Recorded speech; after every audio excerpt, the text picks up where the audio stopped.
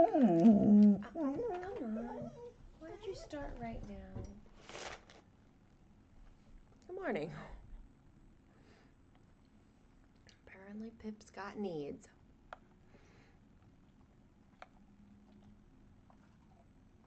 Okay. You like how I said yesterday?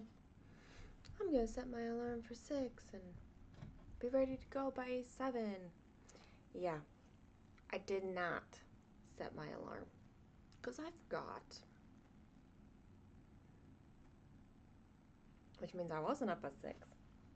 Nor was I up at 7. I was up at 7:45. We're doing great.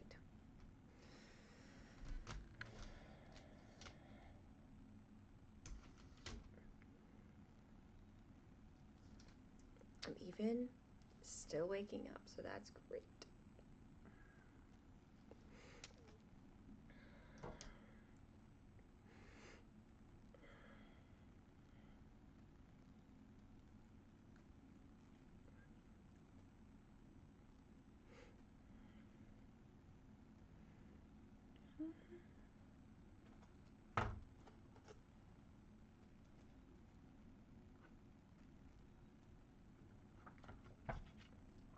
Hi, Kristen and V.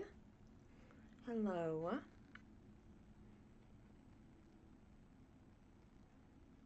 Hi, Rachel. And Becca.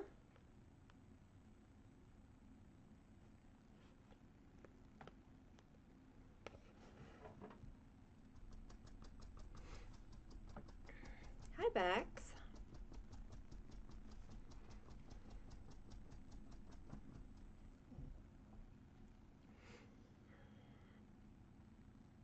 This is not the right spot.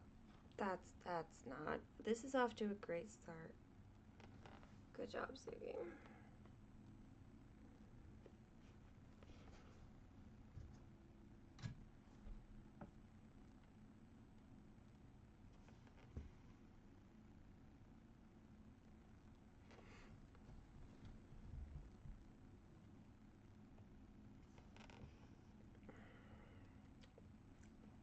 So how's everybody? How was your sleep?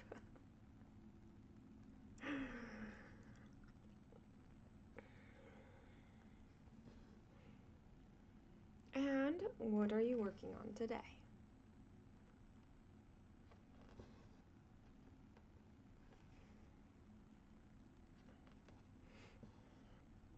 I did not get to 600 stitches yesterday on this, but I'm still fine. I'll aim for like 1,000 today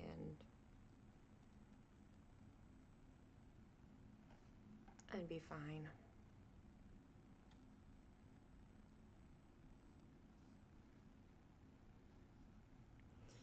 I am doing weekend of lives. It's just I won't hit 24 hours, I know, because I had to travel yesterday. Is it a crumble cookie morning? Oh man, crumble cookie in the morning. No, but it is Starbucks.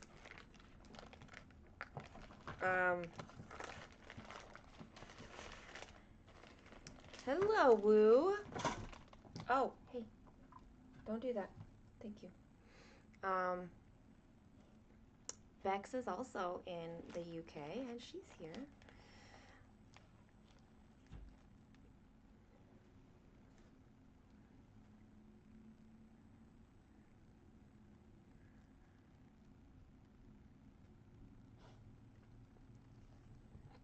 I feel like I had crumble cookie.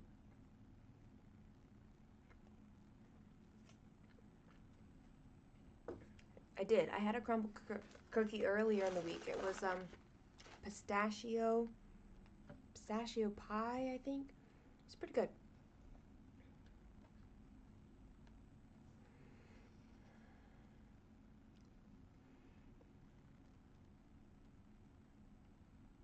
Well, Kristen's got Mini Princess Asleep, filling in the bunny in the upper left.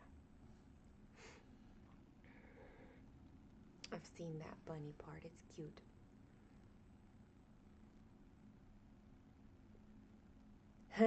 You got 550 stitches on your Thomas Kincaid. Nice. I didn't hit 500 overall yesterday. That's Oh, those nails slowed me down. Yes, I don't have any of those nails anymore. I do still have some of the glue because I haven't taken them off yet, but you know.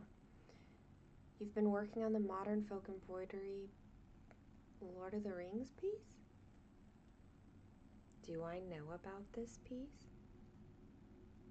Hi, Shauna.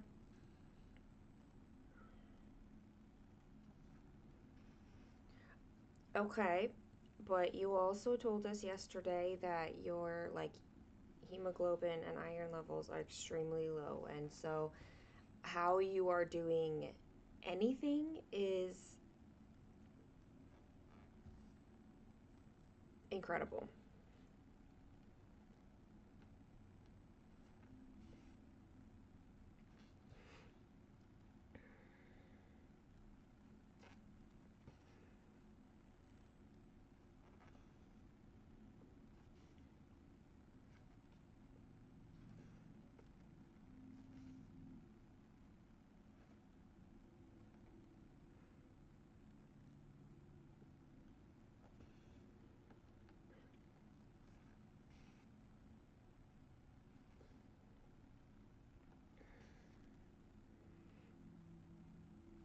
I know you got, let's see, Rachel, you got your finish yesterday, I think. I don't know. I saw it yesterday.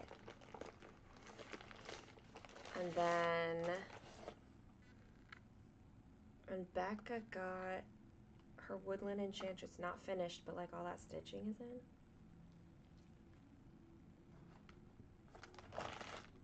Pip, I dropped some egg. Come eat it. Pip, Biggies.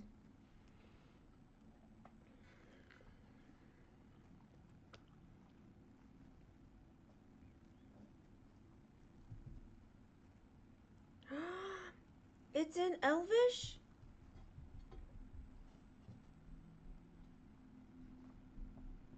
I like that a lot.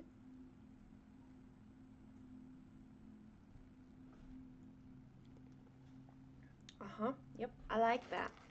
I should have put it up so everyone else can see.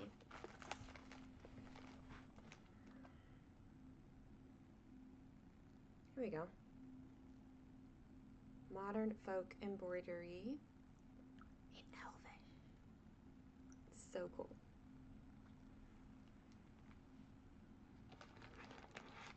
I need some Elvish language written in my wall, right?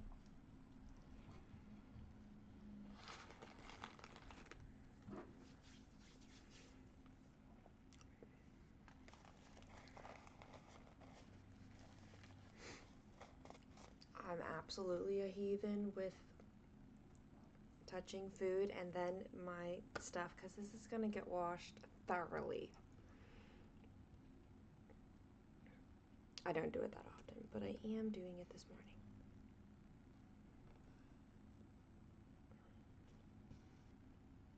There's nothing hand-dyed about this piece. And it has been out being stitched on for years, so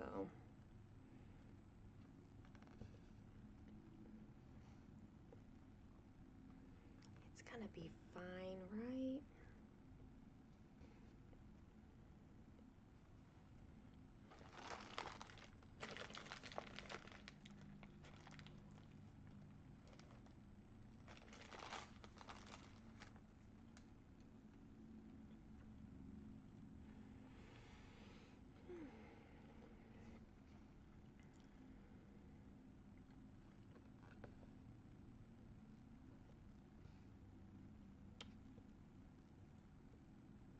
Mm. Oh, yes, yes, yes.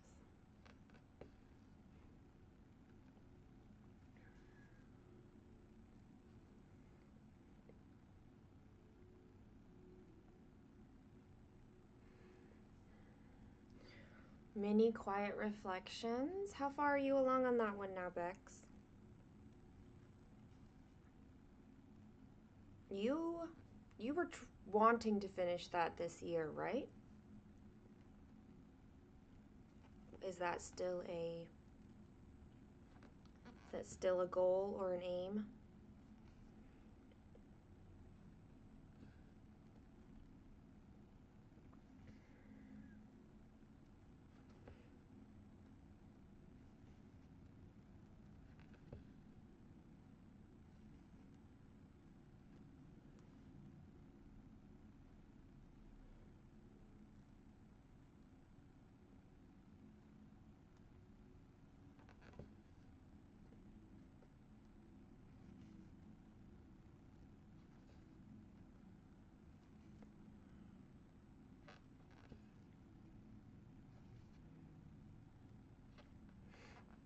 My plan today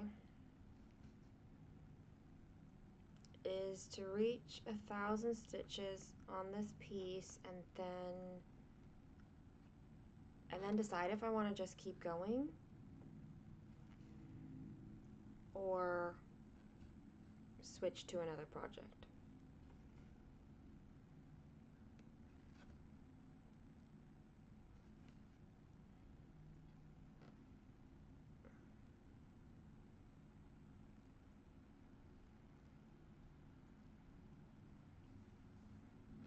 Hey Brenda, welcome back.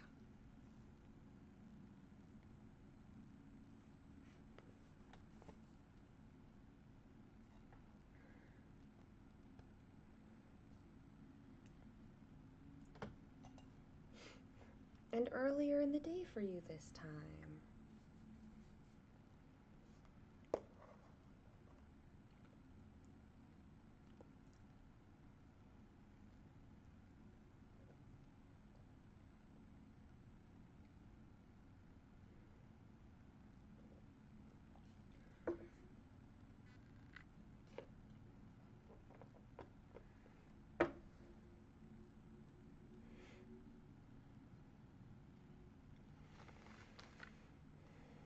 Ooh, that's a nice long break, Bex. 2 weeks off of work. That'll feel nice.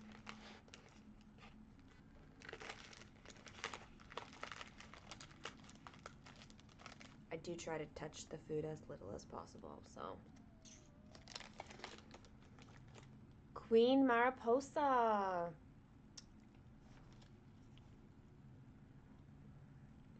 That's Bella Filipina.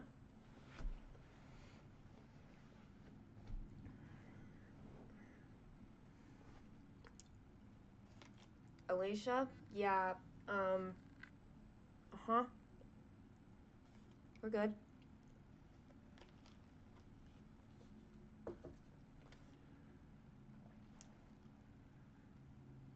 I understand this.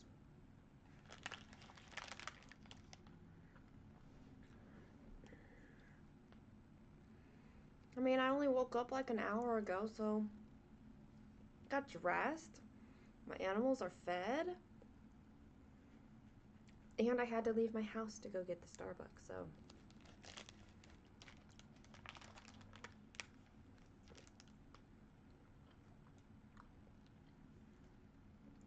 I say this is not bad.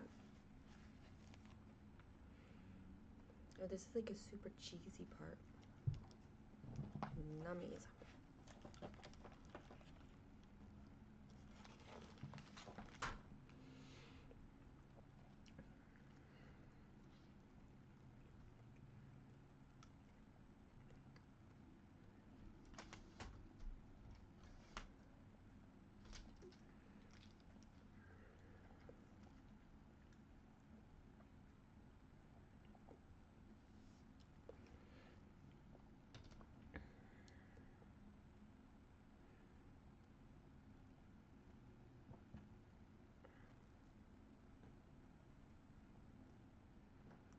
Ooh, you're also a monogamous stitcher? We have a couple of them around here. They're not on right now. But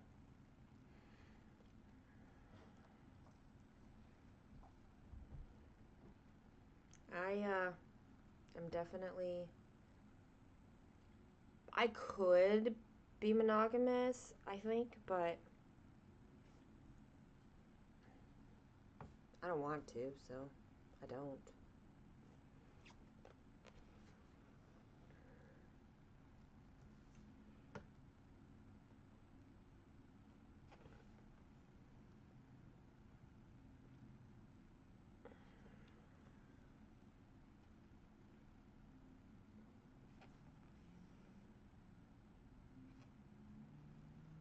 I do enjoy limited number of projects available to me, though, so.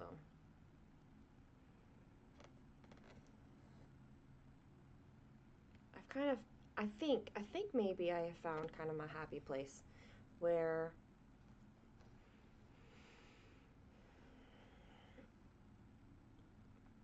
like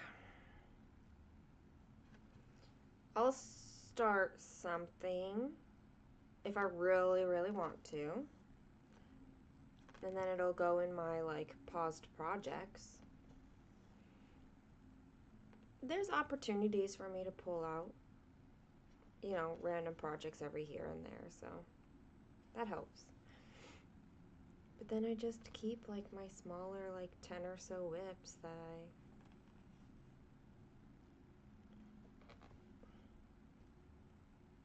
am currently working on.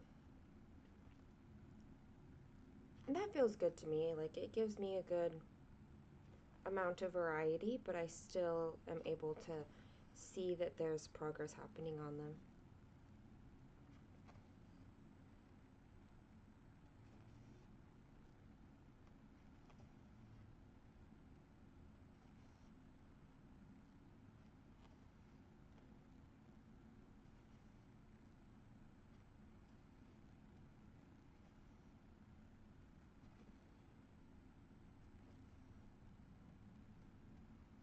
I haven't really settled yet on, like, if I've got it kitted and I could just start it, why not just start it?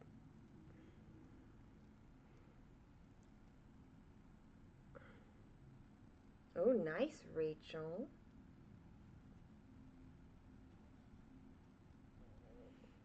Get some kid-free time this morning.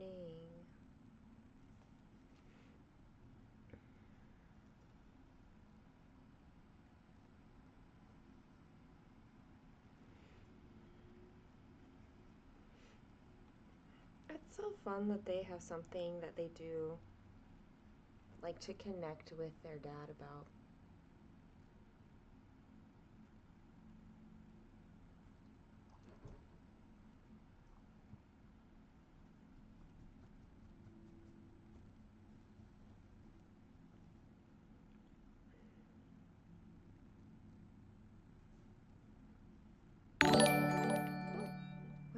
Oh, I forgot. Marilyn, hello and welcome, and thank you.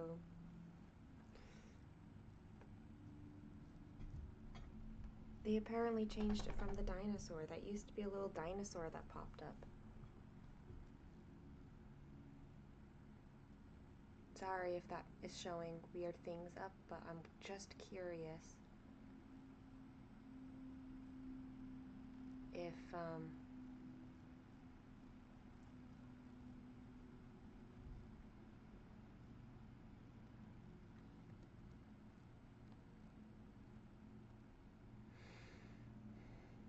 no, it just seems gone now. It's not a dinosaur anymore. It's still cute though.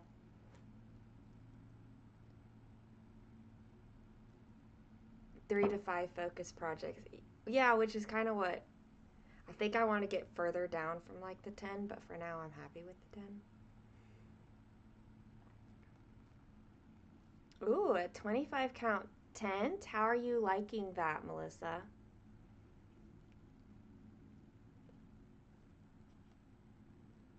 This one's 28 count, but I do have some on 25 count.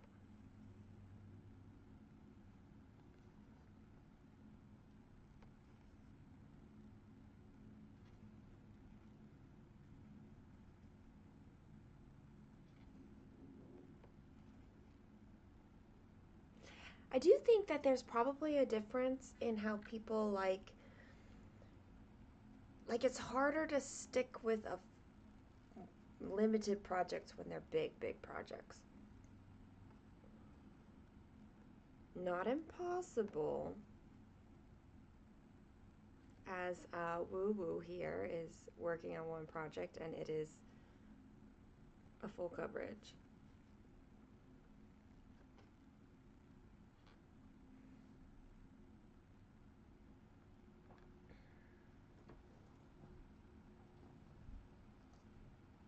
Oh, nice, Bex. You're also kid-free right now. You're considering doing everything this way.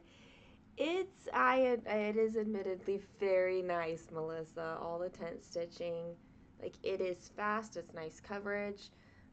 The only thing really to keep an eye out for is warping, potential warping.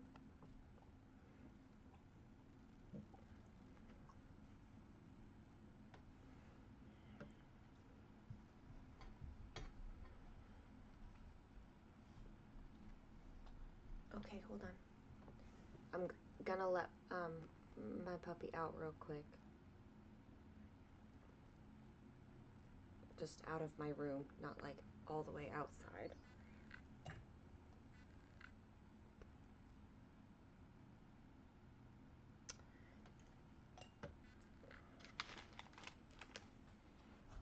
Come on, puppy. Come on. Oh.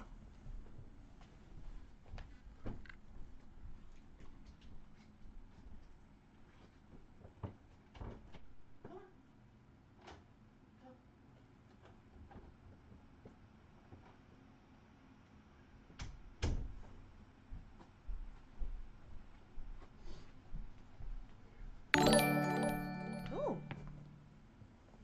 Hello, Nick.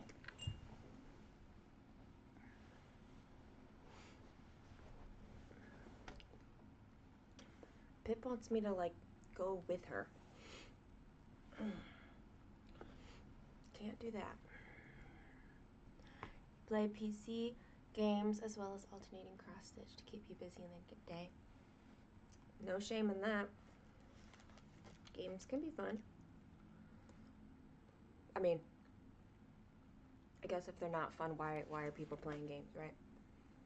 Anyway.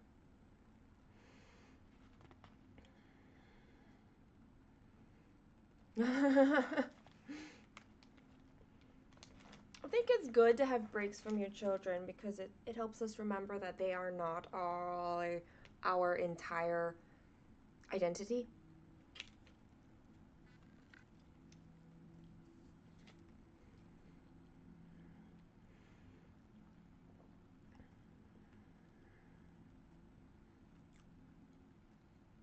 One travel piece and then one home focus piece and change it every week or so. That's nice because then you'd still get like you'd get the progress, but then you would be able to see some variety too. And it doesn't hurt to try, right?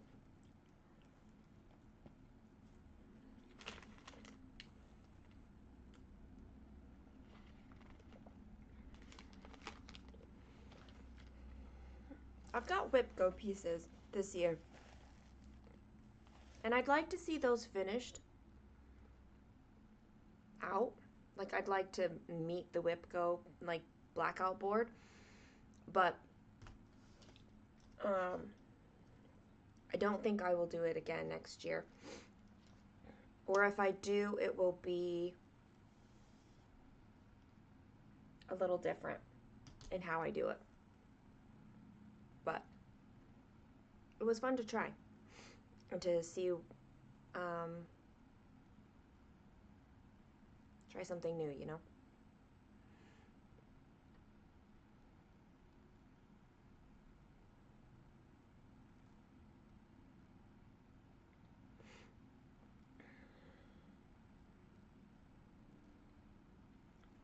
It's legitimate, woo.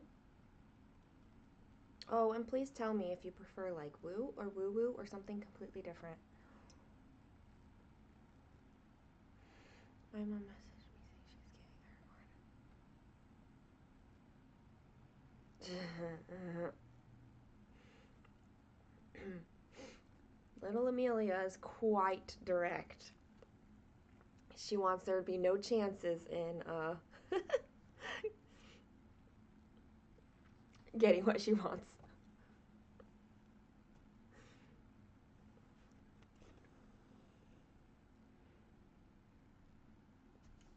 Kaylin is off at her dad's.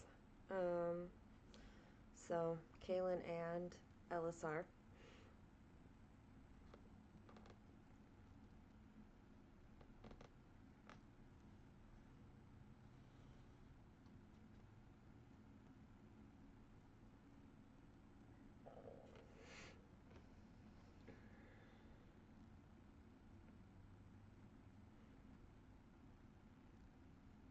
They, the growing never ends. And I guess what's nice about that is that even once you're an adult, like, they're still developing just like we still develop. So that's fun.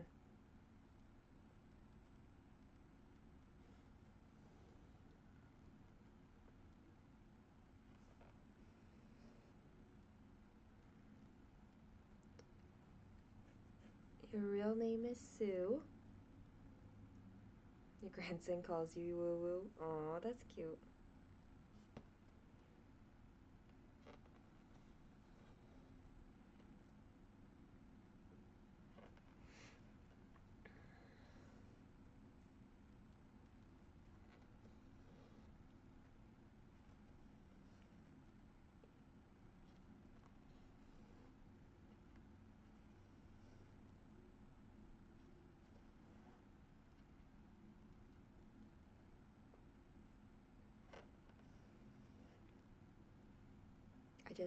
I like to learn to people's preference there, so.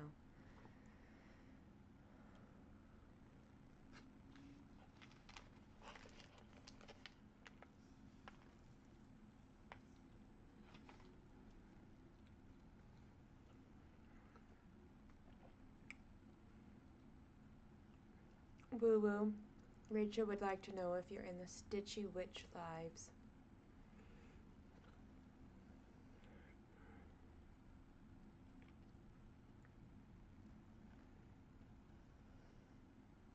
There we go. Good morning, Erin. Thank you on the 75%. I feel like I just hit 50%, so I'm not really sure how we're at 75%. But here we are.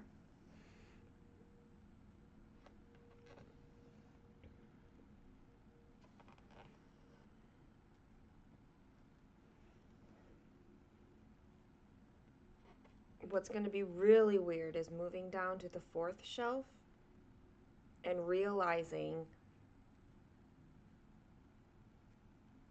that that's like the end. Like, that's it. The 4th shelf is the bottom. That's going to be weird. Good morning, Michelle. For a short time before you head off to little man activities.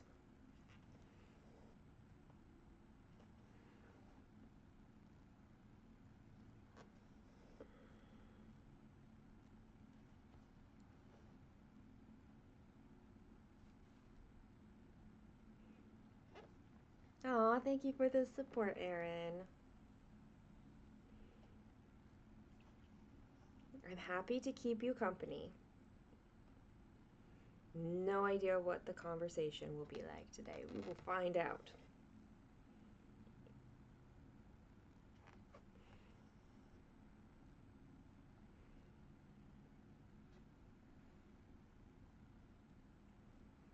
I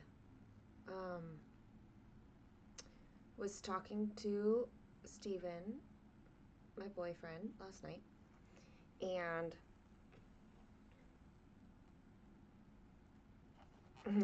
and I was telling him that there were like some new faces around here that came up. Hi, Stitchy Dutchy. I saw your comment earlier today.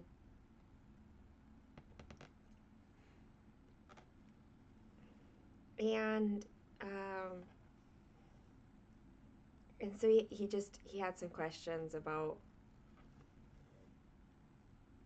you know, like, are people usually chatty or not, and how many people?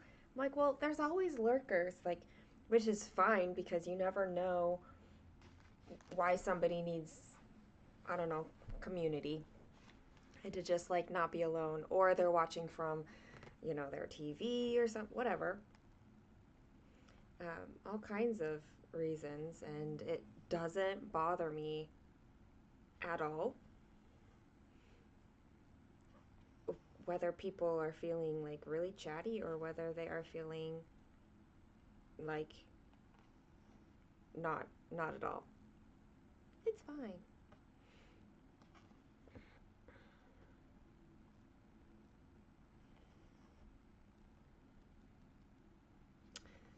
But I did tell him my favorite thing about the lives is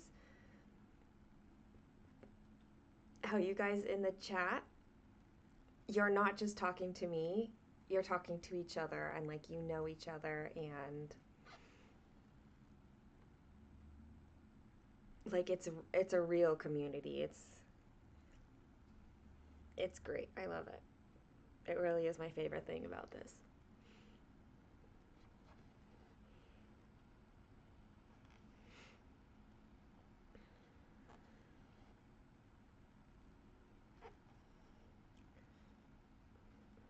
And I like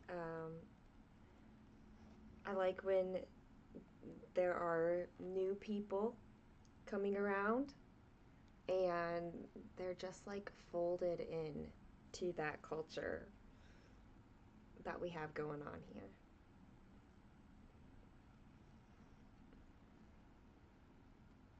V, you're gonna be a lurker. You're trying to catch up with your Stitchicle for the week. Nice.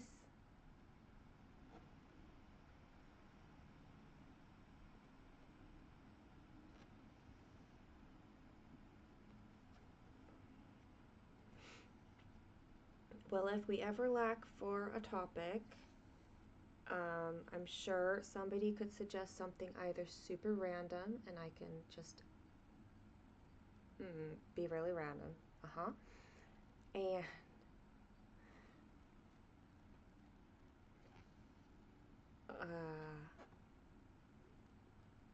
you met one of your favorite floss tube friends on a live. Yeah, I love it.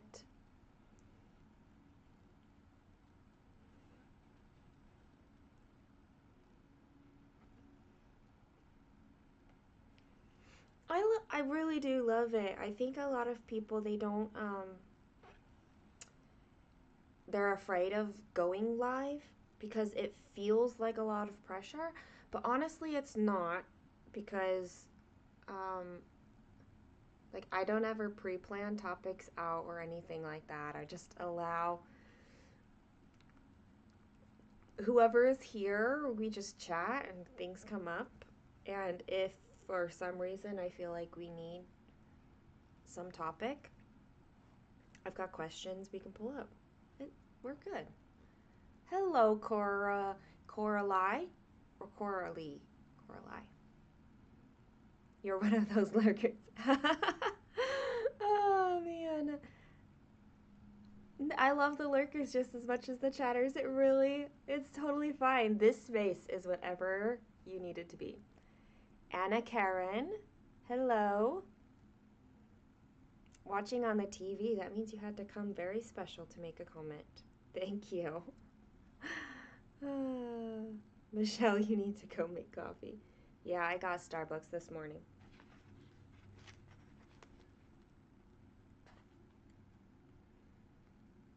Books and Stitches. Ooh, wait.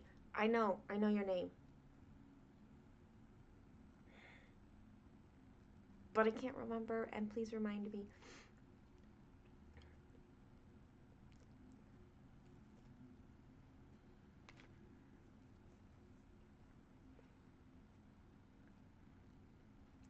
I'm doing great.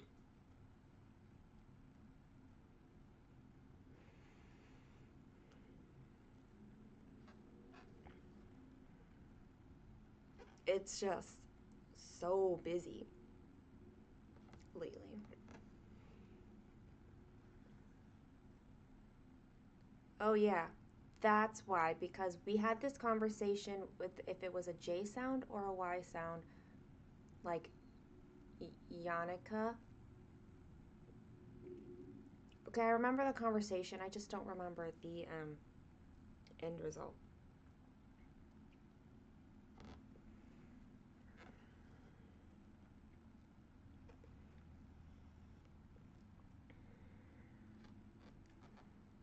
Oh, oh, Bangkok, fancy.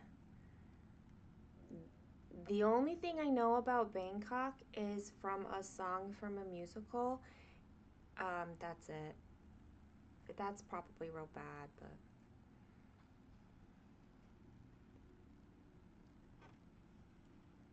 you grabbed your big cup. It is 6 a.m. That's early.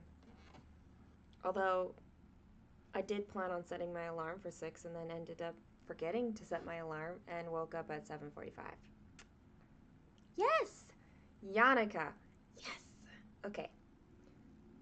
The trick is, am I going to remember to connect Yannicka to you? I will endeavor.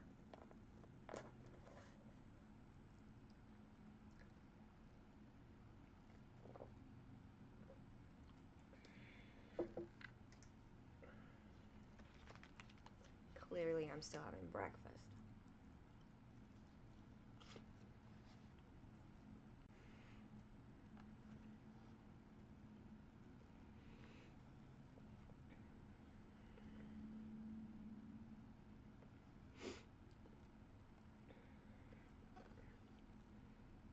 So I have these nice books from um, I don't know, wherever I got them from, Barnes and Noble.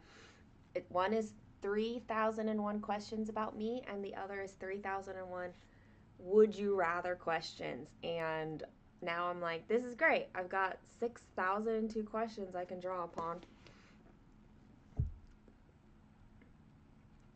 Should we need it? Katinka from Sweden. Hi. Aw, thank you for joining. That's a great thing about these 24-hour weekends is that it's like a little mini um, retreat. Oh man, Rachel, getting good sleep is incredible. Like, I have not had this in my adult life ever. So, it's amazing.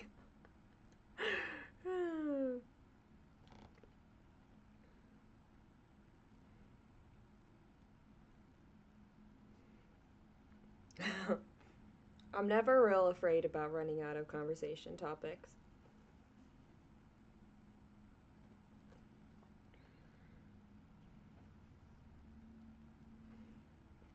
But it is sometimes fun to throw in like something random.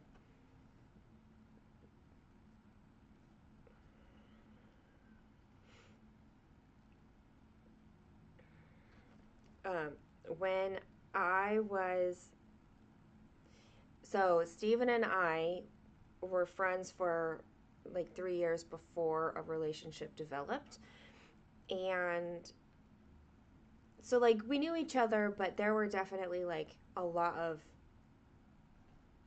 things we didn't know about each other, and like I had all of these questions, and then um, I found a list online that was like 325 questions to ask your boyfriend.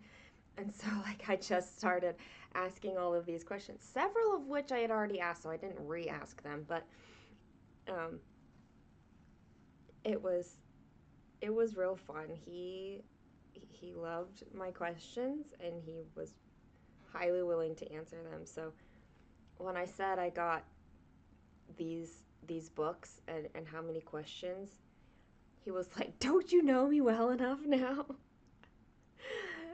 And yet he still wants me to ask him all the questions, so it is fun.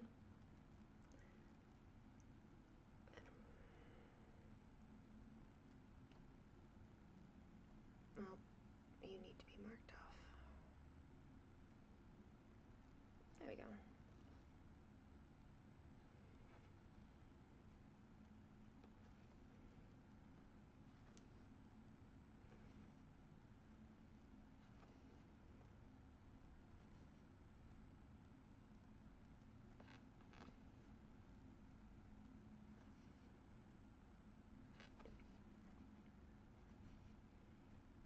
My favorite thing about the questions is that often we have to set the parameters.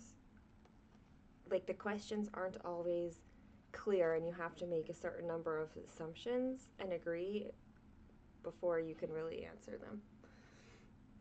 That's especially true of like the would you rather questions.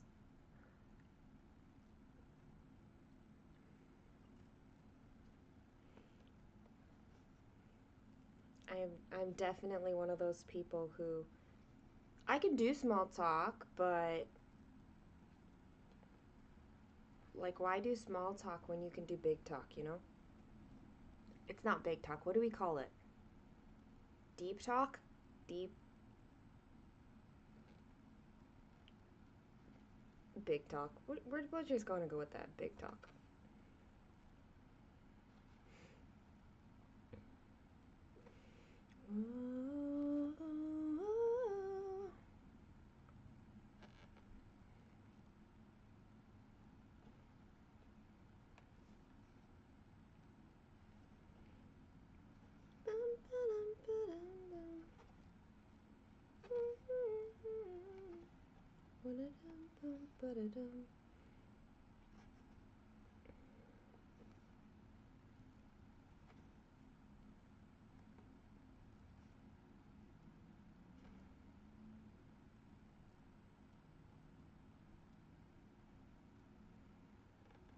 Mario time. Okay.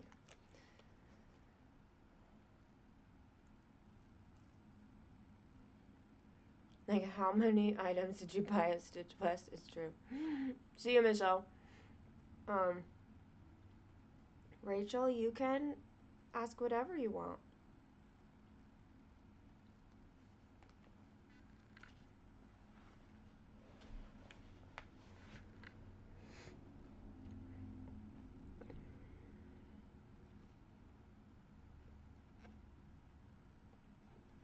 I don't think any topic is off the table. Hi, Cheryl. Good morning.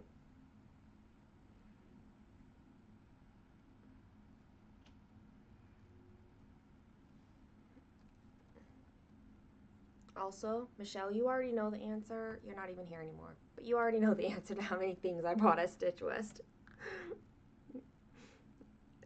Because we counted. It was like 12, wasn't it?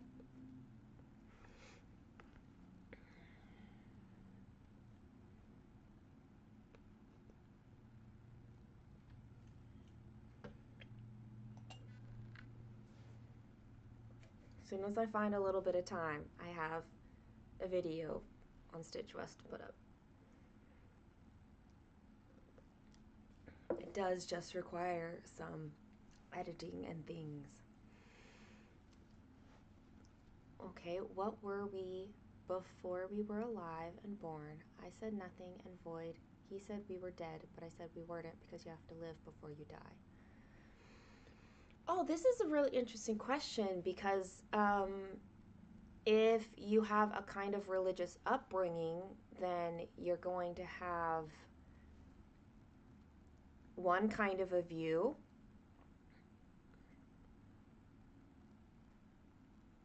I suppose I would not. As far as the dead and alive thing, I do think that you need to be alive before you die. So I wouldn't consider us dead if we were any kind of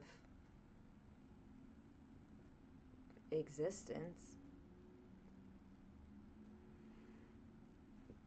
It's a very existential kind of a thing.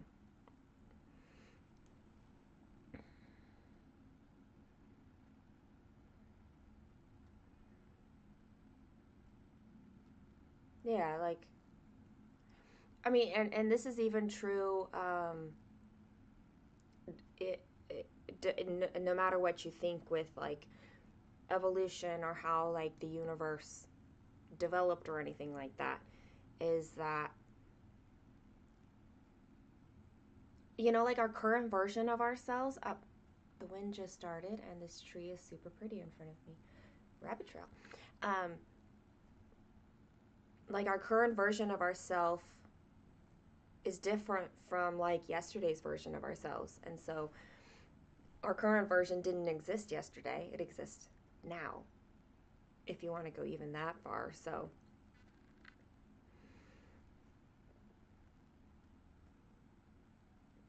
like, before we were, what were we?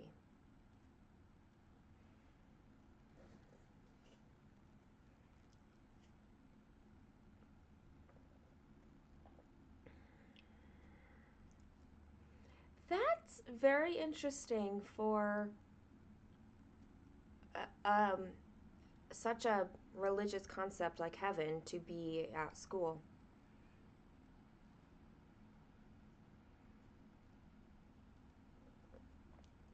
Nothing could come from not anything, could it?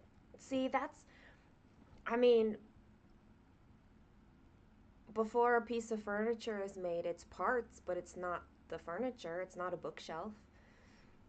It's just parts of it. So there's nothing to say that before we were ourselves, we were parts. And that's not us, it's just parts. That's how I like to see it anyway.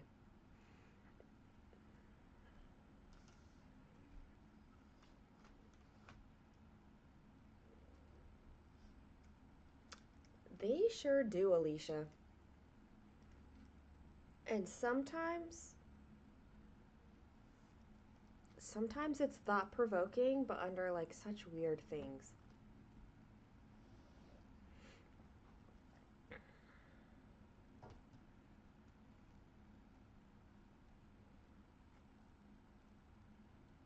Ooh, I like that. That sounds so lovely. Maybe we were a possibility,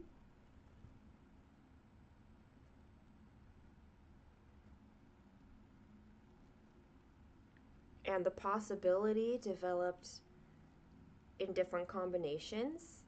So a possibility arranged differently is a different element, like a tree or a cow. Why did I don't know.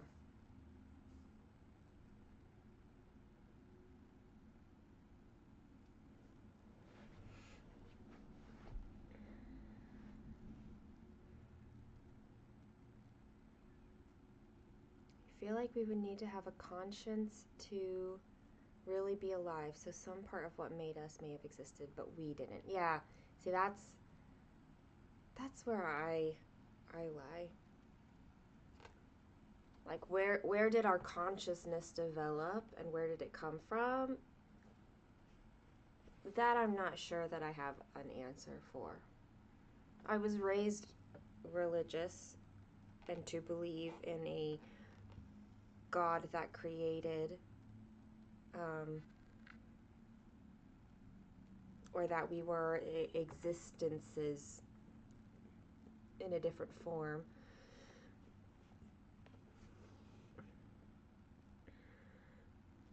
I don't know what I currently believe there, um,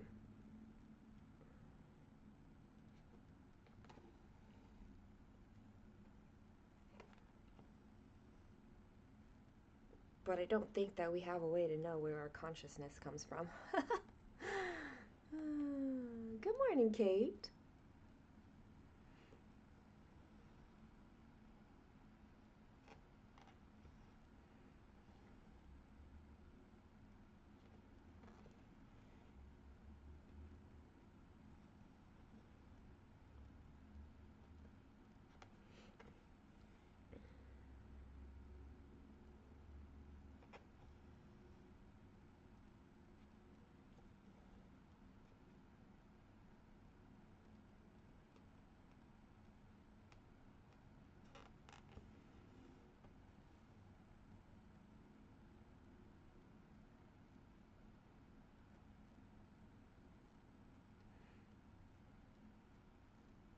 Our souls are with the angels and we come down over and over again with a rebirth.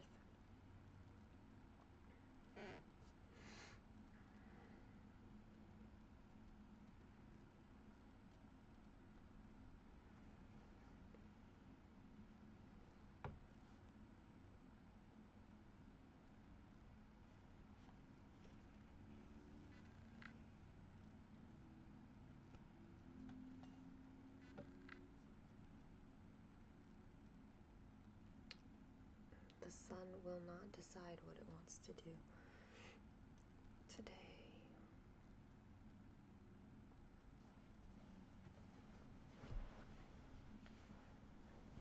Oh.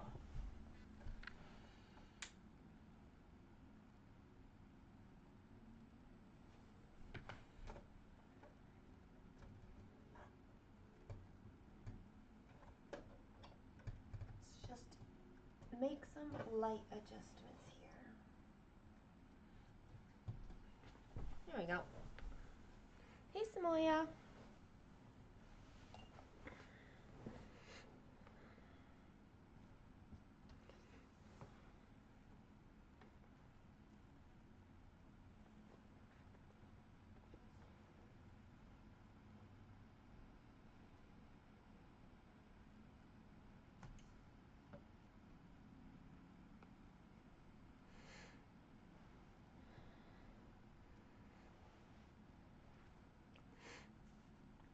Erin, it's probably in a project somewhere. That's where 743 is. I tend to go toward the void star, but one of my friends believes in a reincarnation type existence where your spirit is with others and has to make an agreement with the higher power about what struggle is the one you agree to for the next lifetime. How that's interesting. I've not heard that I suppose version of reincarnation. Good morning, Sarah. It's like you get to pick your, I don't want to say pick your poison. That's what we would say here, but yeah. I'm just curious what 743 is. A yellow. You're looking for a yellow color.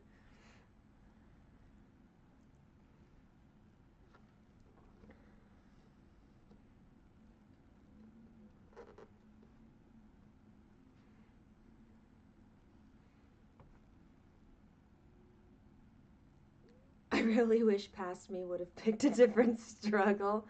Oh, Yannicka, yeah, it's like, really? That was my choice?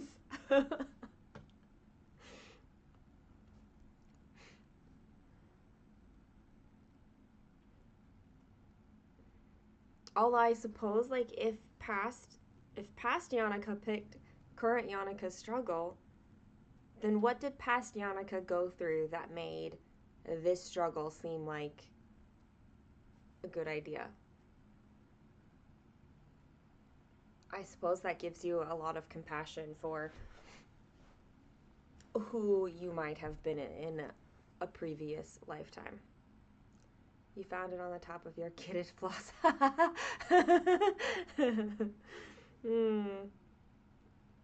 Floss everywhere.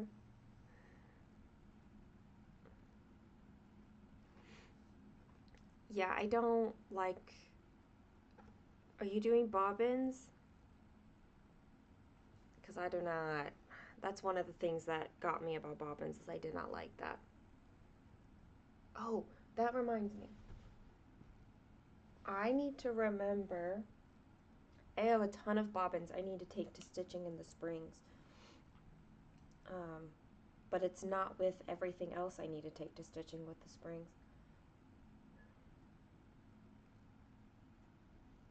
For the freebie table,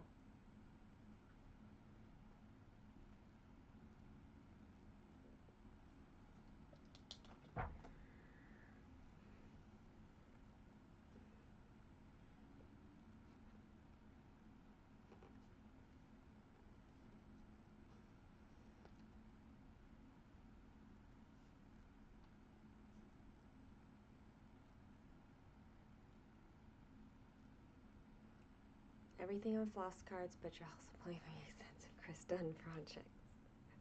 It's like that battle between, like, do I kit every individual project up so I know that I have the floss, or like, do you keep one centralized thing? What I've landed on is I have my full set of DMC, and for a lot of projects I work from that full set of DMC, but my full coverage, like, focuses are fully kitted up. So like Queen of the Night, I put all of that floss together. Frodo and Galadriel, like, I actually do have all the floss for it, but it's not all together. It's spread out. So I should compile that, since that is also a focus piece.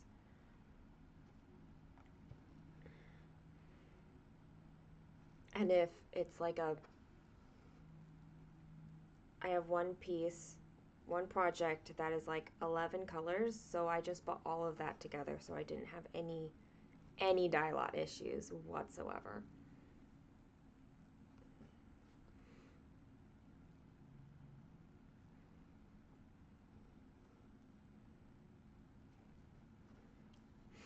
But even when I'm fully kitting up, if it's like, I'll look up the stitch count and convert that into how much of a skein it is. And if it's like less than a quarter skein, I just pull it from my full set of DMC. And then if it might be half a skein actually, and if it's half a skein or more, I go ahead and just buy another skein, or however many skeins I need. And I find that balance works for me, so that I don't have so much extra floss, but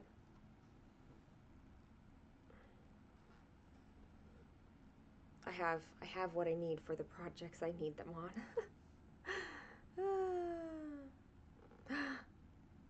Yes. Yeah, go get rid of a headache, Yannicka. I hope it doesn't take too long.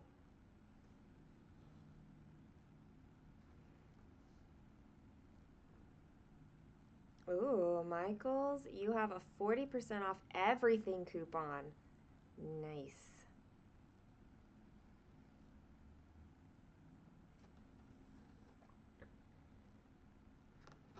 Yesterday on our long drive, Kaylin and I discussed if we had choices of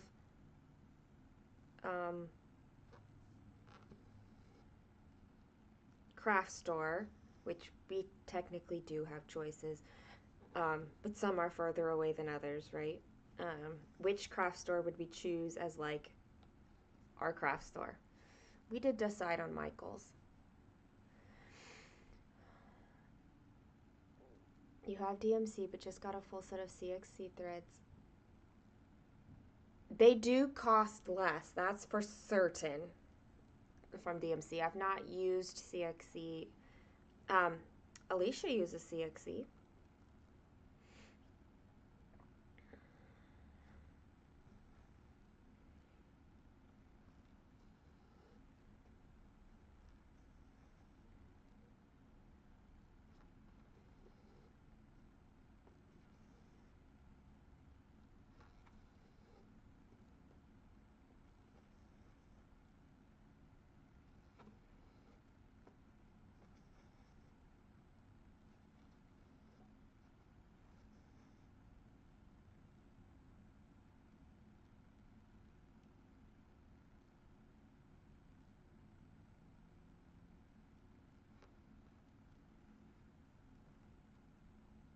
Oh man.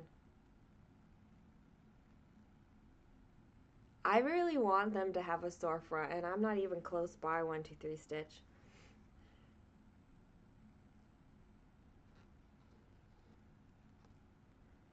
There's another stitchy friend, Susie. She lives real close. I think they're like 40 minutes away. Um,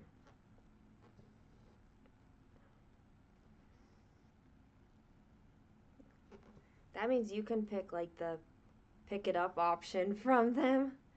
I feel like that would be dangerous because it's like, I want this like right now, and you could practically get it right away.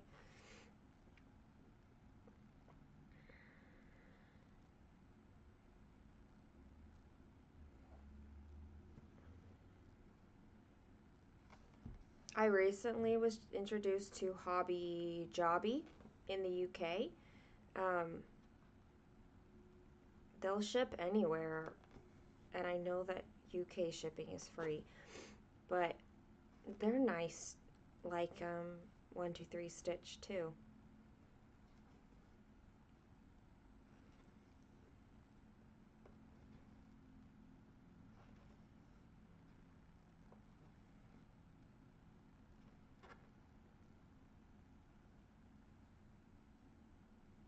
The highway is scary.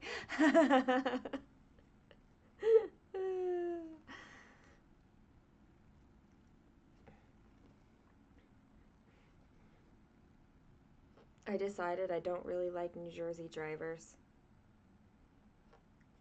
because I was just there Thursday, Friday, and I'm like, New Jersey was like the worst.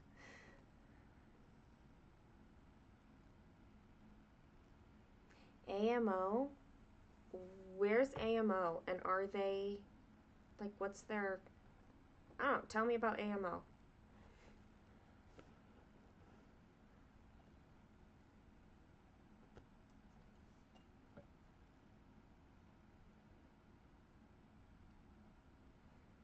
I don't know anything about them.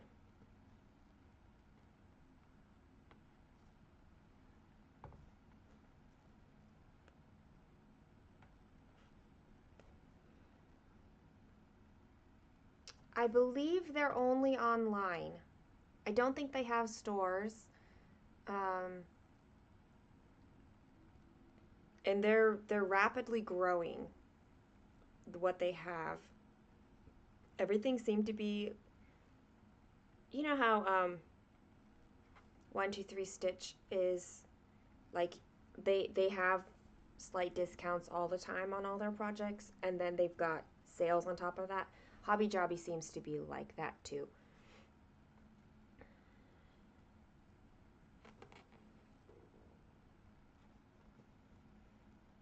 And I have a coupon code you can use for 15% off your order with Hobby Jobby. It is Lottie 15, Lotti 15. Pretty certain.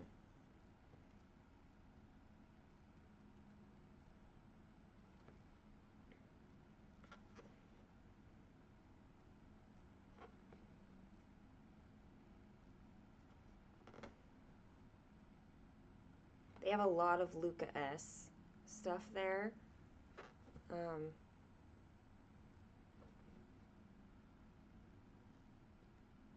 oh, but they made me fall in love with Andriana, I think is the name of the company, of the brand. And I discovered that there's a chart that I have seen and I've loved it. It's like they're books, go figure. Um, but it's like the spine of the books made into like this village, and it's one that I see um, as stolen artwork a lot. So I was real thrilled to know where it comes from.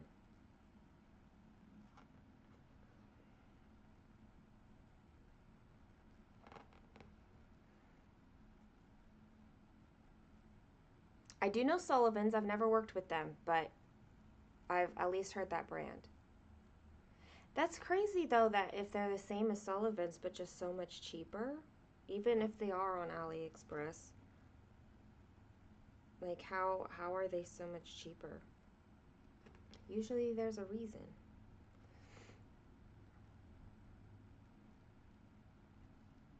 Can't commit to another hobby.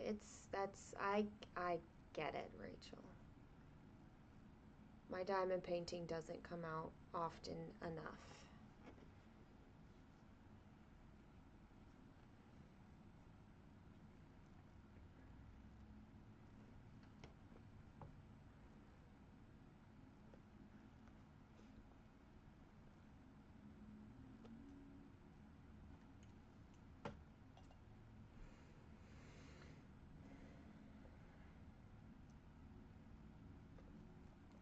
I need to use the restroom.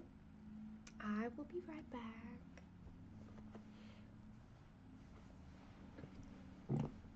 Oh, if I can get up from here. I should throw away my garbage while I'm at it. And apparently this garbage.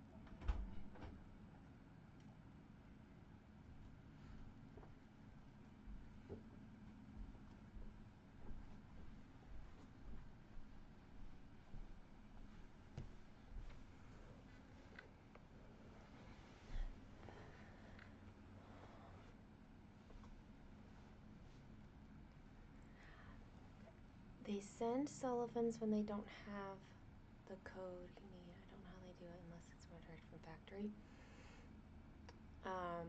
Diamond painting seems to be a wintry hobby for me. It does seem nice. So, also, yes, with puzzles. I tend to do, like, puzzles downstairs when I'm, like, I don't know. It is different. The thing is, like, it uses kind of different parts of, like, your brain and body to do diamond painting, puzzles, and cross stitch. So it's kind of nice to switch it up sometimes. But I do admit that I have a lot of time for stitching. I don't necessarily look at stitching as my job, but it is like a vocation to me.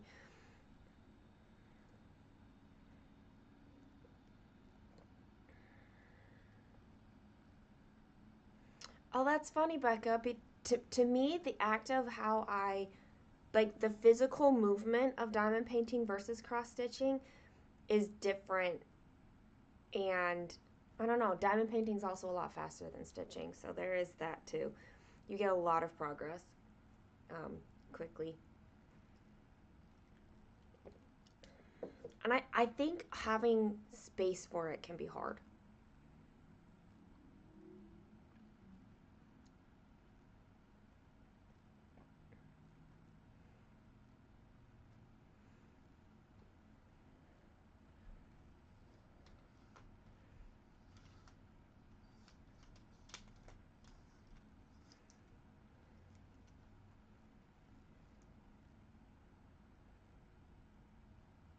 Steven likes to do puzzles, and so I'm like, oh, this is gonna be real fun when I move closer because I own lots of puzzles, and people don't. My I don't often have people to do them with, but he'll do them with me, and it's gonna be fun.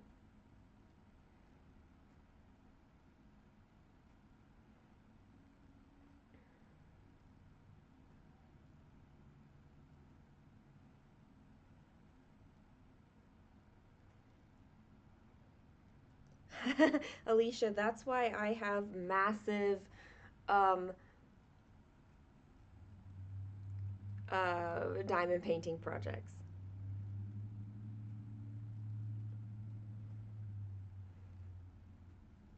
It's because I'm like, oh, that one's gonna be real pretty, you know?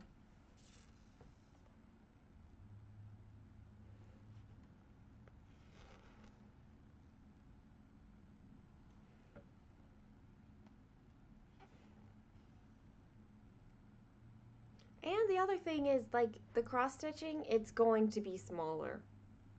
Like, the finished product won't take up as much space for sure.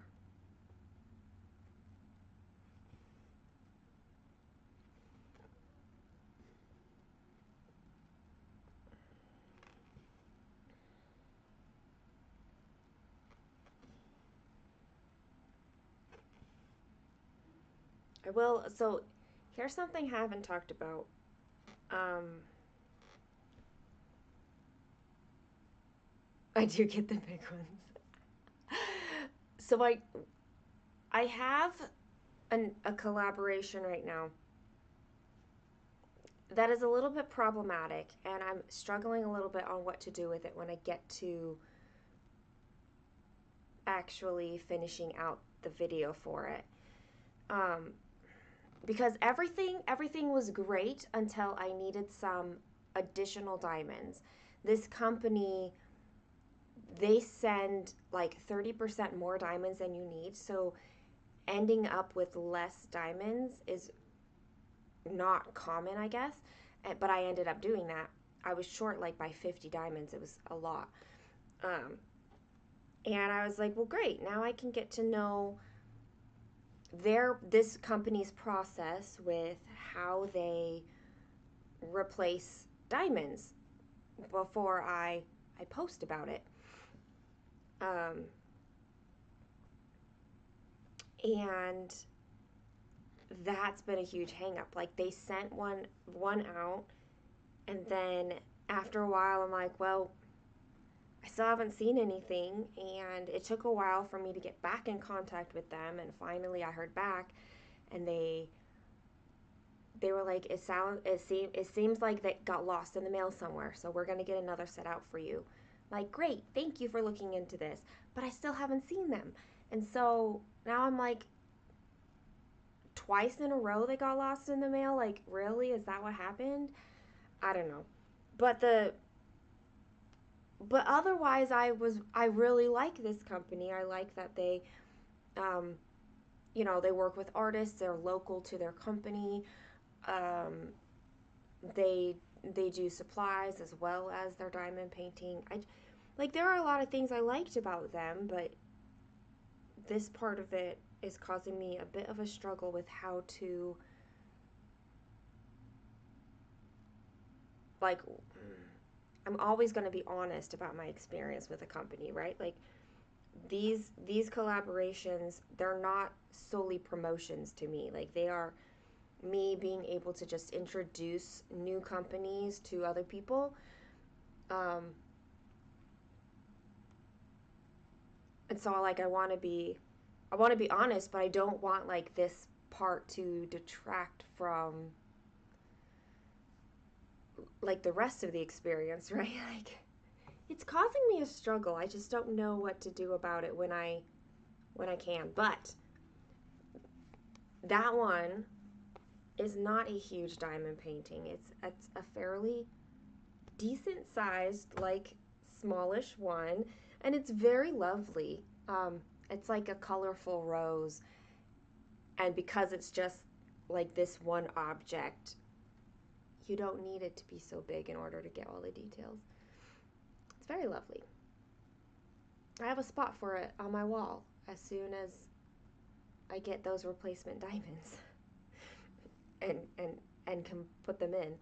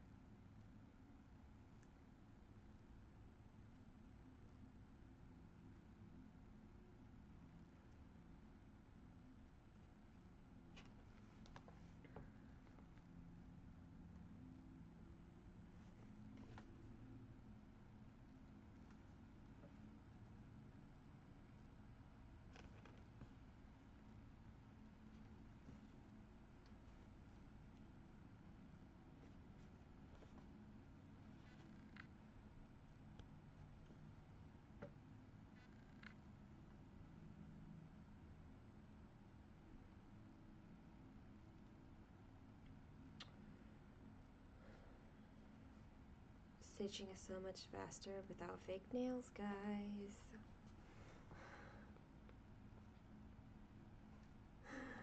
That's so nice.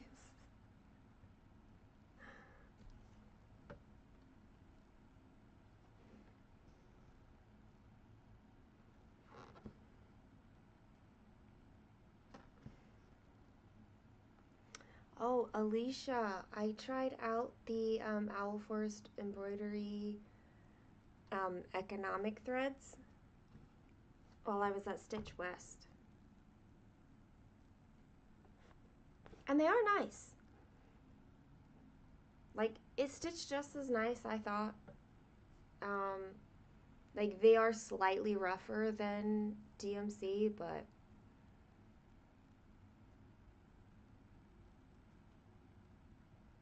it wasn't like so noticeable that I was put off by it in any way.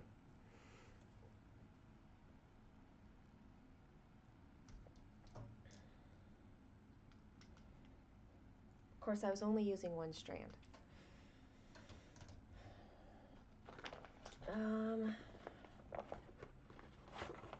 It was like this variegated thread that is, it's real hard to show because it's so tiny. This is 40 count, but it's like green and brown. So all of this like green and the brown, that's the same floss. The pink here is also that same, the same brand. So that was nice. It did. It worked up. It worked up so nicely.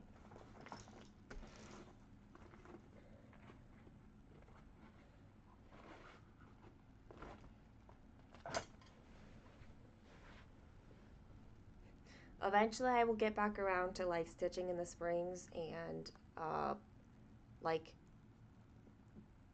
setting with you a time so I can get you your threads. I have just not been able to think about future things yet.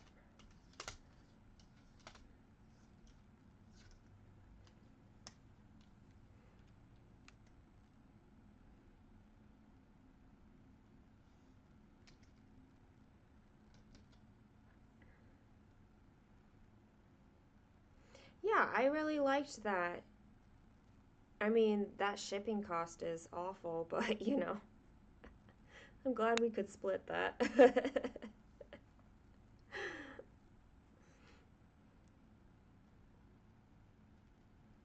And to try out the more economic threads.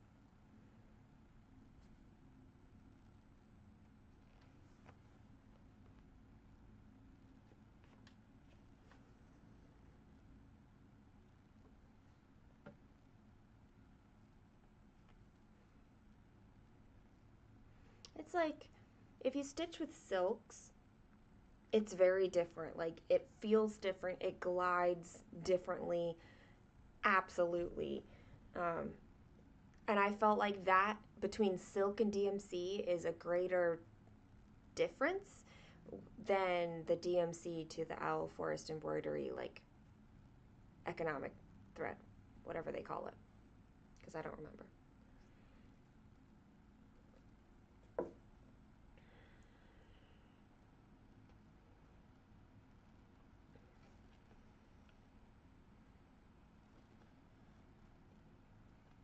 I find the colors right in here really pretty. I'm not entirely sure, like, I think this must be this lady's dress because it's also up here, so it's kind of like a headdress into the dress, I think.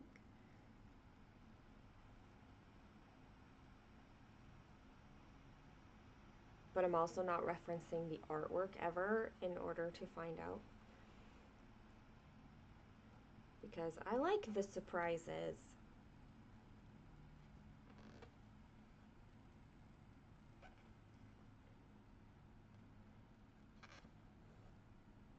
Right now the song stuck in my head is, we are never, ever, ever getting back together. Kaylin has discovered the radio, and so we browsed radio stations an awful lot on our road trip.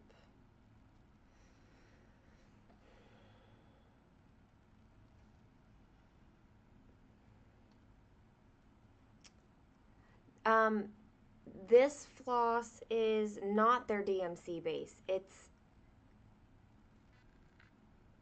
I don't remember what the base is, but the DMC base is what they send out like in their kits. And I have a set of those too for a different Owl Forest chart, but I wanted to kind of compare the two.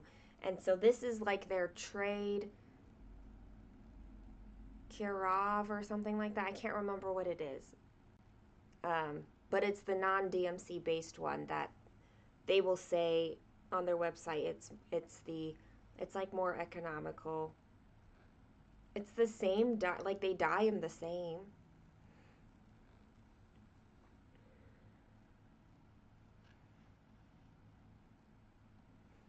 This could be the beginning of a long-range partnership. It's true, and you know what? There's yeah.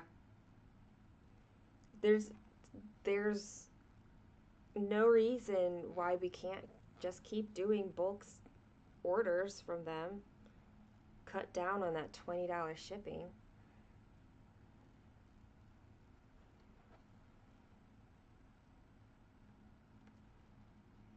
Yeah, I hadn't heard of the base brand either, and I think it's just because it is a Russian brand.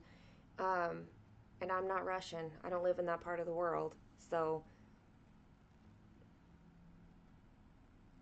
but yeah, I think I trade. Hold on. I've got the.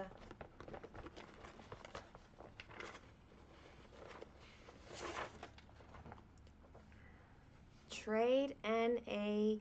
Kirov is the base.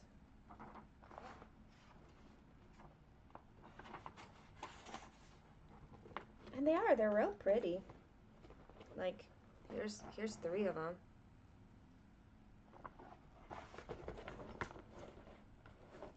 There's some more. Like, the variegation in them is very lovely. They're not all quite as different like this one is. This is beet green, but like this one is tonally similar.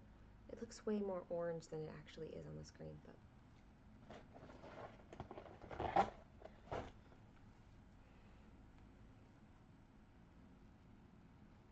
I feel like if you get even like 4 or 5 people to join in on the same order, and then you split that cost. Like if you split the cost, $20 4 ways, that's $5, right? And then even if you've got an additional shipping cost from like my house to your house, that's still going to be cheaper than $20 overall.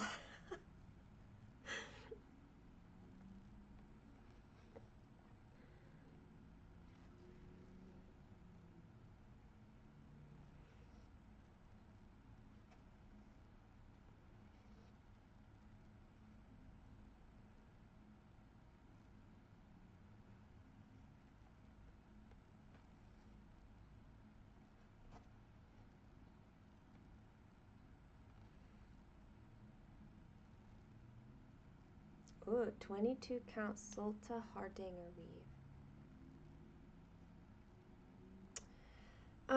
I am highly unfamiliar with 22 count. I've never stitched on it before.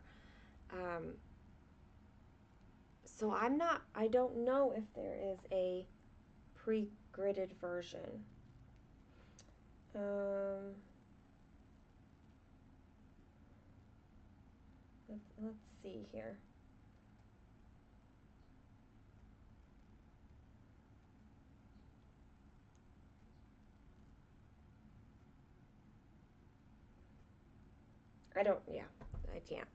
I can't look up right now.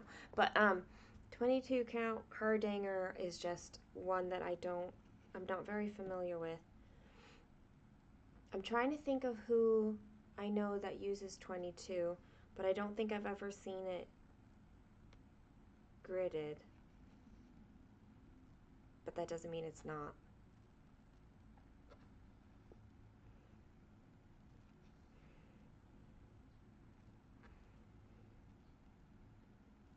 Your house is so quiet.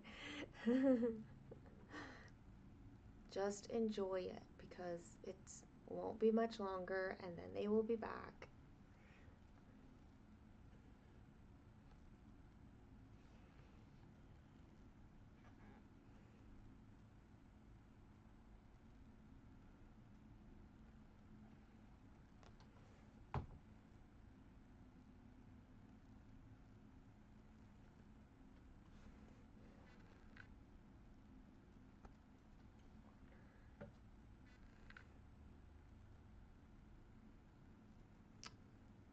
Anywhere else? Nope.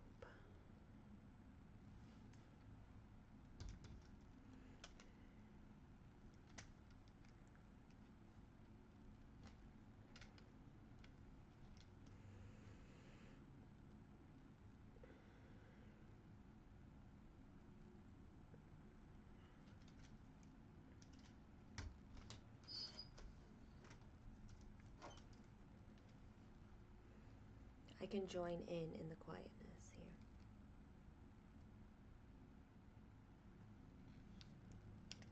Dearly beloved, we gather here to say our goodbyes.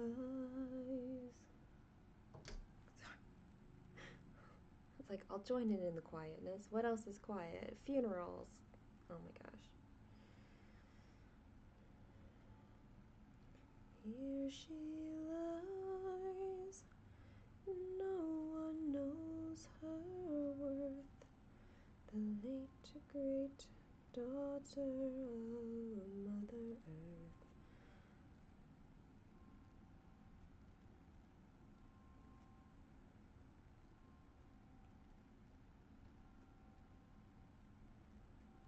It's 10 o'clock now.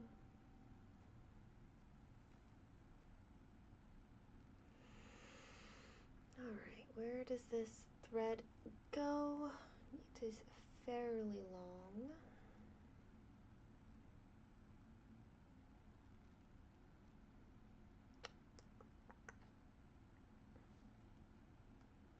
Let's start up here. Oh, wow, V.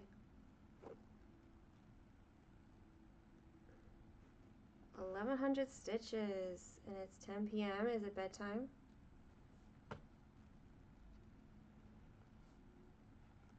Having you here makes me want to stitch on my puppy project, but it is ahead of schedule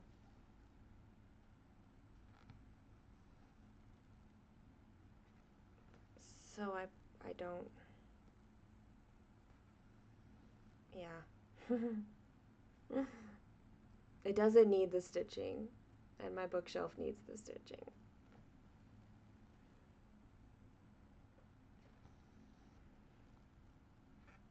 Also, I learned that, so the puppy is for Steven for Christmas, and he only knows that I have a secret project. I'm not even sure that he knows it's for him, but he's the only one who doesn't know about it. Anyway, he doesn't watch my videos, but he is subscribed, and last night I discovered that it like will autoplay for him, and I was like, oh, that's good to know, because I need to now definitely make sure that it's not near the beginning of any video that I ever post, which I don't. I usually bury it in the middle somewhere. So, ooh, late night drinks. Nice. A little date night.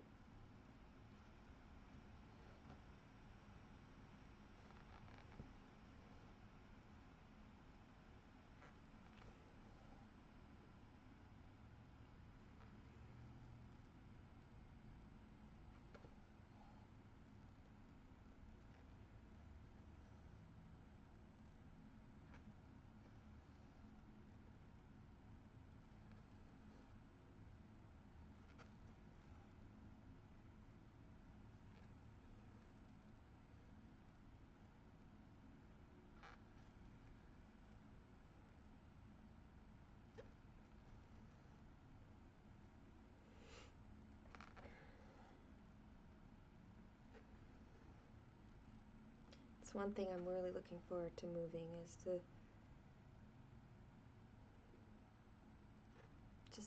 just like being closer to the person you're with. Like, we could actually do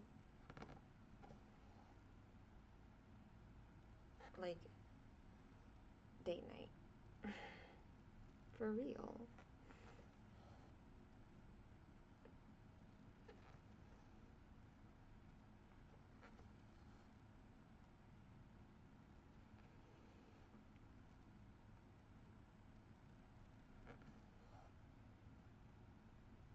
These colors make me so happy. There's something about this tonality that I love.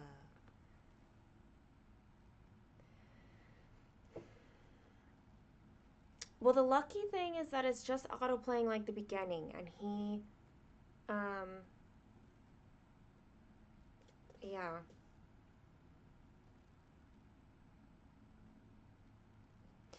He's free to watch them if he wants to. I just know that he's not going to. Like, we talk about most of the time, like, he knows my projects and we talk about it. There's not a need to watch my videos from that perspective. So it's not something I'm like really worried about, but it is good for me to know that it's gonna autoplay but it's gonna do it from the beginning. Um, so it just means I'll never set up a live video with like, hey, here's this puppy dog right here. Bye, V. Have a fun evening out. And we'll chat later. I don't know that you can stop an individual channel from autoplaying. I think it's like account wide. So if he were to stop autoplay everywhere, which I know he likes the autoplay, so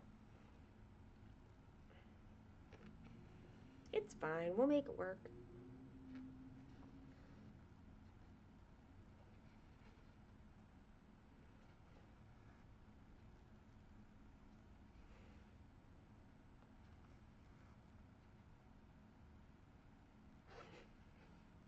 He's He's not subscribed to my channel in order to watch my videos. He's subscribed so he can see my face pop up in his feed. So he can see me. That, and he's subscriber number 3,000. So there is that. Fun little thing.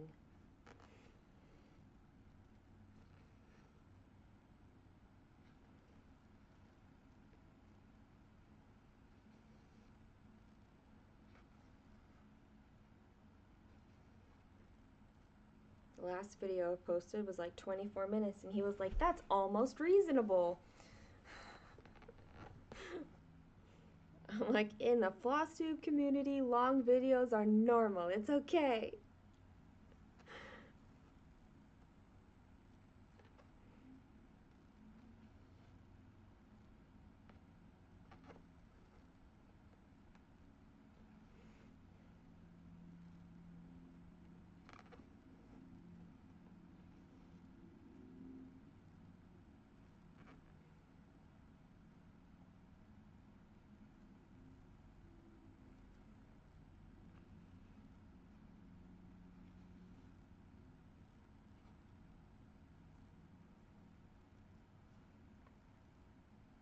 Isn't that so sweet? That's so sweet, Alicia. Like, it's like, aw, it's so cute.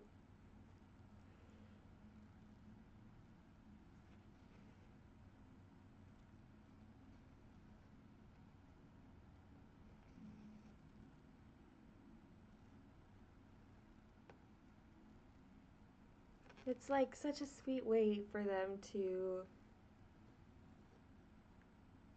support us, you know?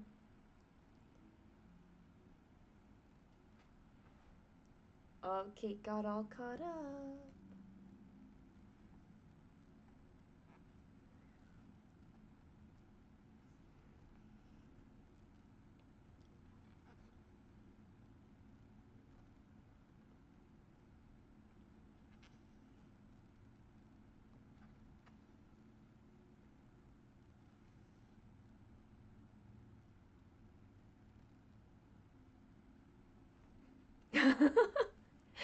I think that,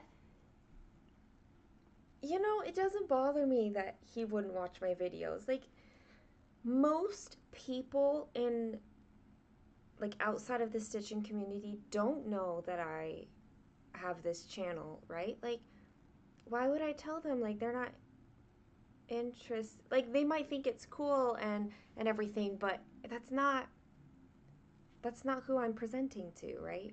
I don't even think of myself as presenting. That's a really weird way, but that's not my audience. That's not you guys.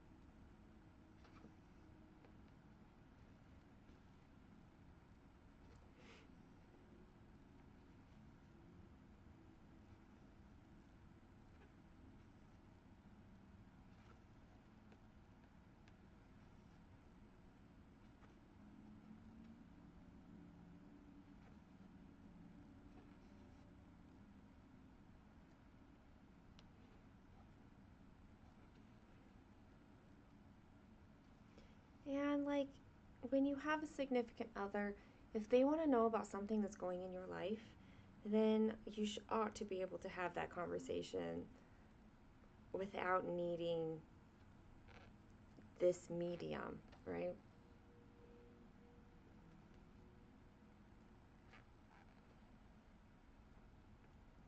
Like, he knows my different projects, and like at any given moment, I'm most likely stitching. Like, he knows those things. He knows my goals, and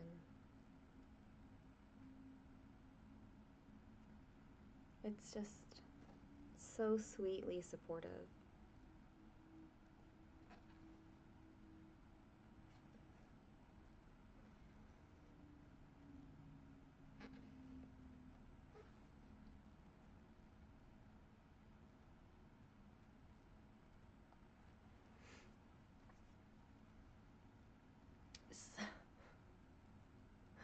Sometimes I accidentally say something about my channel and they're like, what? You have a what? I'm like, shoot.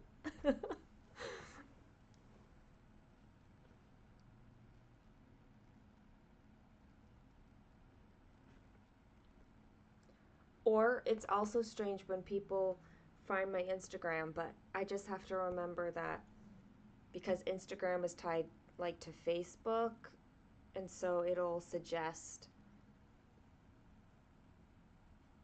to other people like, oh, you know her, and and so like I have some friends and cousins who follow me through that Instagram. It's like that's weird.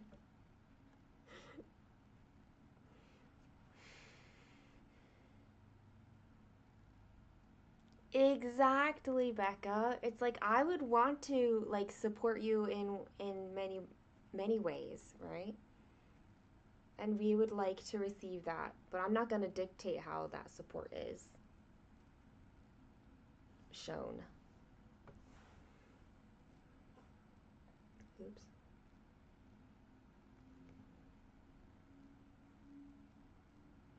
And I wouldn't want him to um, dictate my support of him. But I would like feedback. Like, is what I keep pulling this thread out. I would want to know that he feels my support, and if he's not, then I need to change so that he does feel my support.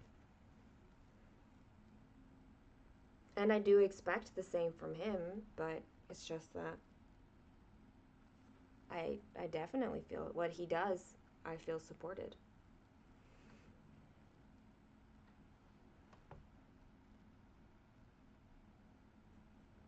There we go. Third time's the charm. Pulled that thread out twice.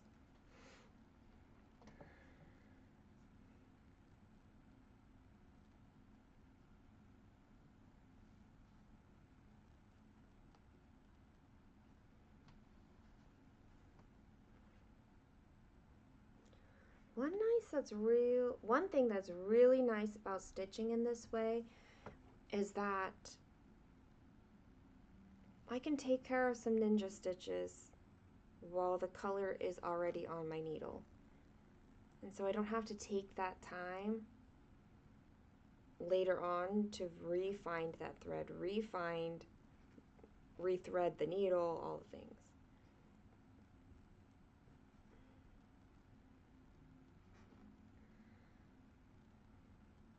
Oh, I was also introduced to a new needle while I was at Stitch West, and I did buy some to give them a try, but I haven't tried them yet.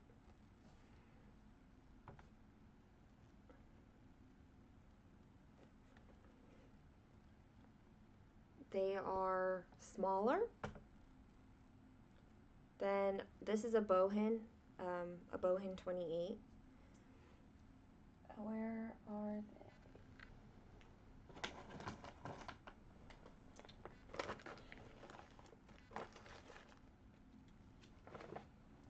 And these are, they're called Pony Black. It's not nickel plated. So this would be really good for allergenic people. Can we just open this? How do we open this without ruining the... You know what? It doesn't matter. I don't need the packaging.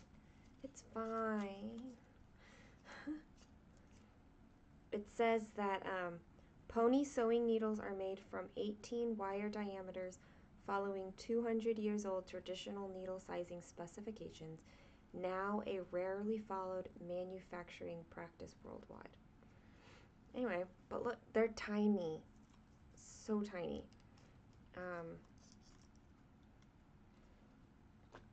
It's white on top and black on the bottom.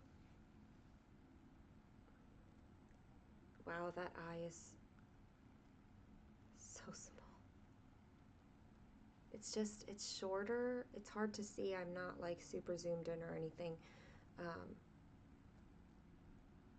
but yeah, it's smaller than the bowhin. Maybe I should just try it out right now since I pulled it all the way out.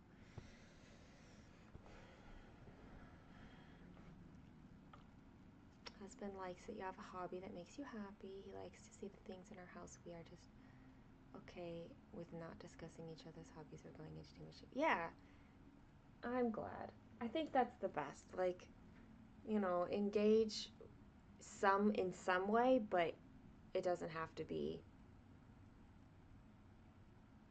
all the things.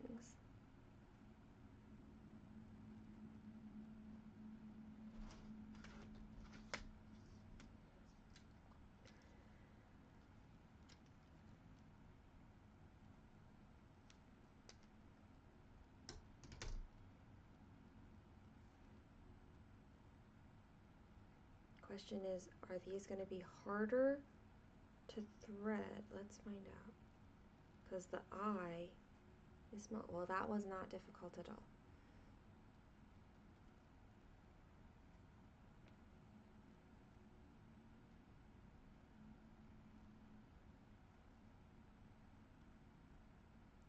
I think it's important to still be individuals, Um, and that there should be like a mutual respect for each other's hobbies, but certainly not a requirement to become interested necessarily in it. Perhaps interested in so much that it is something that you love or they love.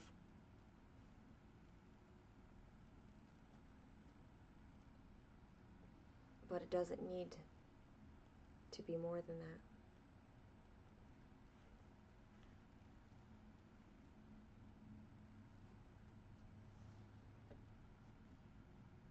You can't find the thing you have in your hand. But you have the coffee already, Alicia. Your husband went to Needlework Galleria with you to help you pick fabrics. Oh, that's awesome. I love that. It does give him support credit for a while. That's so sweet.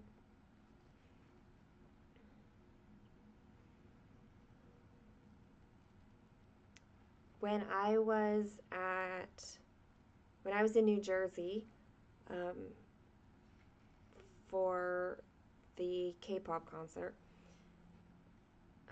I was like, I'm not really looking forward to doing the drive, like, because I drove up there Wednesday or Thursday and back on Friday, and doing that was hard. And Steven said, if you already lived up here, where he lives, um, he's like, I would have made that drive with you and like shared in the driving, and then just like hung out in the hotel room while you guys were at your concert.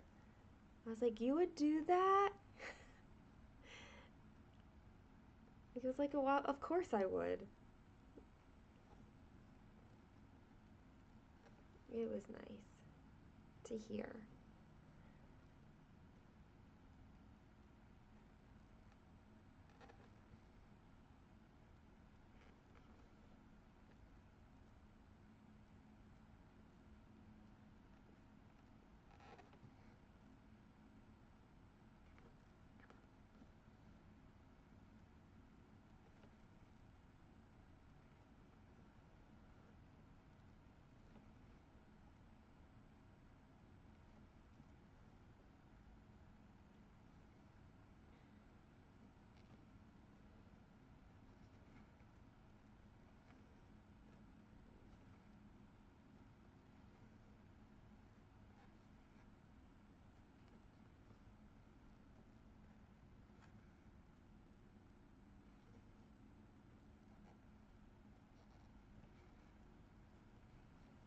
Speaking of fabrics, I picked out some beautiful under the sea fabrics while at Stitch West. Like, what is it about seeing fabric in person? I think it's because you can see like the actual color. Like, there's no monitor potentially changing what that is, and you can see the actual fabric that you're going to buy.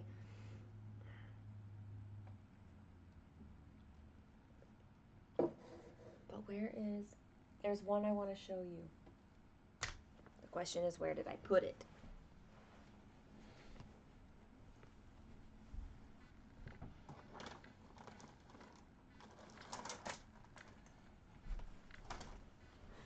Sneak peek, because these are going to show up on my next floss tube video. So, look at this one. I really hope that this, yes. Oh, I bumped the overhead again. It's a beautiful purple. It's showing a little grayed out in that camera, but oh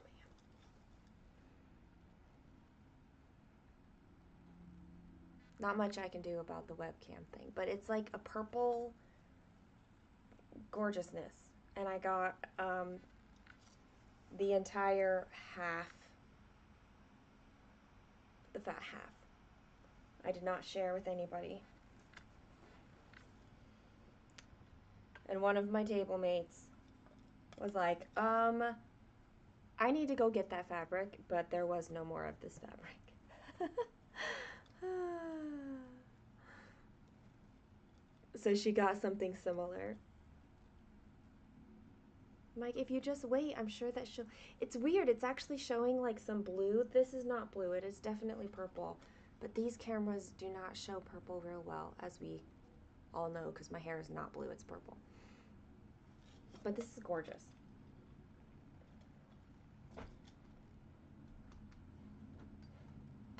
And I already know what I'm going to stitch on it. Oh, that's so nice. Your table had 2 husbands hanging out in their hotel room. My table had 1 husband. He joined us like at meals. It was fun.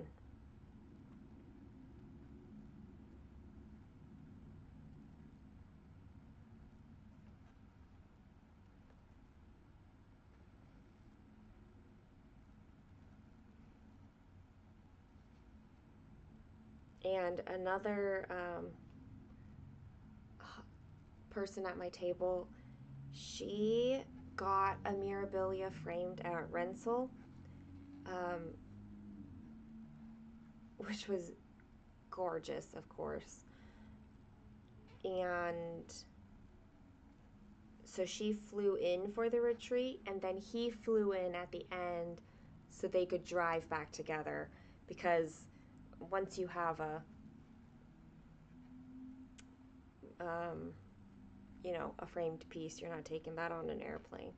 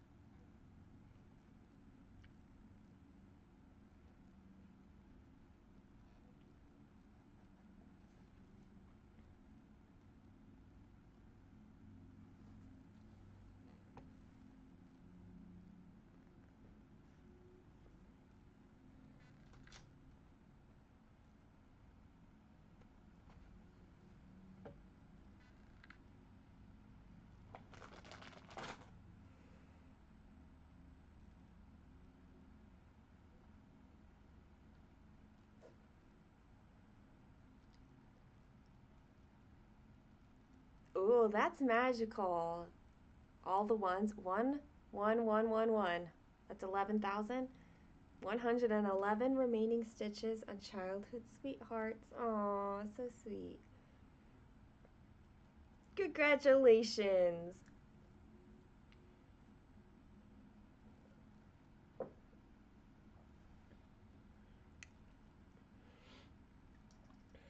I'm all about celebrating all potential milestones on the big pieces.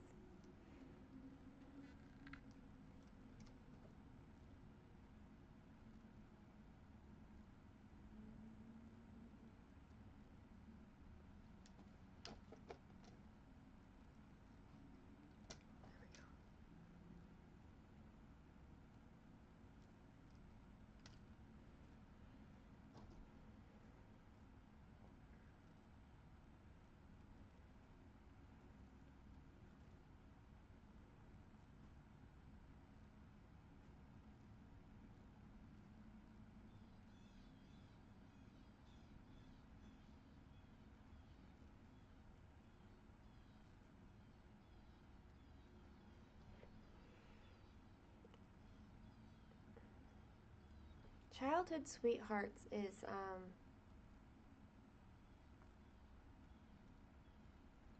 Jim? Jim Warren is the name that's coming to mind. It's the one where their reflection in a puddle is their younger selves, right? Pretty certain I'm thinking of the right piece.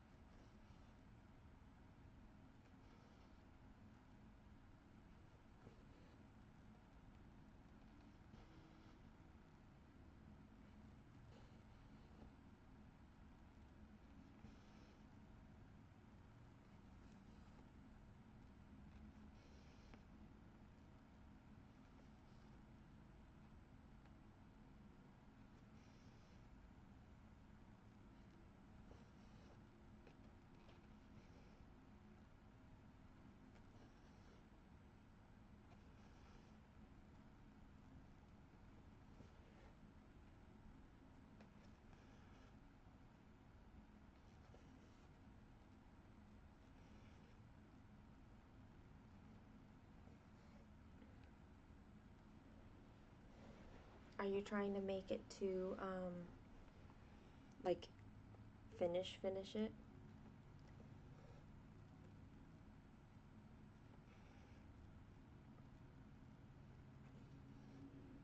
Because when you're that close on a full coverage piece,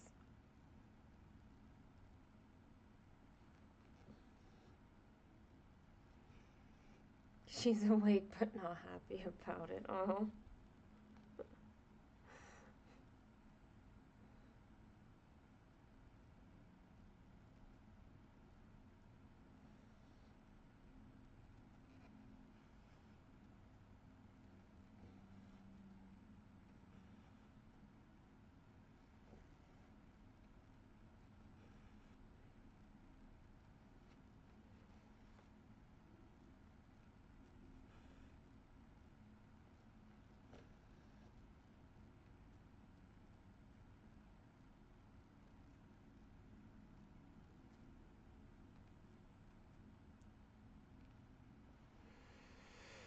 Okay, Jim Warren, yeah.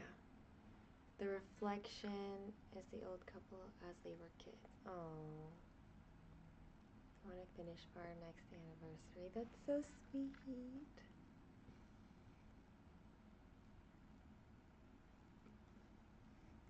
I wish you all the best and happy early anniversary.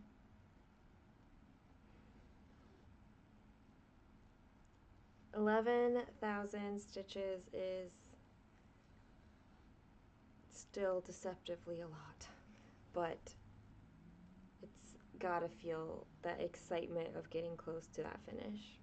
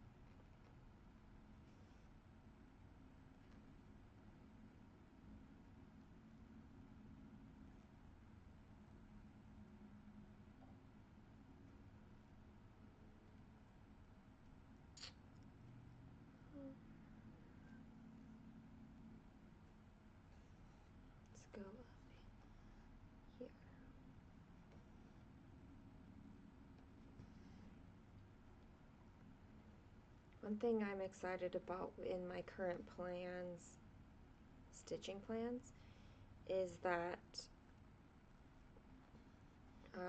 my Lord of the Rings wall is actually seeing progress.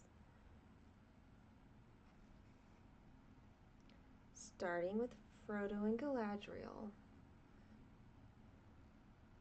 which I'm happy is at like 8% now. And it's not even 7 years old yet, which is good.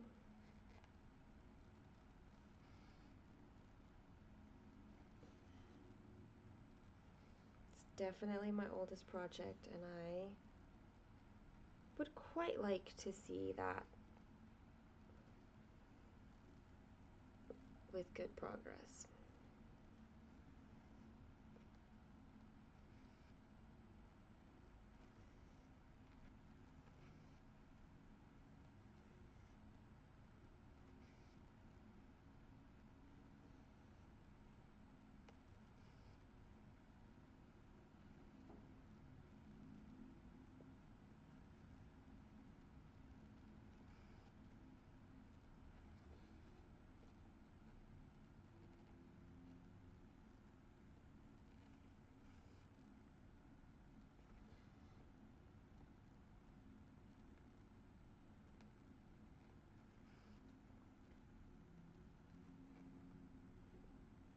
I don't know what fall weather has been like for all of you, but I'm really excited that our trees are actually changing colors. It's not just going from green to like dead.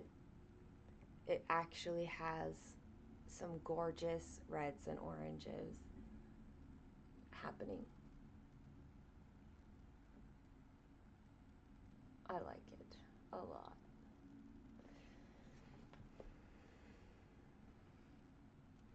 The most stitches you can do in one day is 400.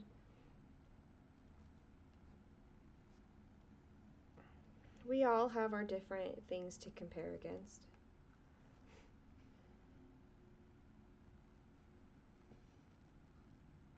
Whether it's time or like eyesight or hands. We do what we can.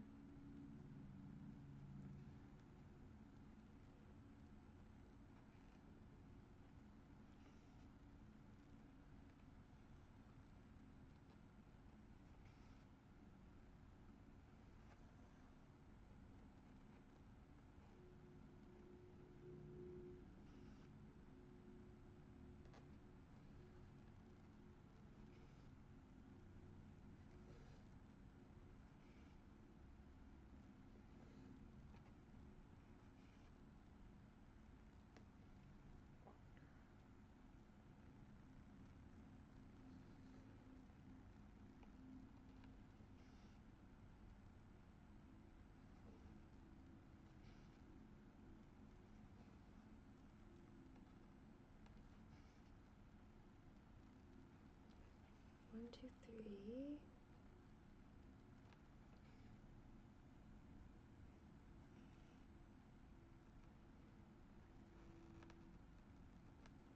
So these pony needles I actually got because I have a friend who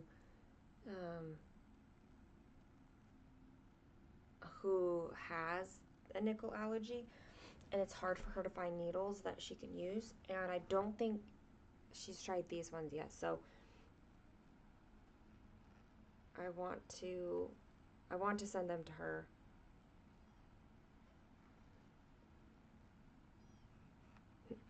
But I wanted to try them out first.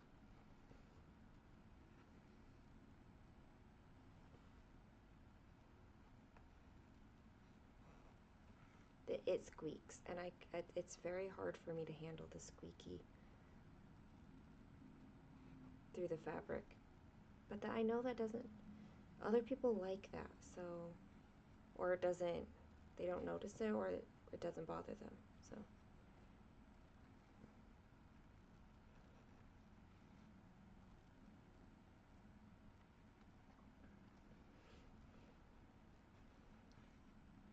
but I know the gold-plated ones don't work very well for her either, so I'm wondering if because of the way these are manufactured, if they will be good for her.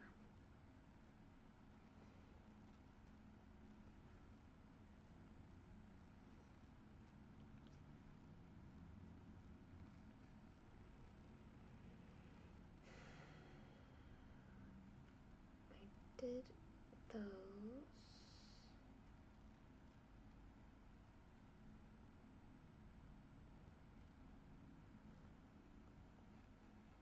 One, two, three, four.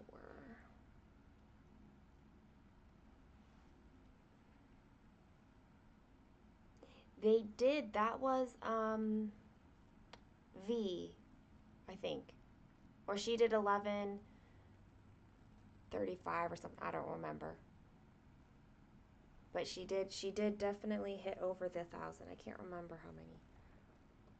I wonder how far up that is. V. She made 1,135 stitches before she went off for late night drinks with her boyfriend.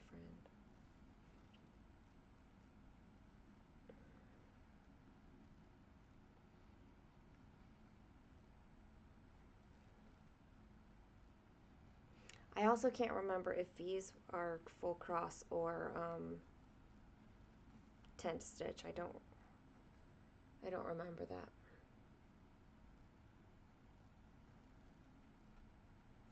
Because that makes a difference too. It's definitely faster to do a tent stitch.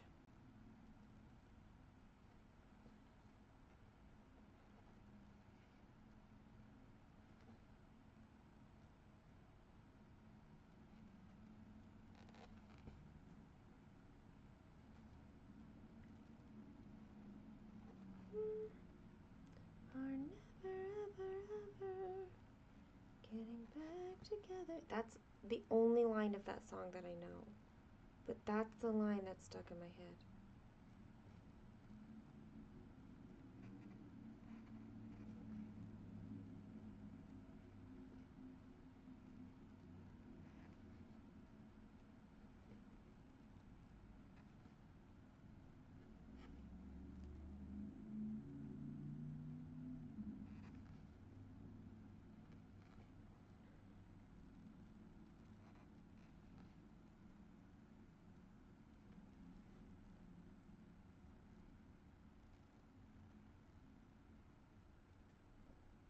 My coffee's just about finished, and that's sad.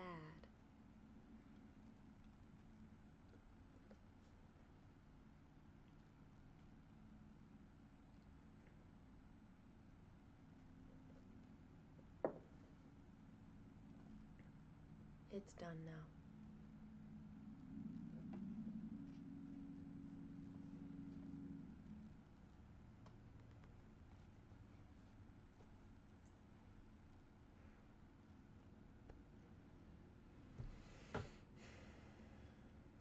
I don't know what I'm going to do about food the rest of the day.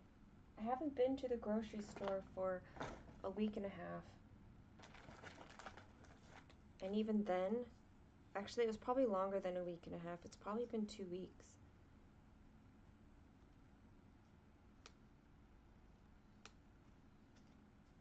I can't get, can you? I'm trying to put this needle away.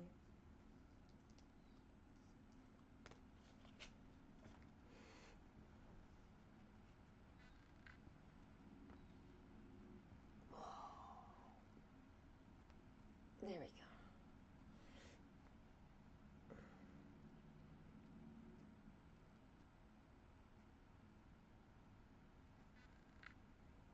So pretty.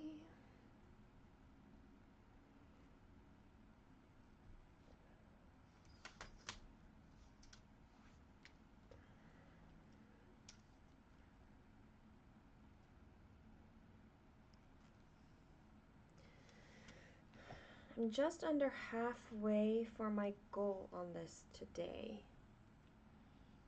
Not bad considering it's just been 2 hours, so You're trying to break your record of daily stitching. You forgot how much that was.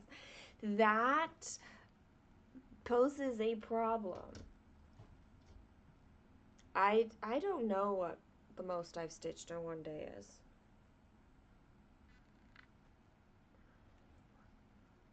I'm sure it was on a 24-hour cross stitch though, when I was stitching all day long.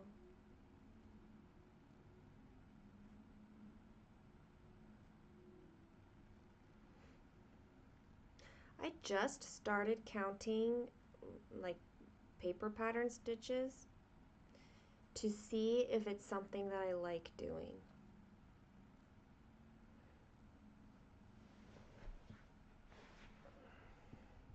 I don't know yet.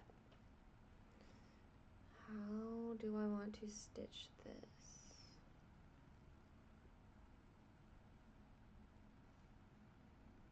Let us start here.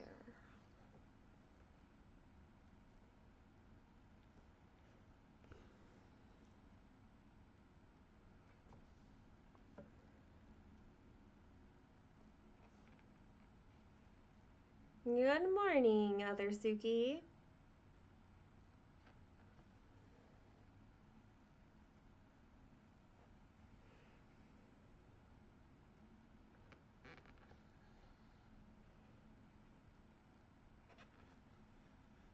Have you made any further decisions on what projects are going to stitching in the springs?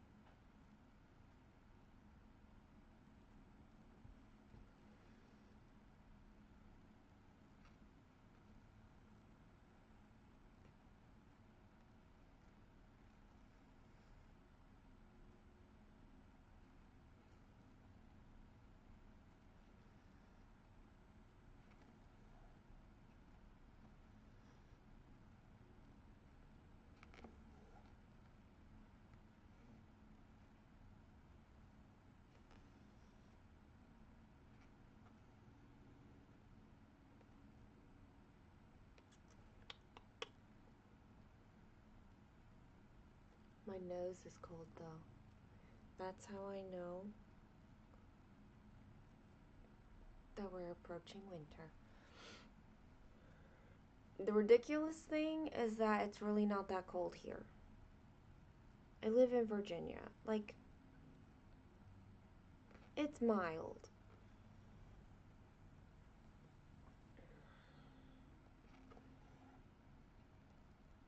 That's what I find ridiculous, is how easily I get cold.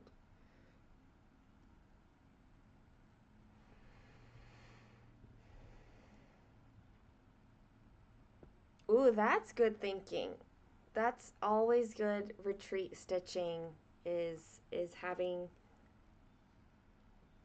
like things that don't require a lot of color changes or block stitching, things like that.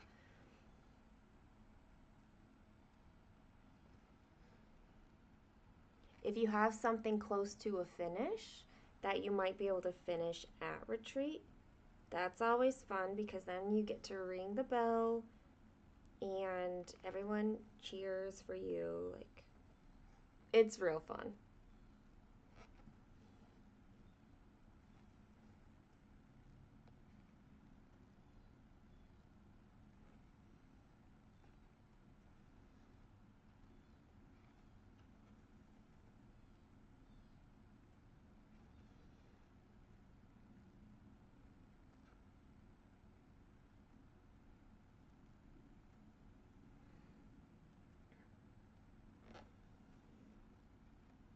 Girl, yes. The thing is, I don't actually think Virginia is too cold. I just know that I don't create heat very well. Last year I started upgrading my winter wardrobe. And I will continue to do so. For sure.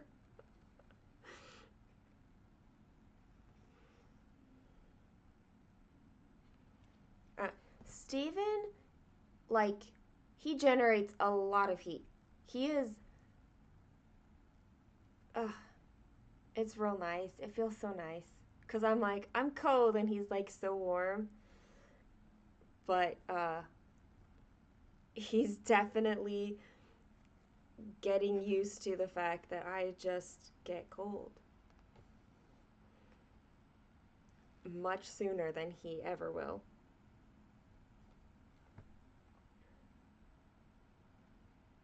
He's like, he's like, well, I'm sleeping with 2 blankets now. And I was like, oh my goodness, that means I need like 5 because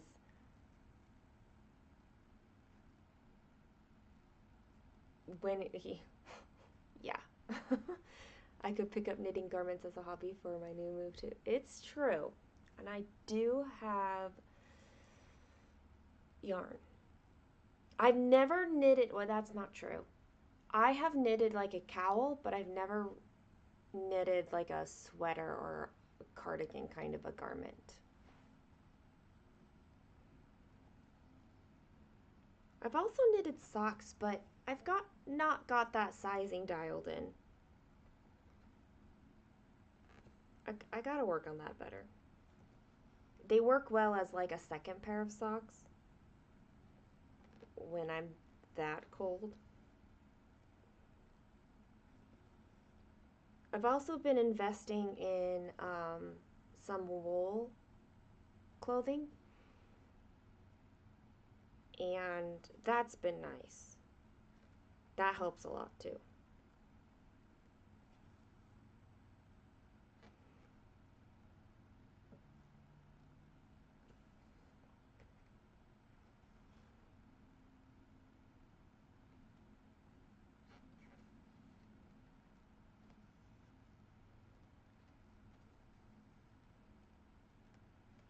Otherwise, winter is like I want to hibernate, and I am that person who's like blanket everywhere, at least one.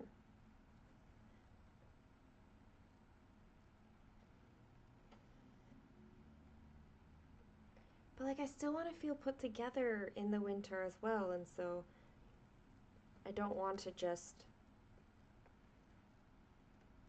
like I don't want to live in a snuggie. I don't even own a snuggie, but like I don't want to feel have that feeling all winter long.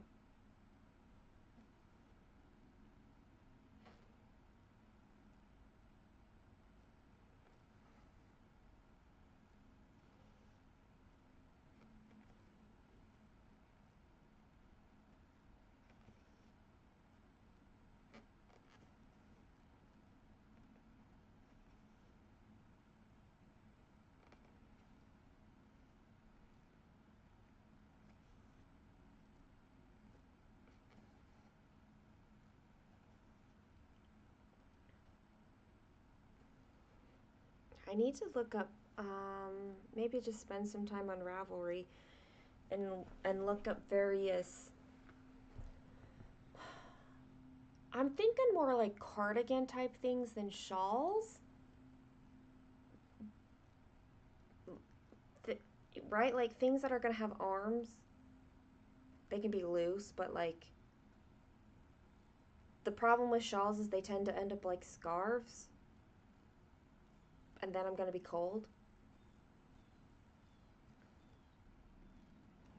I do like knitting though, so I like this idea.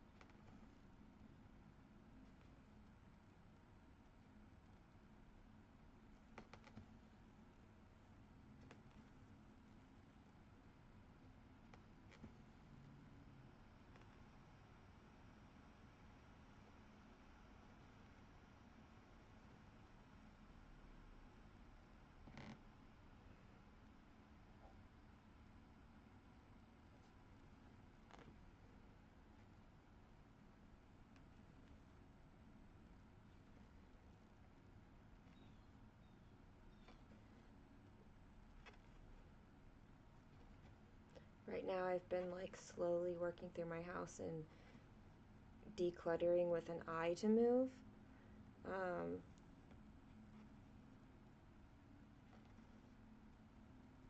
and and that's been really nice for both Kaylin and I.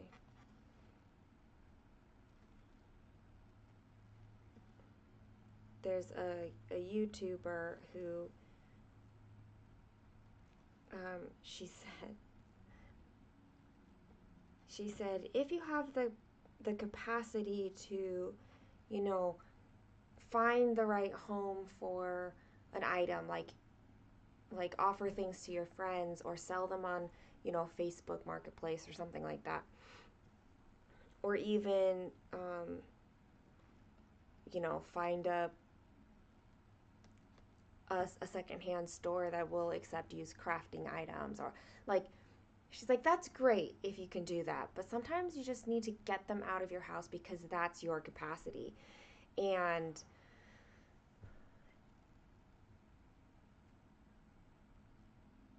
she's like, that's okay sometimes. It's okay to give yourself the increased capacity by just getting them out of your house rather than adding more to your plate by trying to find like the right spots to send them to. She's like, and maybe that means you give them all to Goodwill and let them deal with it, and maybe that means you just throw it all away. Like, it's not, you're not gonna stay like that forever. You're just needing some space now. And that's just been helpful, kind of, to feel like easing the burden on myself. Knowing that there's going to be sometimes I have the capacity and sometimes I don't. Yeah, or shelters or things like if I have places already, then that's great. Or if I can collect, and I kind of am being like, yeah, just because something's usable doesn't mean that I need to find the perfect place for them. I can let other places find the perfect place. And like a women's shelter, or I guess most of them are women's, like the ones that include children in there too.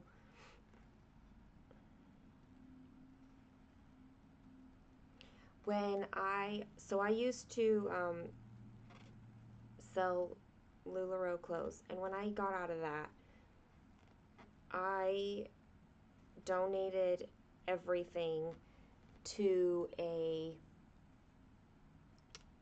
domestic abuse women's shelter place. Um, yeah, I was like, I'm not trying to wholesale these or anything. Like, I'm donating them all to a place that meant a lot to me. Thanks for hanging out. Did I figure out if it was Ilse? Anyway, have a good night.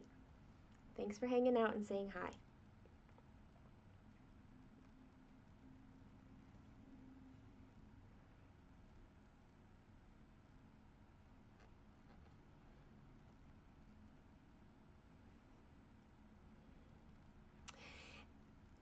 Well, something that I learned about myself, Rachel, is that um, like I'm really detail oriented. That's probably not a surprise to any of you, right?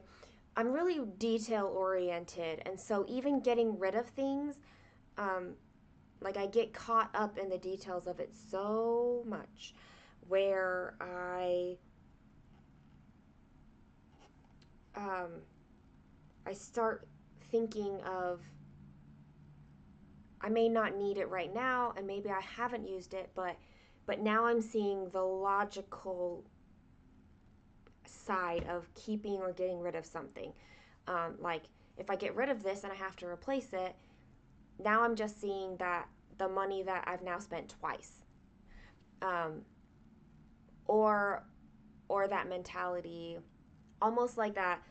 What is it, the Great Depression mentality, where it could be useful, and some of that usage is in knowing that you have it, but this same not floss tuber, but YouTuber that I found, she she also says things like, if if it's not even something that you're going to think about how you have it, then you should just get rid of it. Pass it on to somewhere else.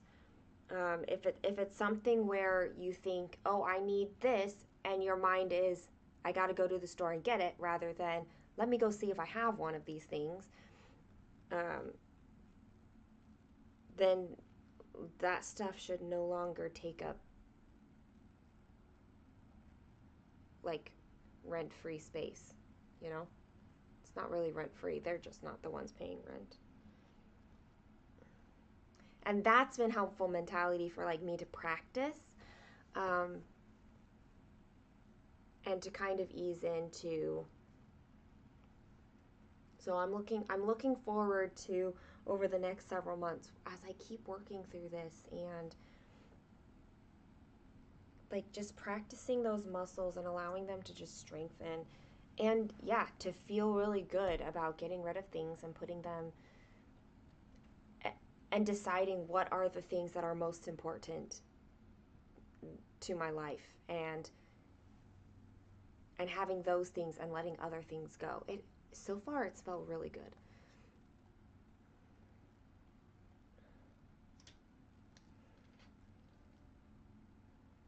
Kaylin's also very helpful in this because she will she doesn't have that same mentality that I do, and it's been very easy for her to say, well, I'm not using this and I don't want it to take up space here, and so she like gets rid of it very easily. Ooh, pumpkin festival. Is that in Circleville? I know they have a pumpkin festival. Have fun, Alicia.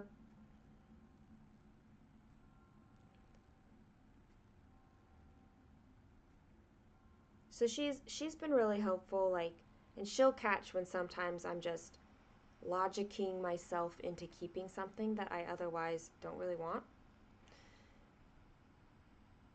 And she'll point that out to me, and that's been helpful.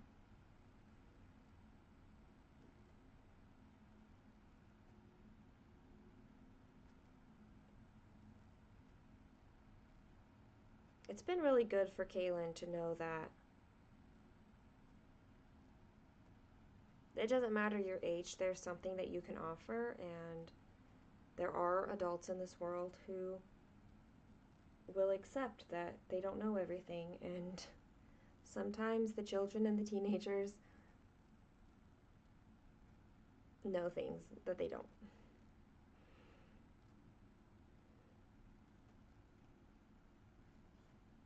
Allowing them to be an expert sometimes.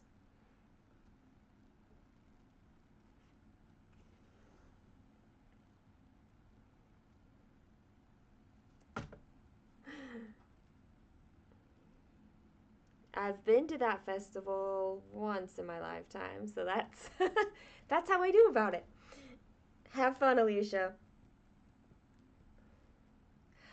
Yes, Rachel, that's definitely been helping too. Is it's not just the actual moving of it, but I do believe that the space that I will probably move to will end up smaller than the space I currently have.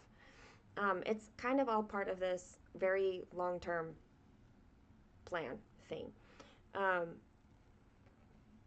but Kaylin and I have talked a lot about living in a smaller place and what that would look like. Um, and honestly, it would be fine because this is like 2,400 square feet, and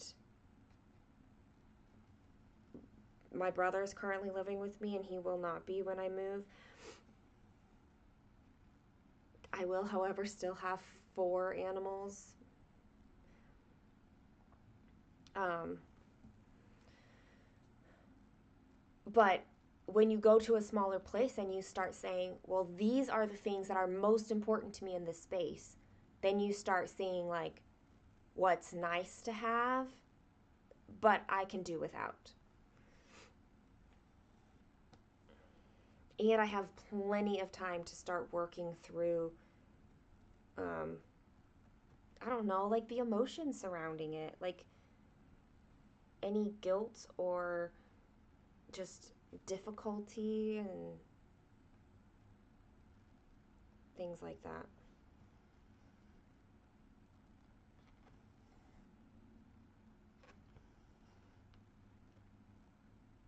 I don't think I I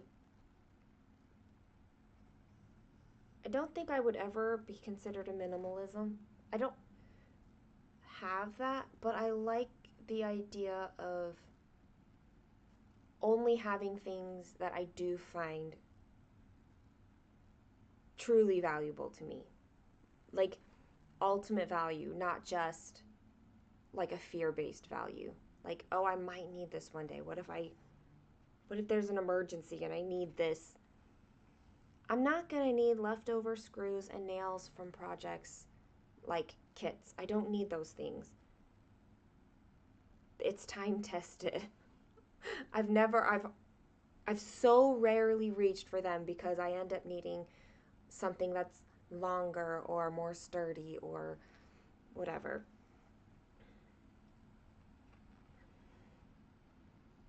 So right now I have the space. It's fine to keep it, but if I'm moving to a smaller space, I don't need it. And I can spend another $1.50 to get exactly what I need when I need it. It's just new thinking to me, I guess. I feel like a little bit of a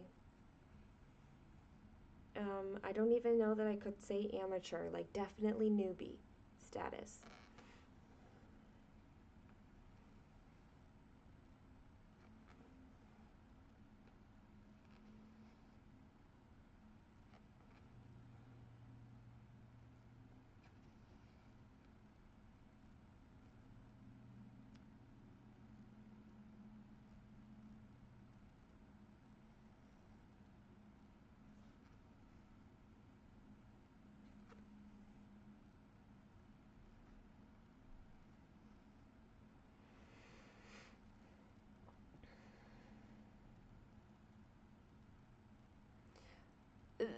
That's also very true. Time will change on what I want and what I need, and also learning to listen to my inner voice rather than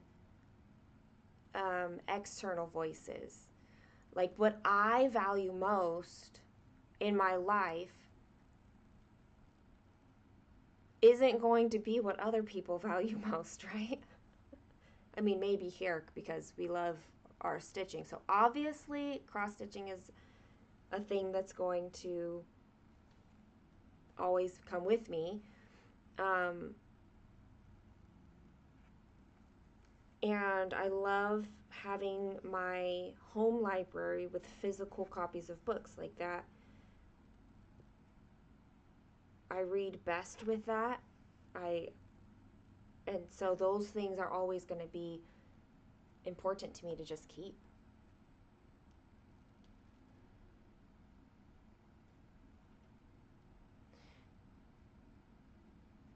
And digital patterns are so prevalent now for sure.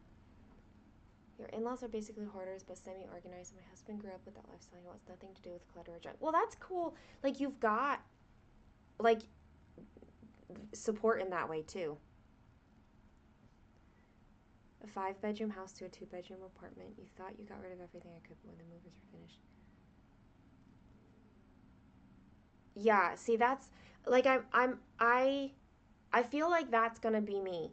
Is that I will end up in a smaller place.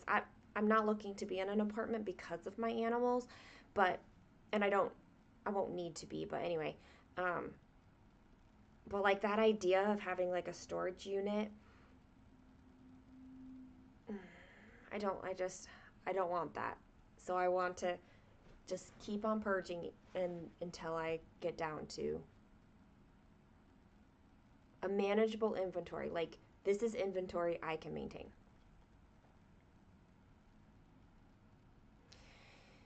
I would say that my mom was a lot more like your in-laws, um, except not organized. But my mom did not let us get rid of things that we didn't use or wear because it was still usable. And so the clothes were constantly out of hand and very challenging to um, keep a clean room, which of course was then somehow our faults. But it's like we didn't have homes for these things. Like there was too much, there was no away for it. Um, because yeah, for her it was like, if this is still perfectly usable, we can't we can't donate it. We can't get rid of it.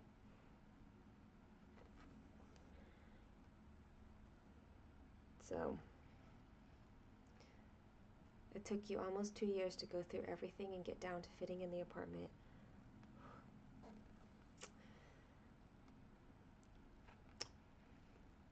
You may have to keep me going then, Kate.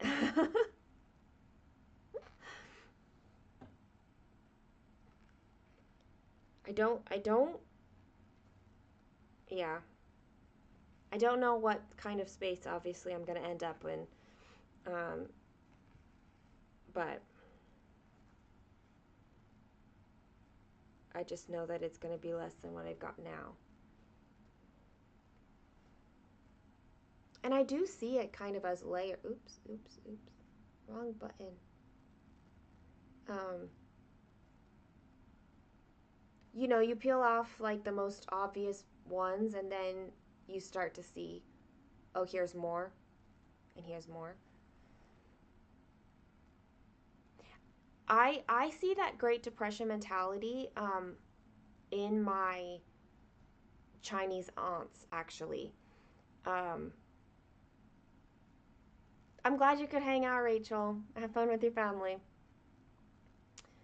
Uh, and for them during that time period, absolutely they needed everything. But yeah, she kept everything, all the little things, and she knew where it all was too. It also seems like less stuff until it's time to box it up. Somehow I feel like because it is going to be less stuff, and you're like, oh, it's less stuff because it all fits in your space, and then you box it up and you're like, I'm boxing up forever.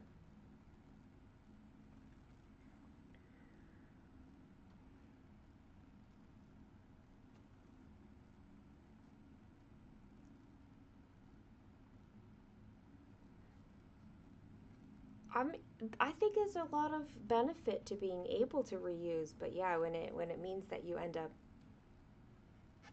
with so much extra things that aren't getting repurposed, aren't getting reused, that's where the trouble is, right?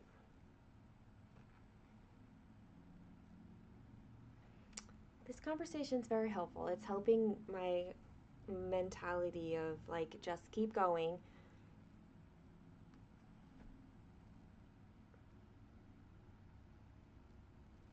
Definitely take the time to do it now before I'm actually moving.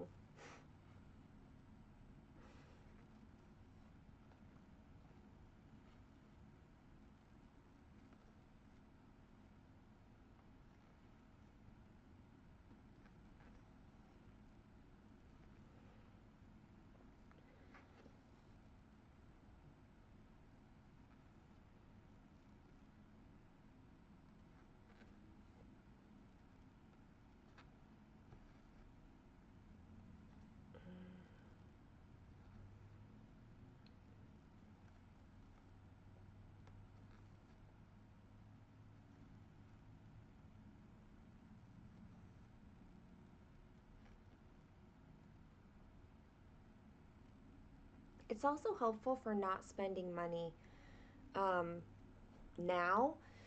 We were in um, a craft store yesterday or 2 days ago for ribbon, and we got the ribbon, and on the way out, I, I saw these. I love globes, and I saw these globes that were like clear, Anyway, it was cool. It was really cool, and I liked him a lot. Um, but I was just like, no, no, because I'm moving and I value moving. And I don't need to acquire more things when I'm trying to move. Why pay to move everything when you're just going to get rid of it on the other end? Kaylin and I had that conversation too um, because she was like, well, if you don't get through everything, then like we can do it when we're unpacking. And I was like, I don't want to do that when I have the time to do it. Is like I don't want to have to move the things and then just do it later. I'm Kurensuki can do it. Kurensuki can do this. My sleep is so good now that I have a lot of energy because of it. And mental capacity. It's been so nice. Half an hour twice a day to go through everything, set a timer, and really focus. And as soon as that timer went off, I did other things. Yeah, I've been kind of doing something similar, except because of all of this travel and stuff, I hadn't really solidified it. But um, it was like it was kind of similar. And then I also had a period in which it was like tidy, and I used that tidy period to just start somewhere, um, and declutter also as I go. Like if I came across something that I, you know, didn't have a home and that's why it was sitting there, I needed to figure that out. So that's been helpful too.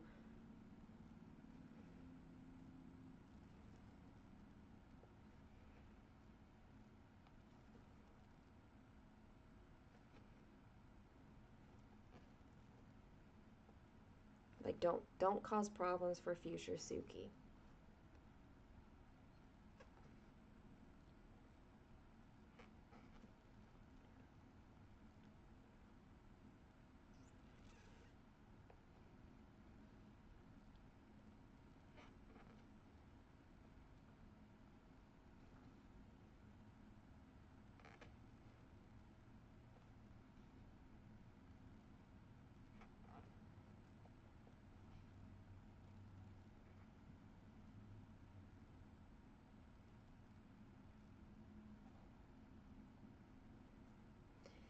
It's been helpful to, besides listening to my inner voice, it's also knowing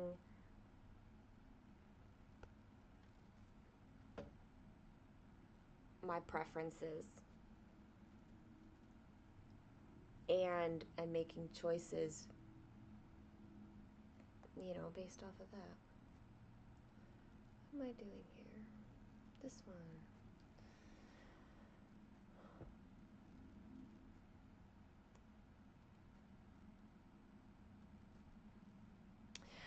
So I have done that in the past. When I moved from Ohio to Virginia, I I'm trying to remember what furniture I did move. I don't even think we kept any mattresses. Um,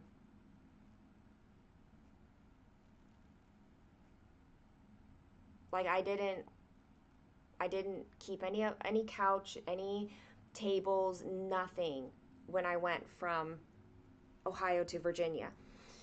And now I don't have much in the way of furniture. My mattress is absolutely coming with me because I love it and it's not staying behind. Um,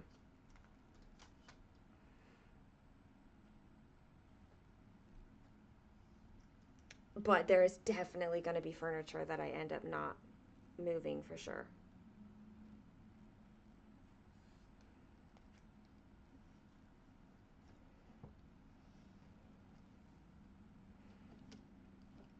Same thing with like curtains and stuff. Like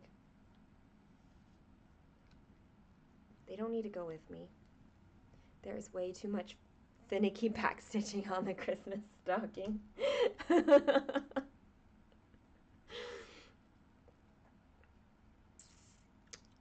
But it probably looks amazing when finished, Kate.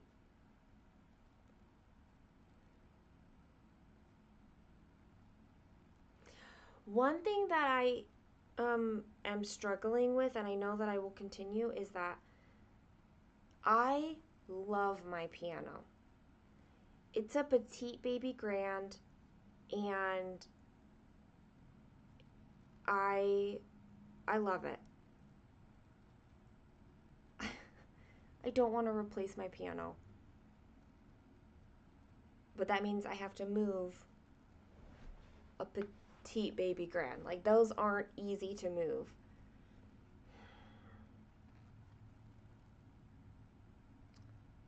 But it's like been my favorite piano.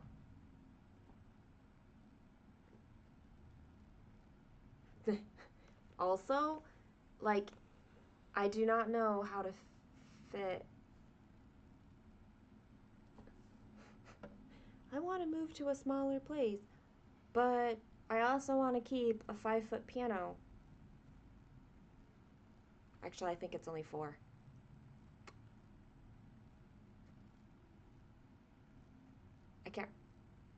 I can't remember now. 5 feet.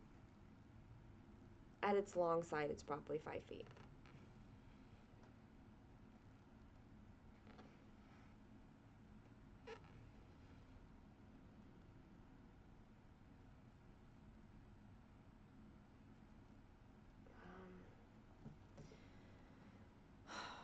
Did I stitch this in the right spot? No, I did not.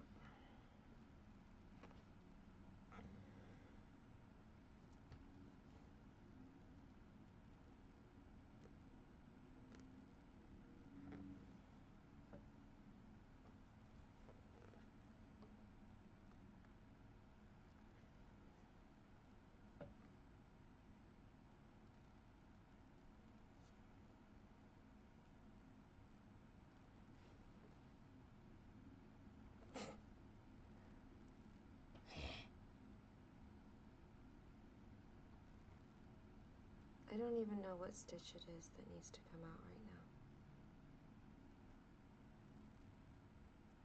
I think it's this one.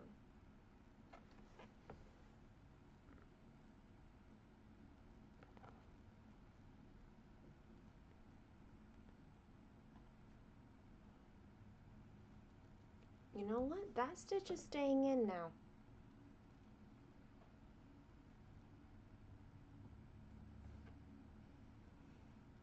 Moving on in life. If it's not easy enough to frog it,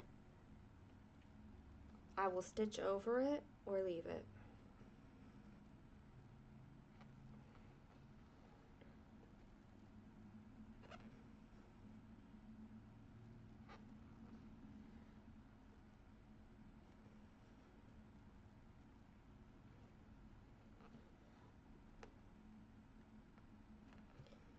Dun, dun, dun, dun, dun, dun, dun, dun.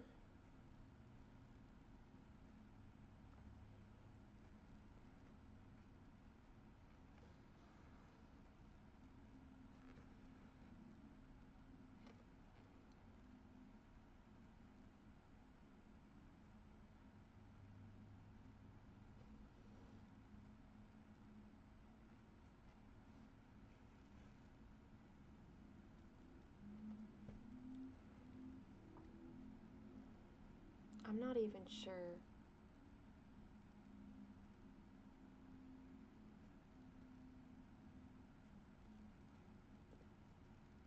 I don't even know what stitch it was. Oh well, moving on.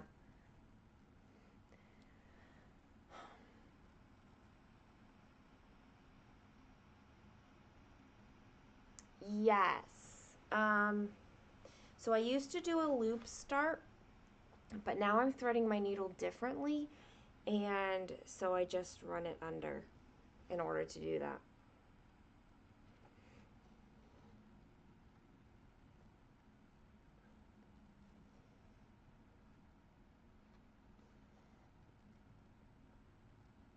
Some people don't like to run their thread under. It can make things uneven, like your stitch is uneven on the front. But in the confetti areas, they're going to be like that anyway, and you can't even tell when you're standing back, and I'm fine with it.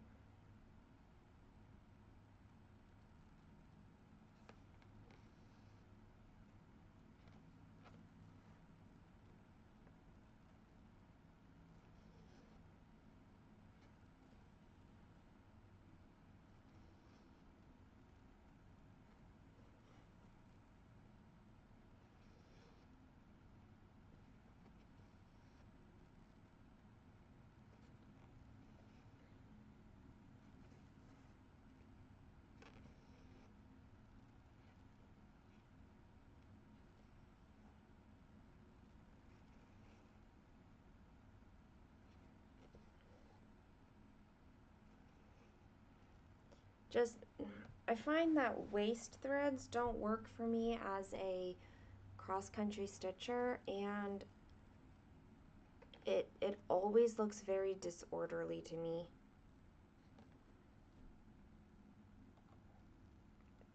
So I don't do waist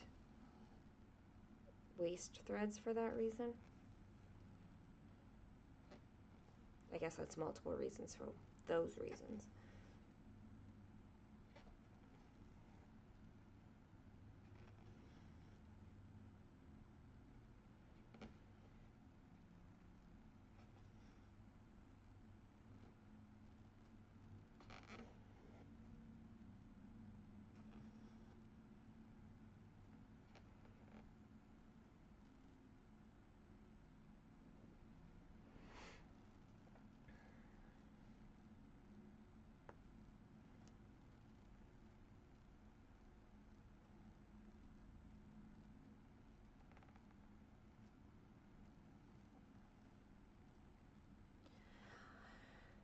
Um, I do a front start on my puppy piece that is a full cross one strand.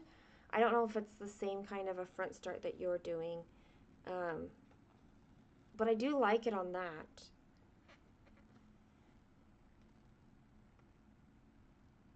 It allows me to cut the threads um, also. But I don't know how well it would work on this piece anyway.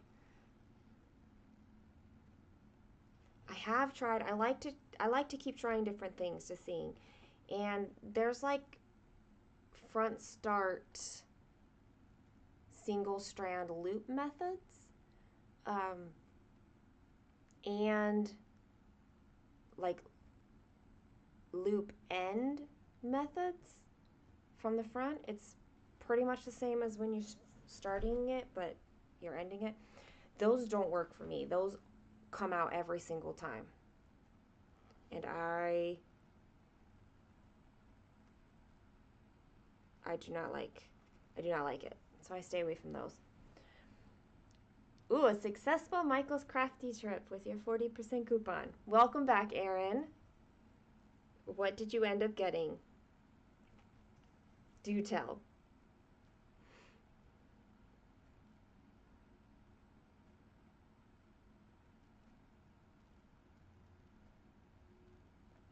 If you're on the back stitching, Kate, does that mean you finished all the other stitching though? So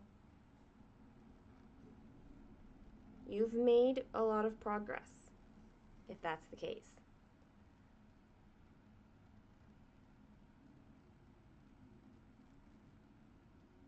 You see, those of you who that loop method with a single strand works for you is fantastic. That particular one never worked for me. I don't know why. But it was frustrating to see the little ends come out and like having to redo it. I'm like, that's not worth my time or my emotional space. But a double-stranded loop start I like those.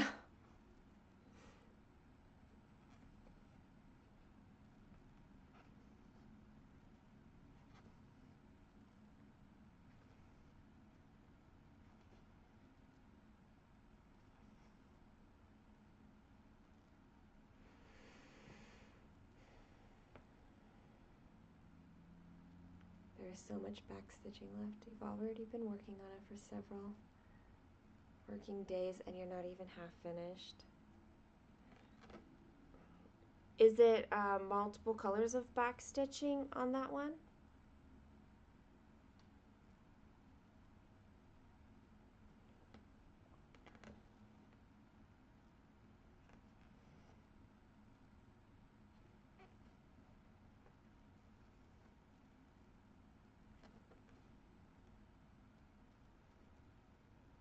Thanks for hanging out. Have a good dinner. 26 different colors of backstitching. Yup. That's gonna look real good though.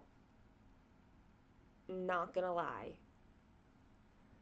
Technical term. You know, who needs technical terms? When I am the person who will say, things and stuff.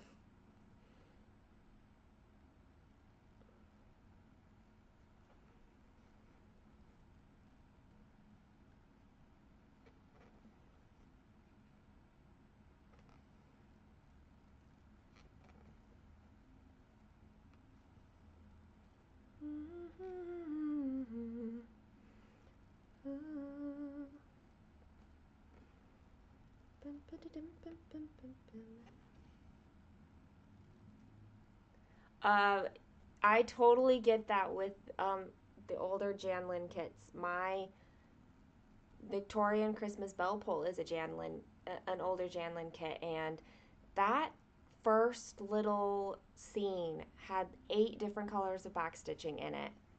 It looked real good, but man, they loved their backstitching in all the different colors.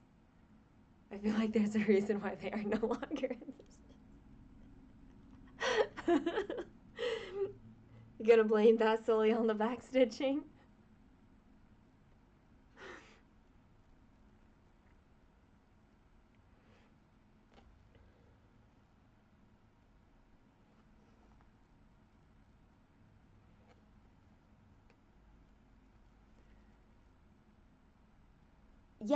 Yes, that's how the uh, Christmas one is for me. It's like it's it's just all of these different black lines, and then in the instructions, it's like the girl's hair, but not where it touches the hat. Do it in this color. You're like, that's nice. That's nice. It's a challenge, but I do enjoy a challenge sometimes. I like how accomplished I feel afterwards.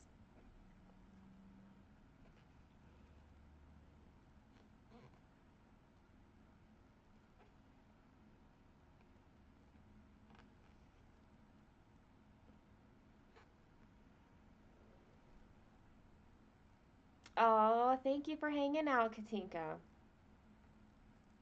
Have a lovely dinner. Um, yes, I like when you can see progress for real. Sometimes the stitches are kind of all over the place, and you're like, I promise it's there, but good luck seeing it.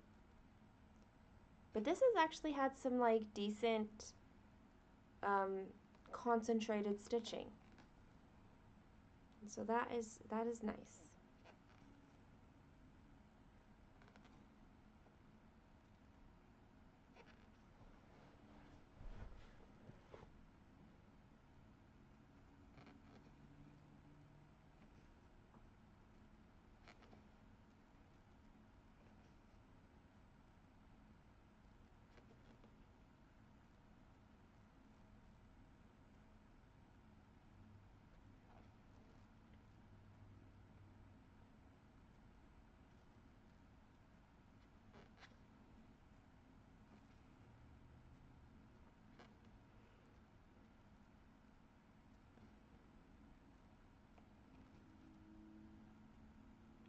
I've also hit,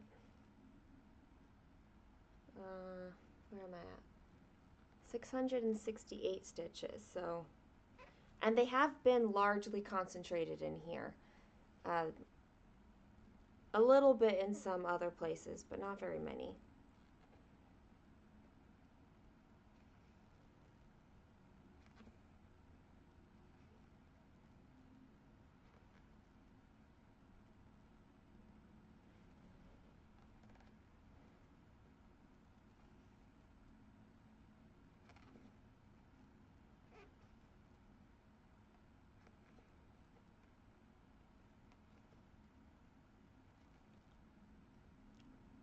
It's time for me to start thinking about some lunch, though.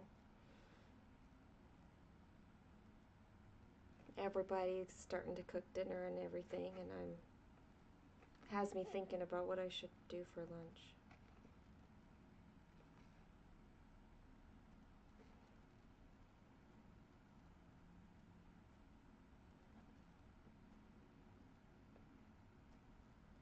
Maybe I can like order a pizza, because then I'd be able to have that for lunch and dinner.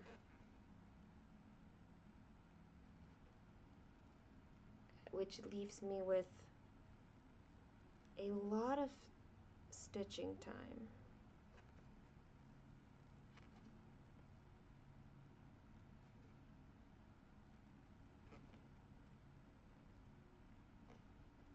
Can I get one more stitch in? Yes, I can.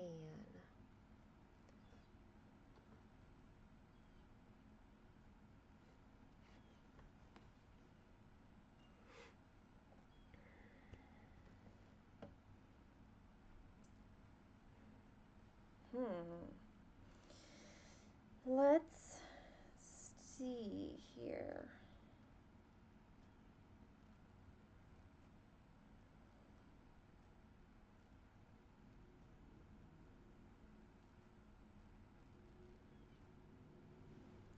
Let's look up some DoorDash.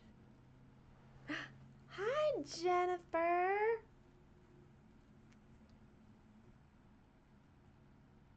Oh, your comment just disappeared. Where did it go? I don't know where it went, but I saw it. There it is. It was so nice to meet you and get to sit with you and talk with you for so much.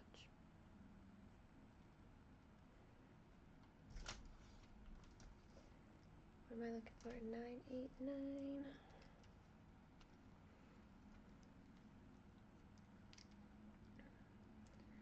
Sandra and Jamie and Michelle were here yesterday, hanging out live.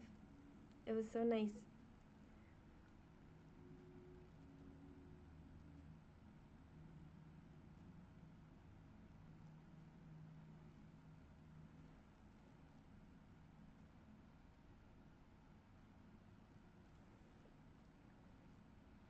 All right. Let's see what pizza options I've got.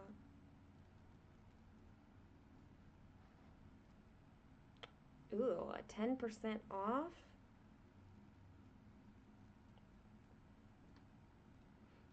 I like a 10% off. And a $0 delivery fee.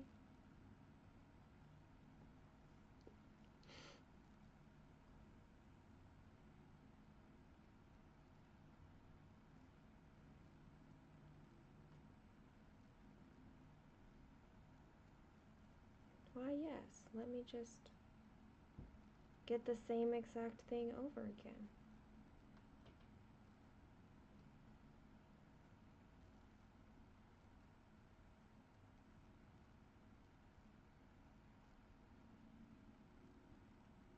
I want...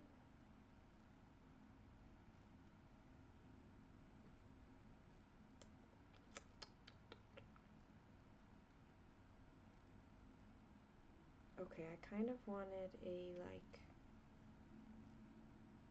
Okay, that's okay. I can have water. I don't want soda.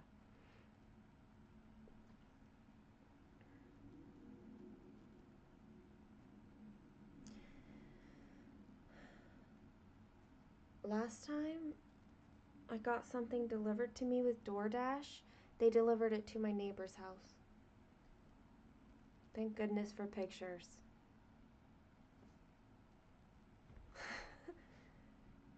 I know, it's like YouTube ate your comment, but then it did show up on the screen over here. So it was, I don't know how it happened.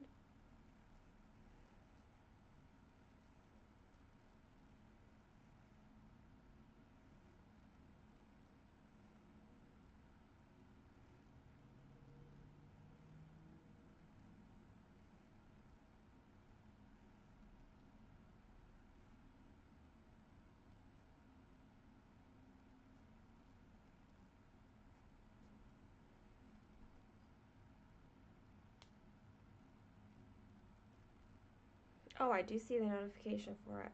As soon as my pizza's ordered, I will look at it, Kate.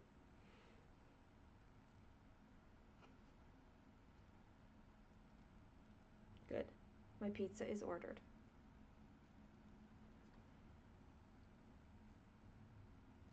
Oh, there's so many teddy bears.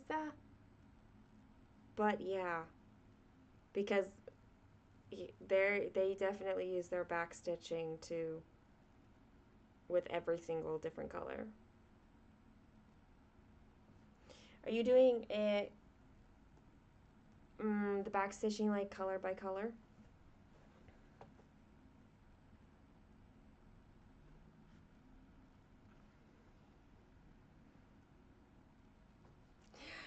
Jennifer, this piece is like my pride and joy piece.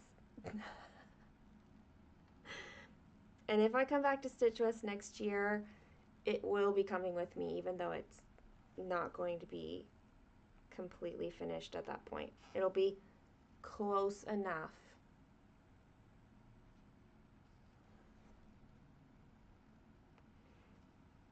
It'll be close enough to finished that I will be okay taking it off of these scroll rods. Otherwise, you'd be certifiable. That's funny because at Stitch West, we got to choose like these ribbons for our name badges. I don't know where my name badge is, but one of the ones I picked for me was certifiable.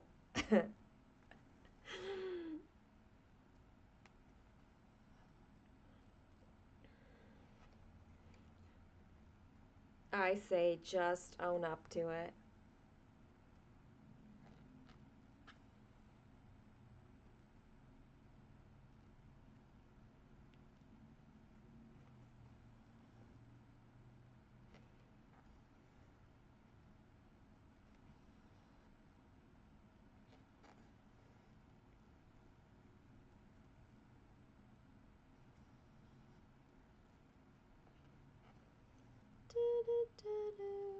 Just dance, it'll be okay.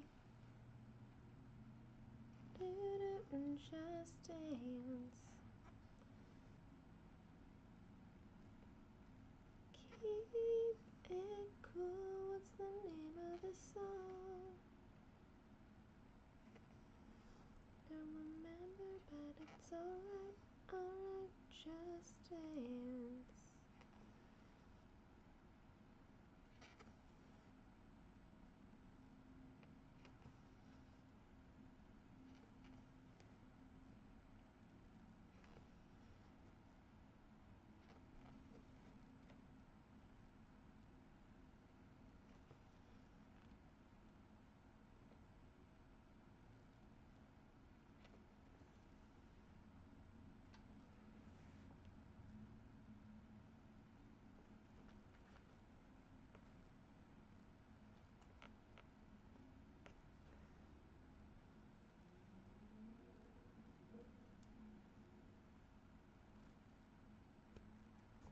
Yay, Erin!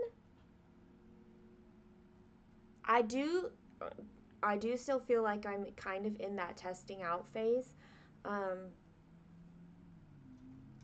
I do think it's feasible. I'm excited.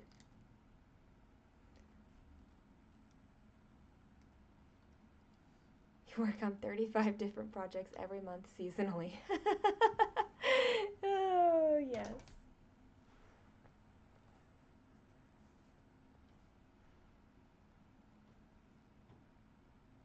Ooh, I haven't looked to see what the full coverage Fanatics challenges are for next year.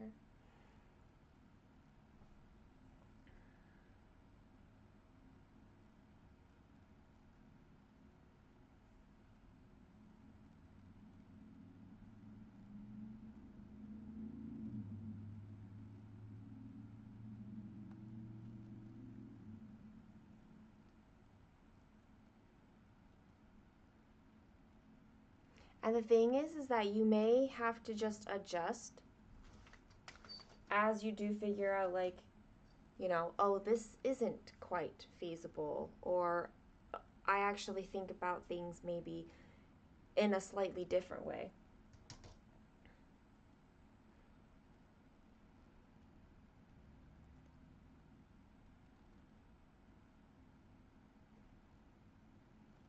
But the long term, um,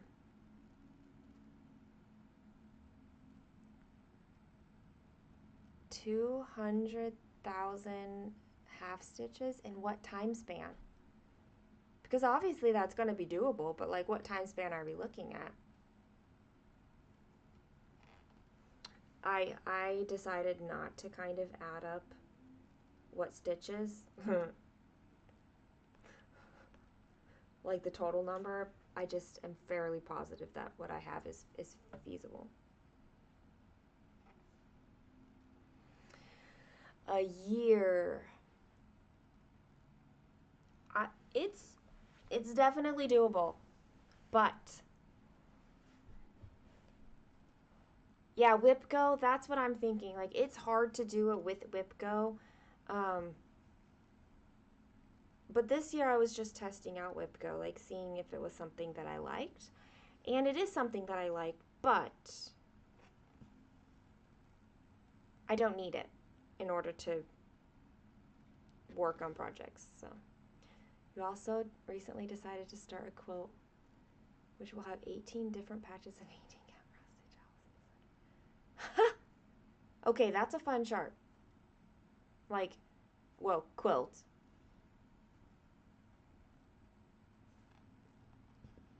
I think that we are your people, Kate.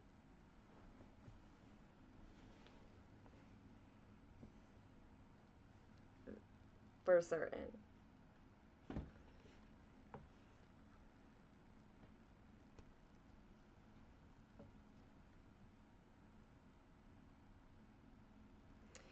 Right now, I need to give Frodo and Galadriel some attention. Um, there's just been so much travel, it's not gotten attention.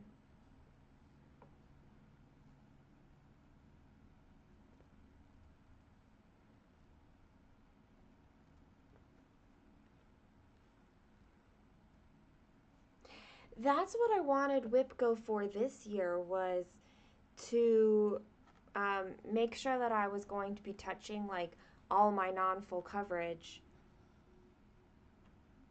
But now that I've landed on this like smaller amount of projects as my active projects, and then sometimes pulling something out if I just am really wanting to stitch on it, but otherwise allowing it to just wait its turn. It's orderly in my brain. I don't have to make additional choices too much. And that's helpful.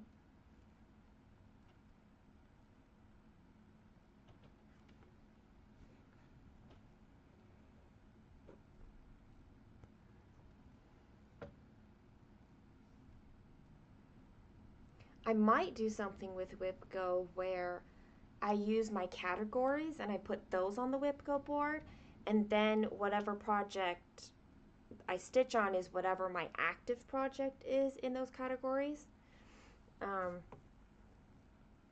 And that way it's okay if I like finish something or whatever, but it means when that whip go gets called, I'm giving it like this extra dedicated time. But it's not introducing like another project into it. I like that idea, but I don't know yet.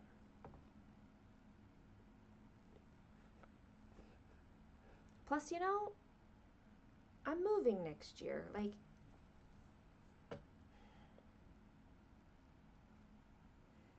or at least I better be. It's the plan.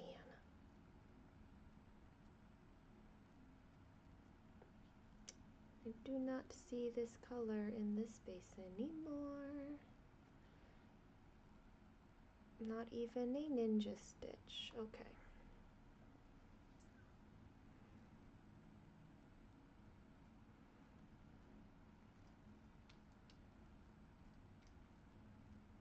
You did stitch count, so does that mean you picked the project and the stitch count was what was on your whipco board? Sorry, I keep hitting my stand. Like, I'm so close to the edge of my stand that I keep hitting it.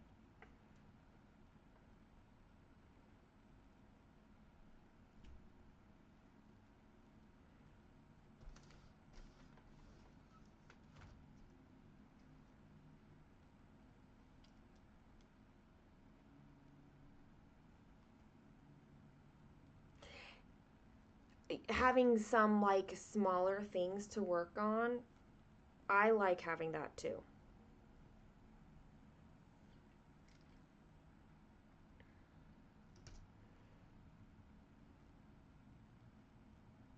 Yeah, so you've got this data that you have based on your own personal stitching that you can like gauge your future, how you want to do anything with.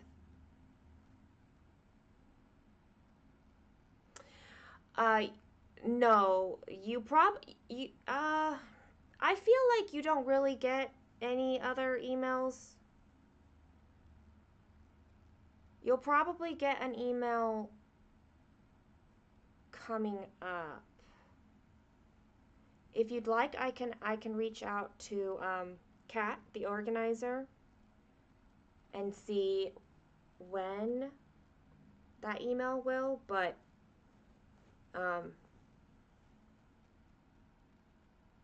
yeah. There has been no other email other than the confirmation so far.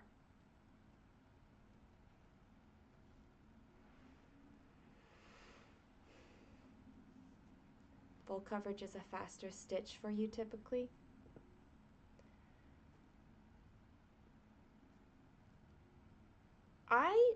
I'm not sure what I would say is faster for me. Certainly 10 stitches are going to be faster. So in that sense, I suppose full coverage is faster. It's just a lot harder to see your progress, And so sometimes other projects feel faster because it's a lot closer to being done.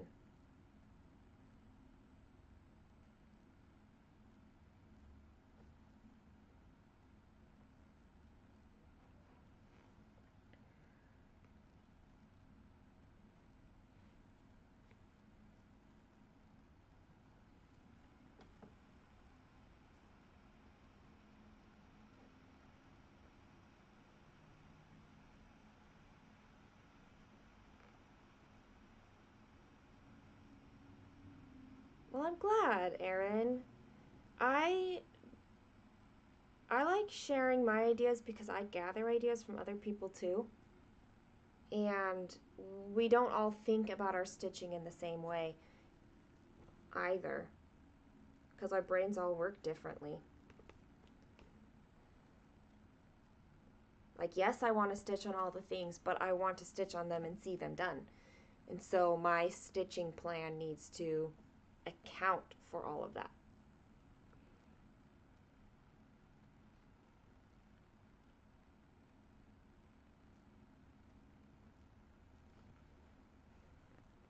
And the more that I've been testing out that theory, I it I'm it's just confirmed to me over and over again that yes, this is what I want to do.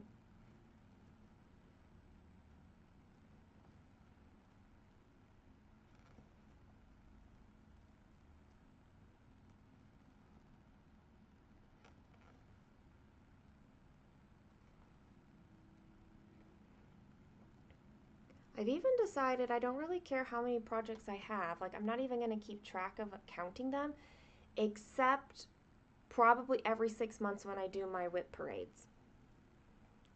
I'll probably do a count then and say, this is how many I have. But in between them, I'm not going to look up that number or anything like that. Because a lot of those are going to be paused instead of active. And for my brain, that makes a difference. I don't know what it is, but that's what it is.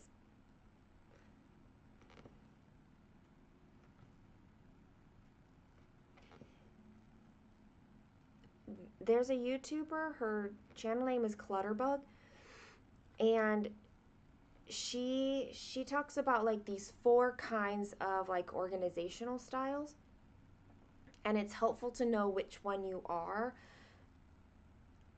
so that when you and the other people, like if you have a spouse or children or something, it's helpful to know what they are so that you can approach what you're doing in a way that honors like how you and others are. And it, it's been very fascinating to see how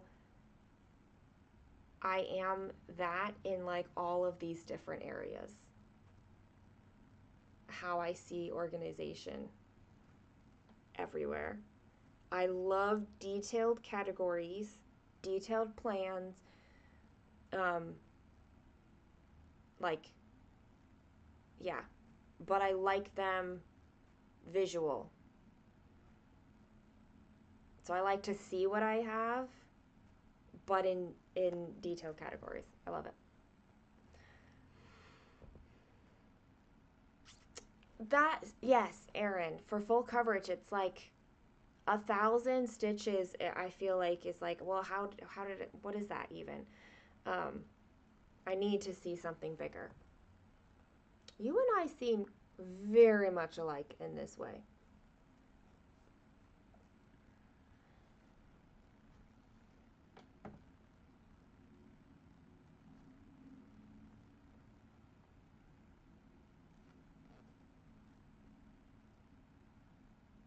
I started making and posting daily pictures of what I stitched on because I wanted to see that day to day progress to say, yes, I'm seeing progress, and it's super motivating to me to be able to compare from day to day what I've done. Because it's one thing to see like the 5,000 stitch difference, but when it's, you know, like 600 in a day over like this whole area, you're like, well, where was that? I don't know.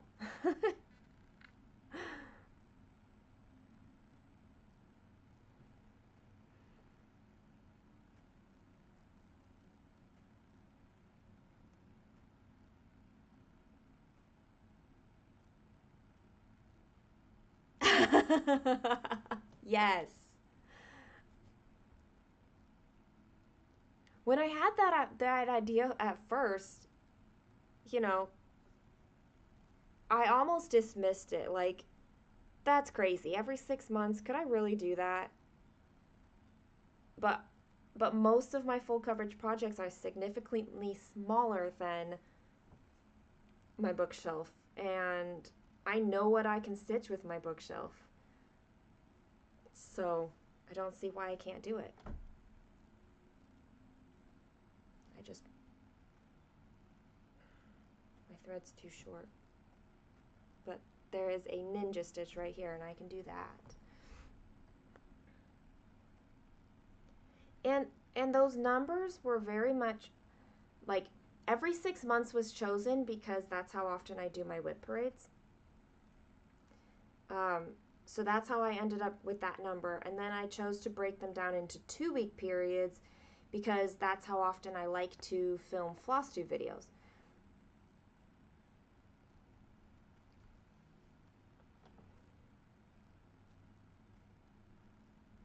So it's just how I made it work for how I like to do things. So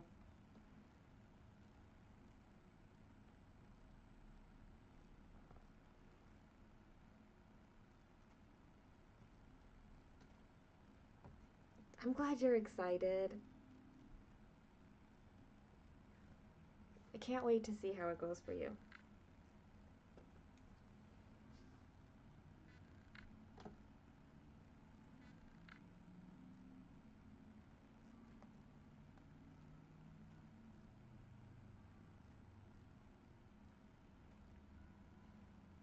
I honestly was shocked at how many people enjoyed that part of the video um, where I talked about all of that. um, I would say 95% of the comments and messages I received after that video had to do with my full coverage plans. I've even walked some people through um, the math that I did, but also helped them know the math that they needed for how they thought about their stitching and what they were wanting to try out. Um, and I just love that I can offer that to the community. Like I feel like I cannot give enough to the community to say thank you for what I have received and gotten out of it.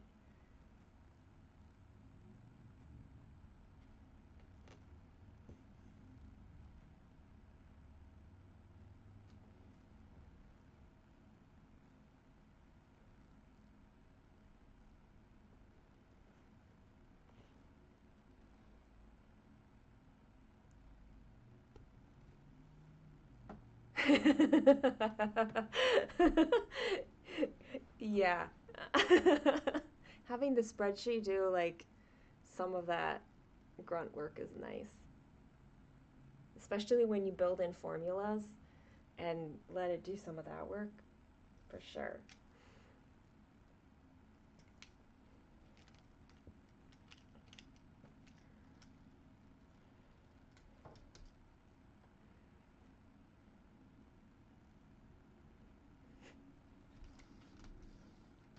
There are a few things that, am I worried about this?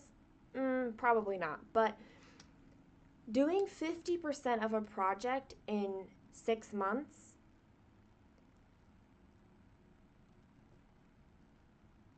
sometimes that's going to be easy, and sometimes that feels like a challenge. Like Frodo feels like that's going to be a challenge because that's 150,000 stitches in 6 months. However, at that point, I won't have my bookshelf anymore. Um, so it feels like, yes, that's going to be doable still. Um, but I also don't have to figure that out until 2025. So, yeah, we'll figure it out then.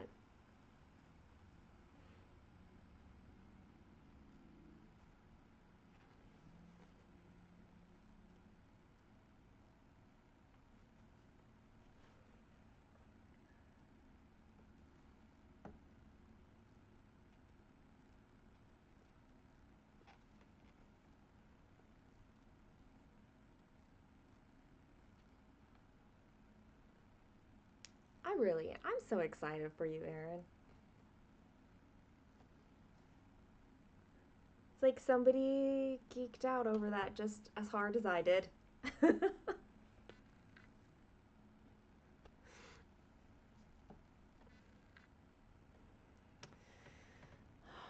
Please tell me I can use this thread somewhere else in here. I do not like threading up my needle for one stitch. Here's another one. Another single stitch, but that's okay. Where are we? Here. Ooh, hello, Moxley Family Homestead. If you have a preferred name, I will call you by it if you let me know. But hello, I'm glad you're enjoying it here. You really did. I'm so glad you did. Okay, make lunch. Come back.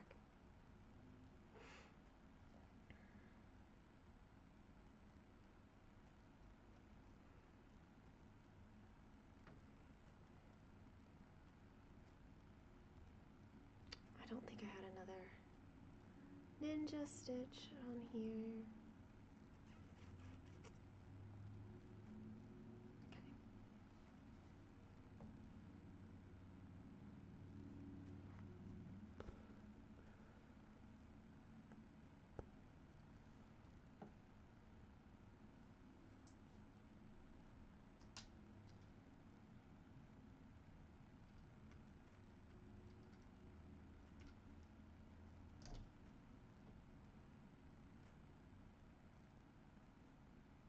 Oh no.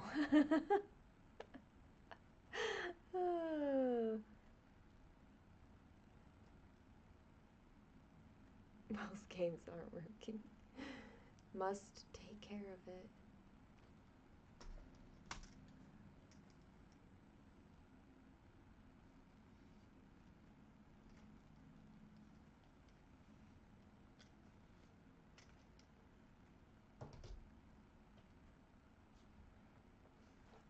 It's so pretty, these colors. I love them so much.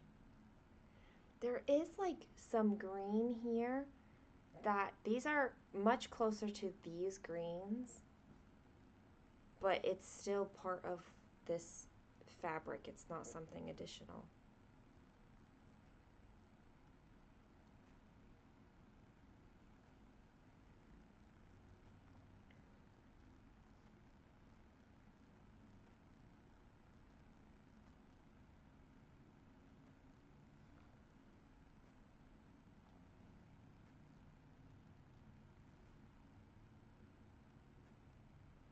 My pizza's on the way.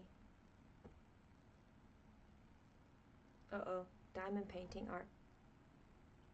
Diamond Art Club has new patterns. What do we've got here?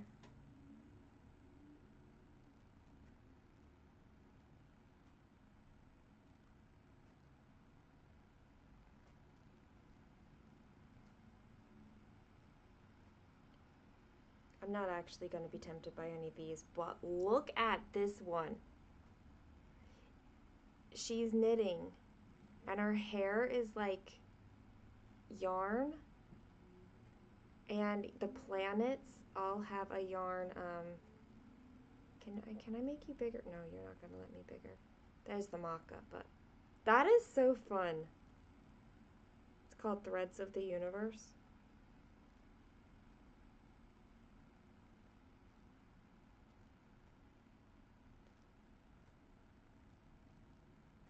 I love that, but I'm not.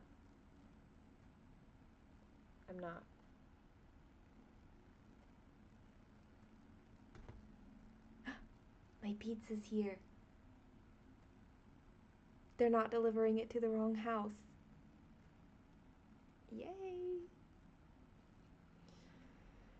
Let's see here.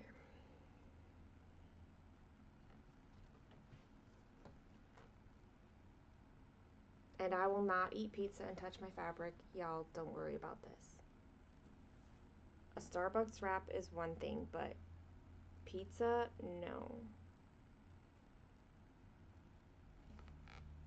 I am better than that, at least.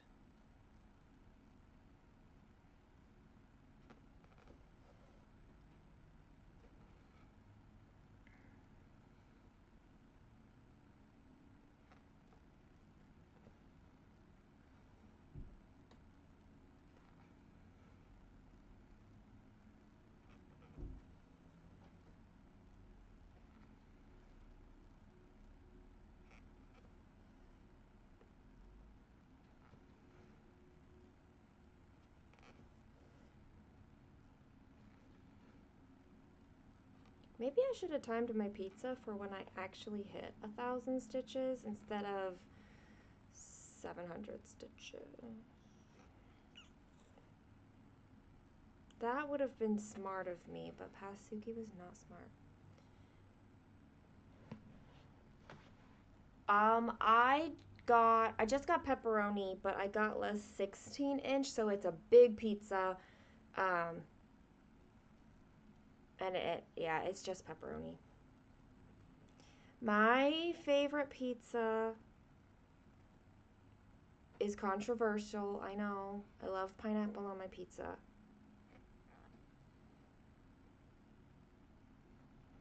And I'm okay with this, but I did not get it. I just got pepperoni. It's like I'm trying to feed myself, but keep the cost down a little bit.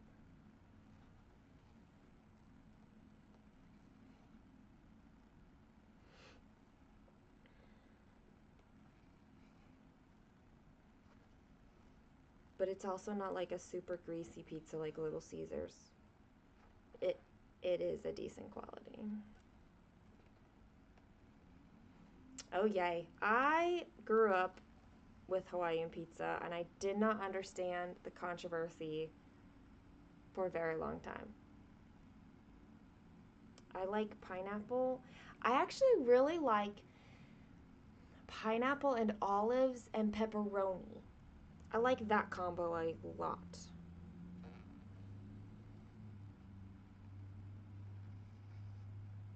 Steven calls my pineapple pizzas an abomination. But he does not like a lot of fruit, and so it's more for that reason than it is for the whole pineapple doesn't belong in pizza.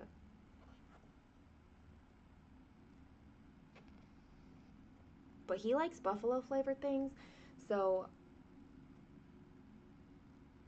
I can have my abomination and he can have his abomination, and I know that I'm gonna have my leftovers. It's okay, he can be wrong. I'm pretty certain I even told him that.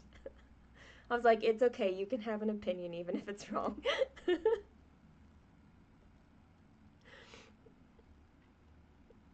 I do get why he doesn't like fruit. Like it for him it's very much a texture thing, and I do get that's fine. It just means that I know that when I have fruit around, he's not going to touch it.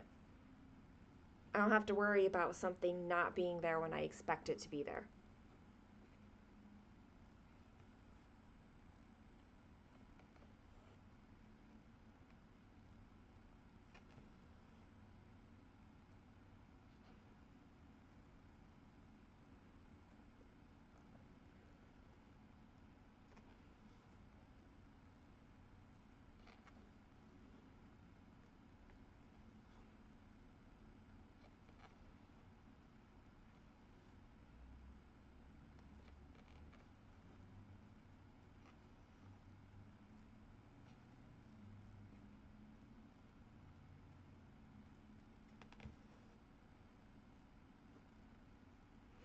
I'm kind of that same way with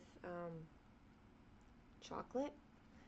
I am not like a plain chocolate person at all. And I also don't crave chocolate.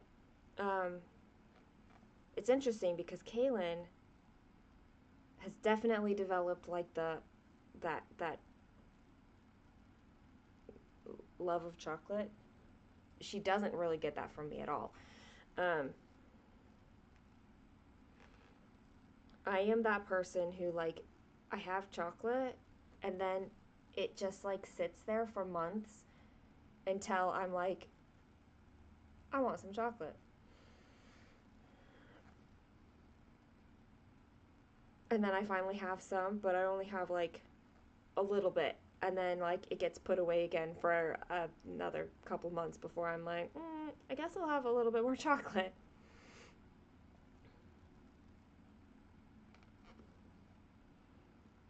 But man, if I want it there, it better be there.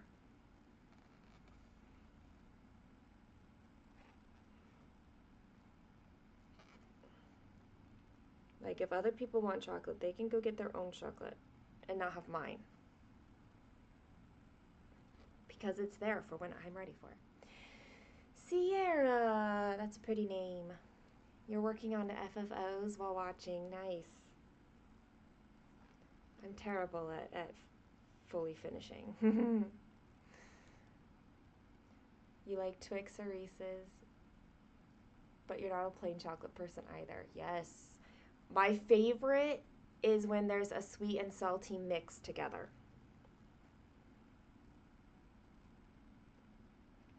I love peanut butter filled chocolate covered pretzels. Because you got, I mean, chocolate peanut butter is a fantastic combination. That's the other thing with Steven and like crumble cookies is we will always want to order different things. And we can guess what the other person is going to order and like, and it's always completely opposites.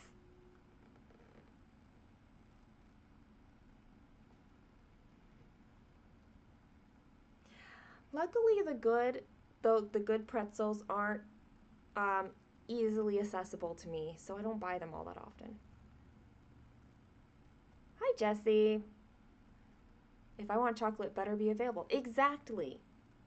I don't want it all the time, but when I want it, it needs to be there, waiting for me.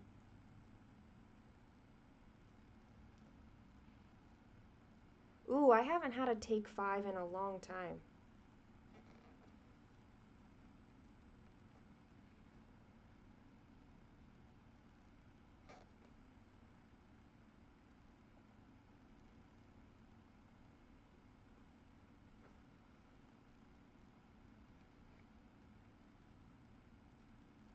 I do. I love the ones that have like, I love the nuts. I don't love the fruit ones because those are just like sweet. I'm like, well, if I wanted sweet, then I don't know. That's plain chocolate to me too.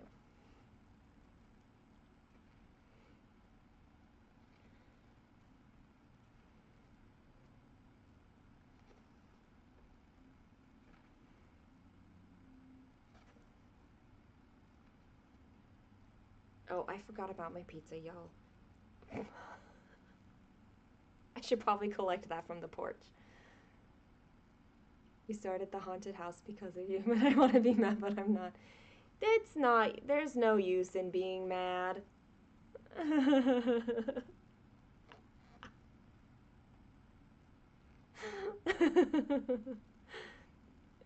Sorry, Joan. It is dangerous when we get around to talking about like candy and food here because, yeah.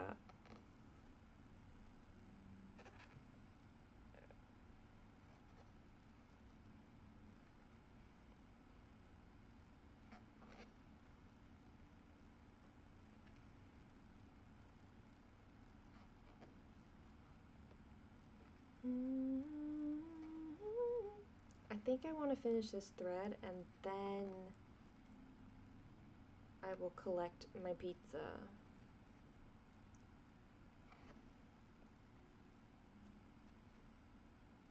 I probably should get my water bottle too. Because that's not here. Ooh, a middle start.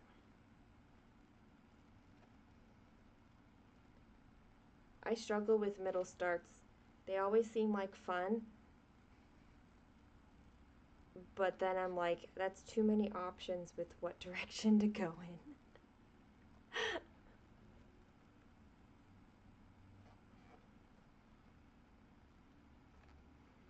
I think I've only started my Middle Earth map in the middle, actually, for a full coverage.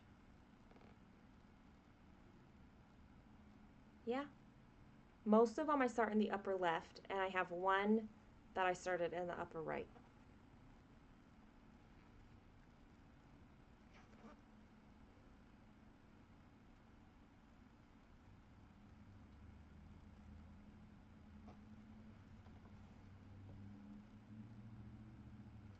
The cool thing about starting in the middle, though, with that piece is um, you can decide how much of the background you want to actually stitch, right?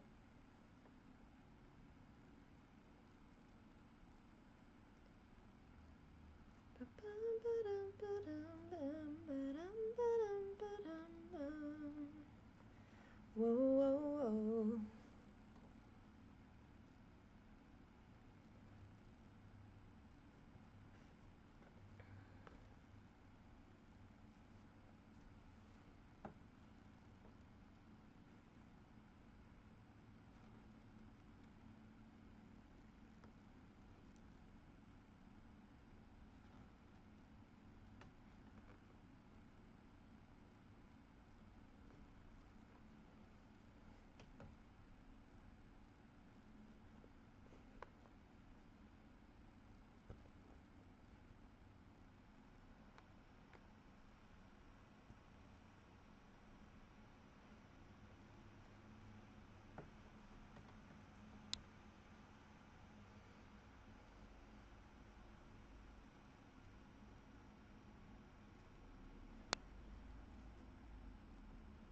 You need to see the things you're most drawn to or you lose motivation.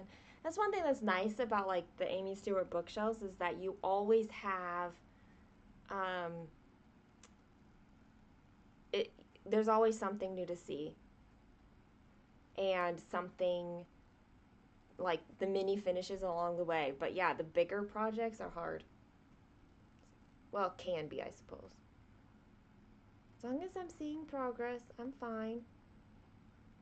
All right, I finished that thread. You have saved the day and returned. Nice, Kate. You missed the candy and pizza talk. The left corner got into the tree, so it's not boring background for ages and ages. That's good. You just get lots of confetti background for ages and ages, right? Hey, Joyce. Welcome. I will be right back. I'm just going to run and get pizza and water. Okay? And by run, I mean walk.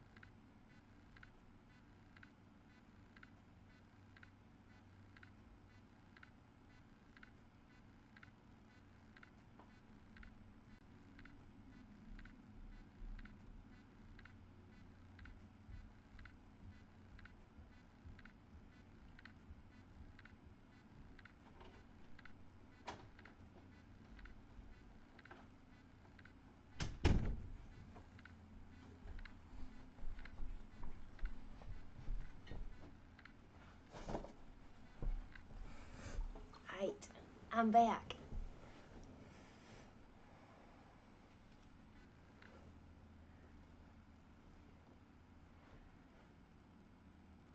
Was the camera like shifting a lot because of the in focus? Sometimes it does that. I think I'm with Jesse. You need a bookshelf.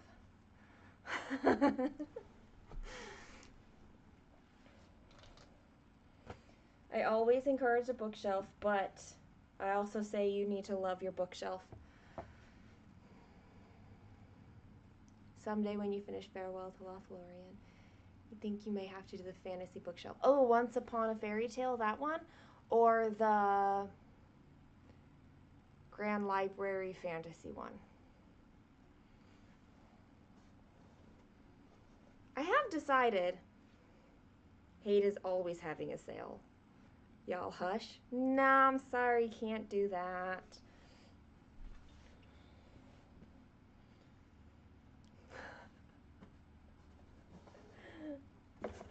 Alright, pizza. Pizza, pizza, pizza, pizza. This is ginormous. I forgot how big it was, but I got it with the express purpose of it being big for multiple meals.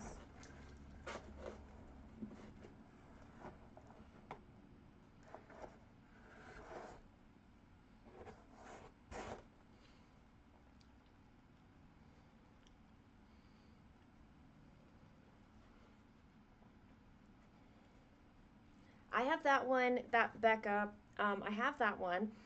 It's not a super size, but it is a max color. I haven't started it, but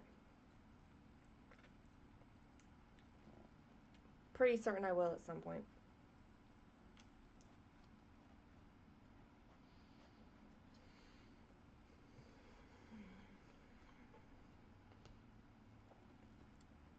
I had less of a need for that one to have all the details as this one. This one I needed all the details, all the possible detail.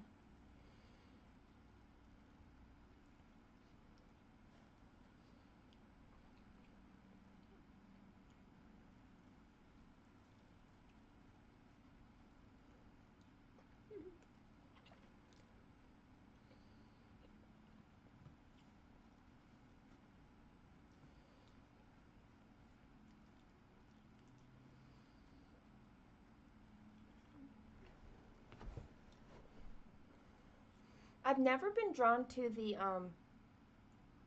what is it called? The Stitch in Time one. That one, I like it, but I've never been drawn to it, but a lot of people love that one.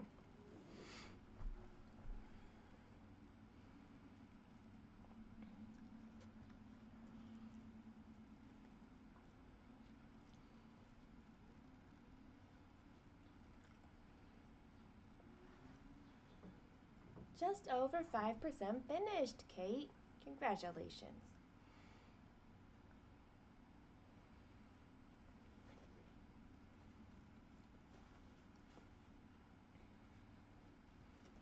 They do take a while. Full coverage, they do take time.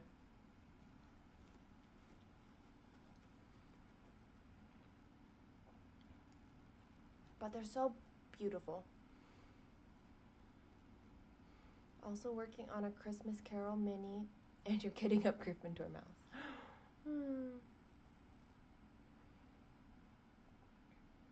Is that QS Jesse the one that Darling Bluebell has as well, Mika? Where it's the dragon is like the flying dragon.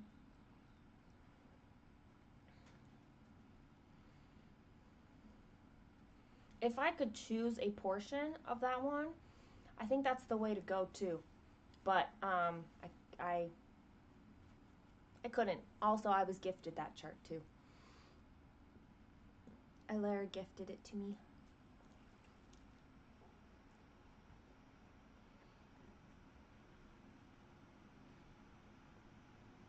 Okay, yeah. Then I know which one it is.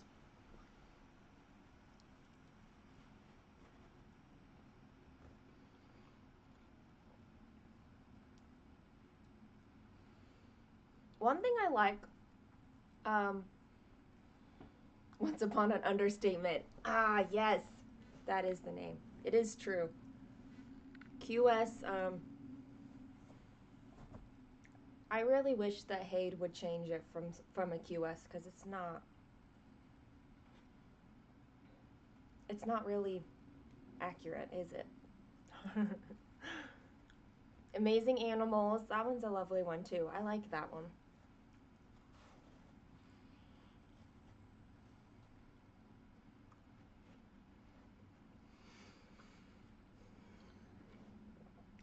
Kaylin has decided, in case of my early demise, I have questions on why she's meditating on the potentiality of my early demise, but that's fine. If I die before I finish this piece, she's gonna send it to Alara, and Alara will finish it and give it back to Kaylin. And if I do finish it, Kaylin will always keep it. Like, I really like that she feels that way. Like, she definitely wants to, keep something that I stitched like this.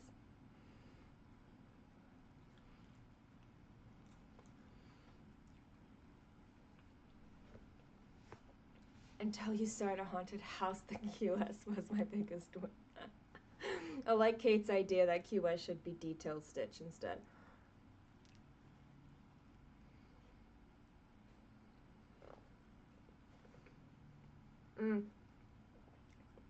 This bookshelf is my second largest project. That's bonkers to me.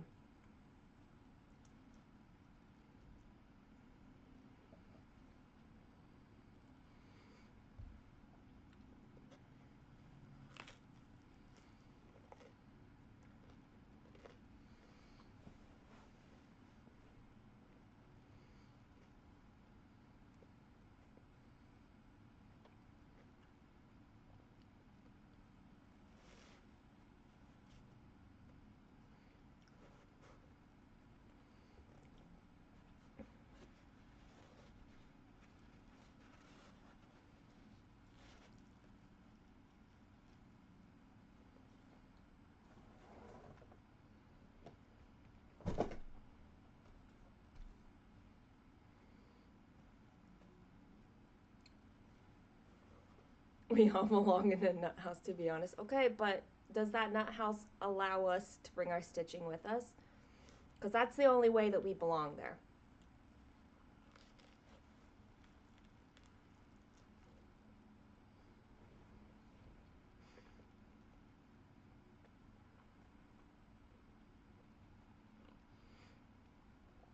And then that just sounds like a lifelong stitching retreat. So our families can visit us on visiting days. Like, there can be visiting hours.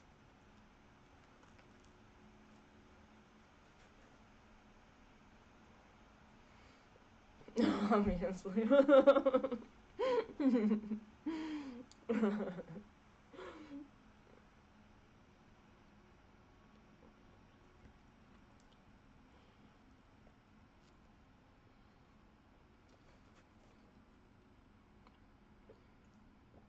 They can feed us, right?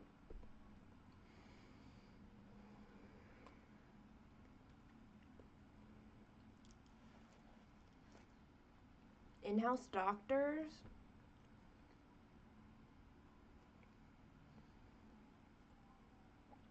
It'll be the prettiest nut house that you've ever seen.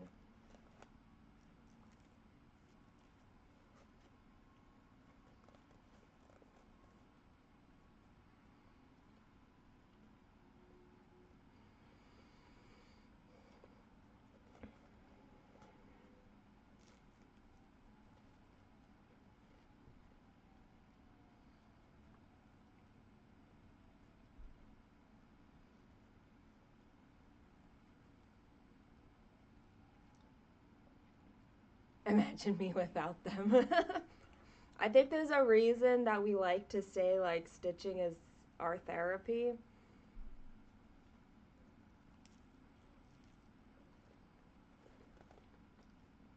It's like take away coffee and chocolate, but not my stitching.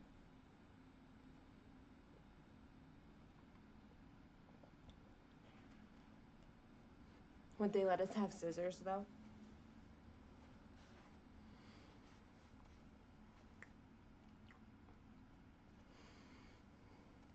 I'm gonna say yes. Because how can we say no to these cute, adorable, tiny little things?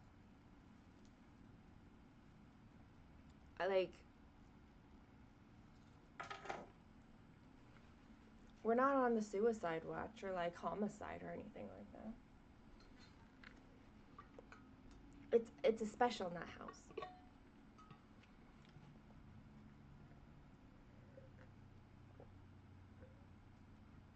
Scissors and needles allowed.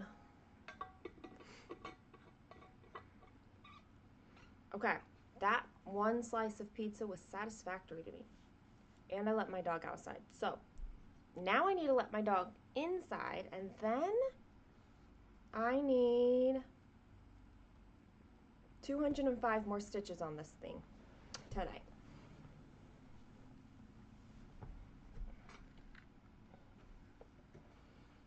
Let's collect more garbage.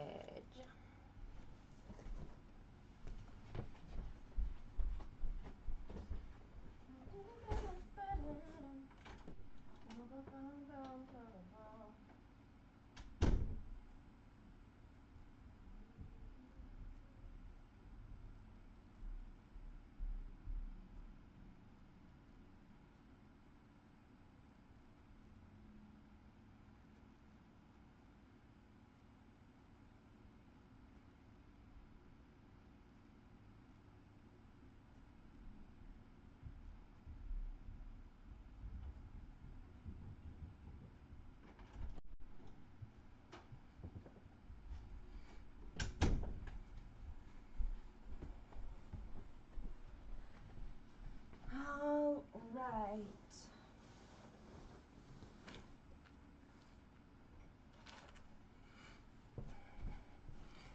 And we're back. We're not a danger to anybody, just delusional. Yeah, but imagine how much stitching we'd do and how much progress we'd make without a lot of the other stuff getting in the way.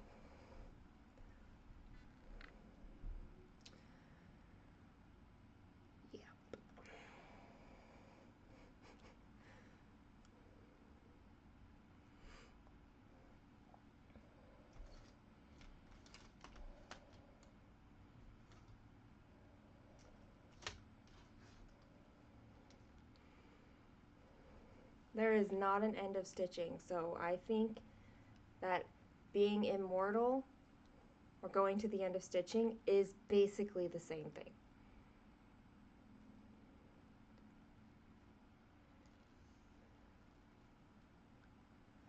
When we die, other stitching will take up our ribs. That's true.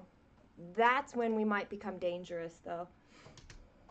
I want that project. No, I want that project. You got the last one. Well, I was here first.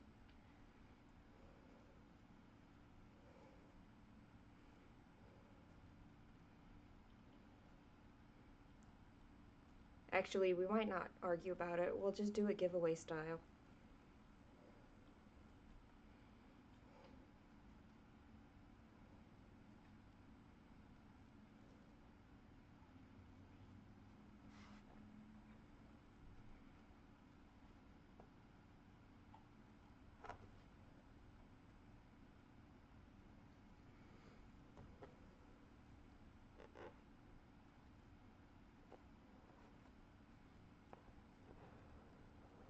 As long as we keep our ability to stitch. Now that's rather important because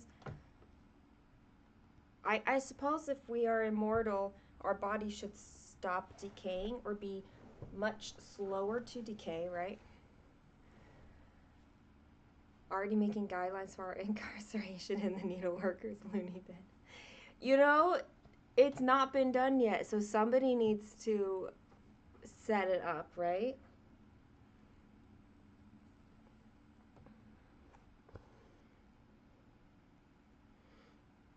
Otherwise, non-stitchers will be the ones to say what happens, and that doesn't seem right. They don't know what we need.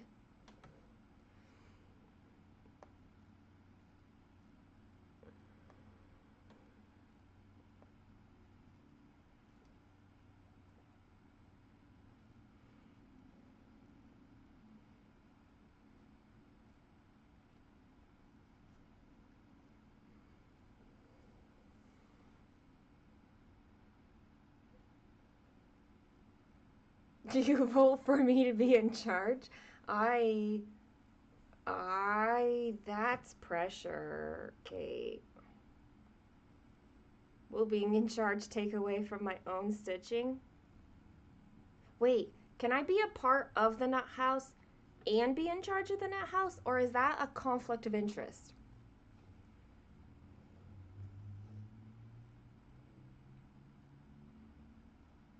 Brenda, I know it looks like I'm almost done, but there's still like 9,000 stitches to go.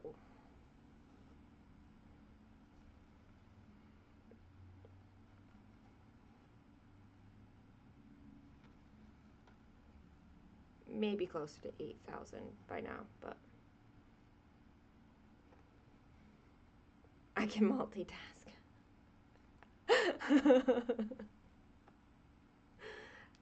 Sometimes I can multitask.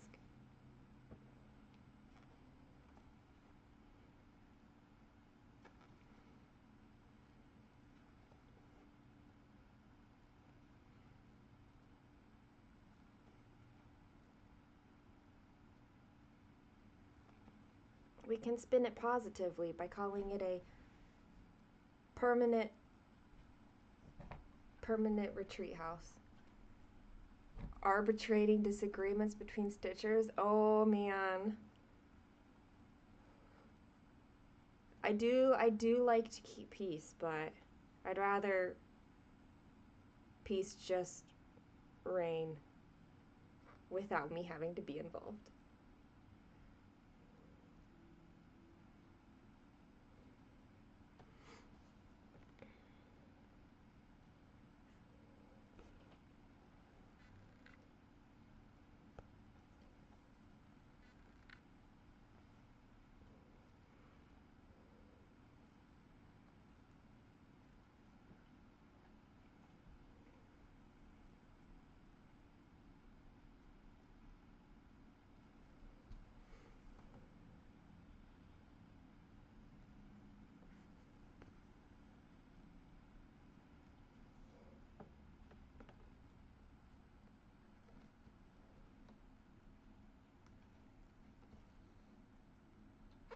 Now we just need funds to start such a thing.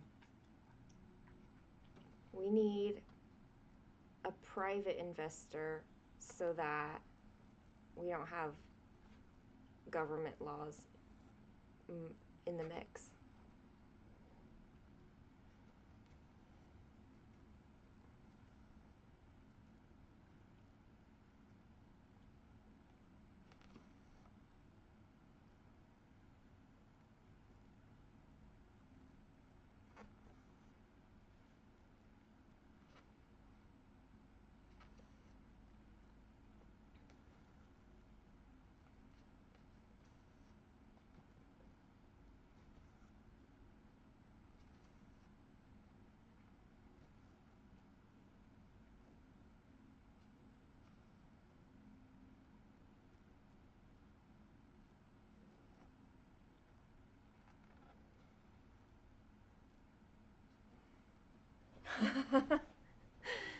You know, $1 billion would definitely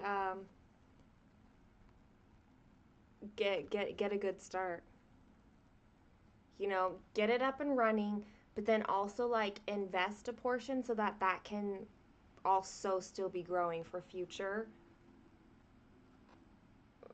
all the things. Happy lunchtime, Shauna. Morning's going great so far.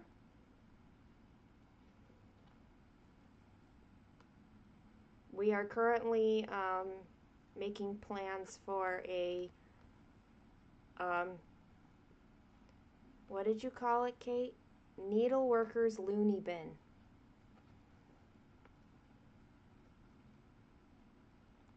The permanent retreat stitch house.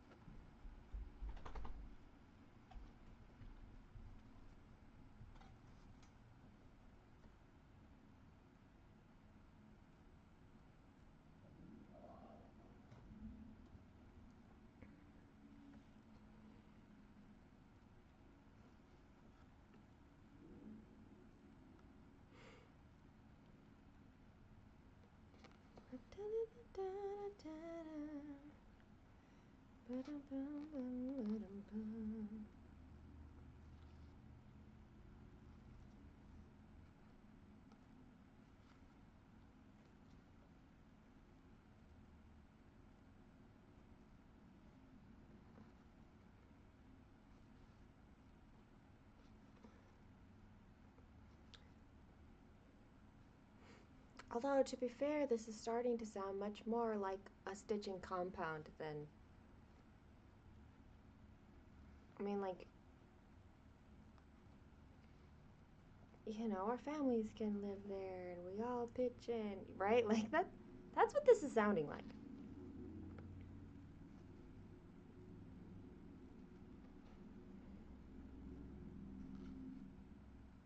Though I still maintain we should hire cleaning service and, like, a chef.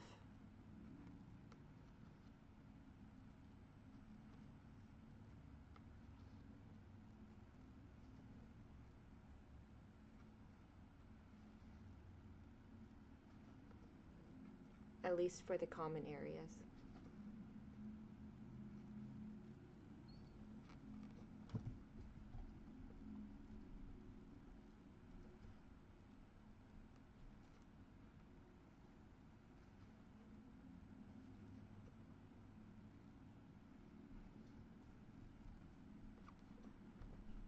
And we could have like a couple soundproof type rooms for like all the floss tubers who still need to like make videos. You could sign up for a slot and then you'd have space for that.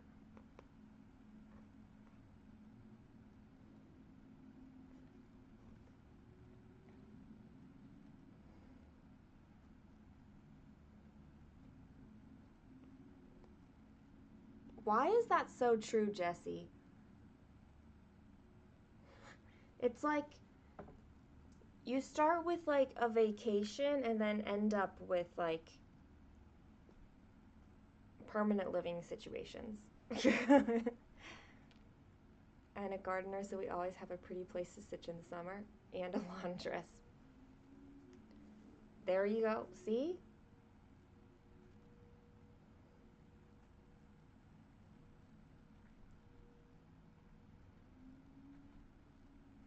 We do want a pretty place. Although if we have like a greenhouse kind of a thing, or a conservatory, I like that because yeah. Then you can have indoor pretty places too. Year round.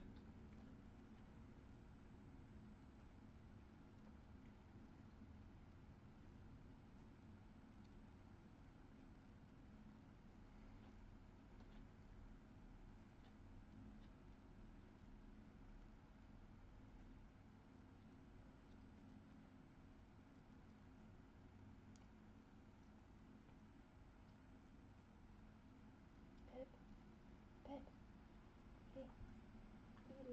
Can you stop? Do you have a thingy? I don't feel anything.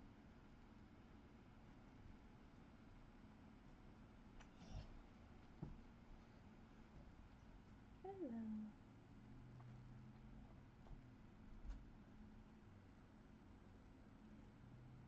Sounds like a plan. Sierra's gonna join us. Yes.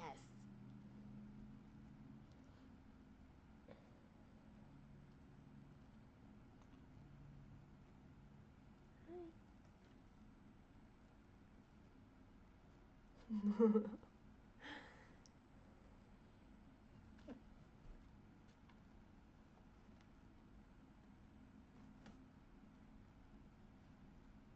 You just need lots of petting right now.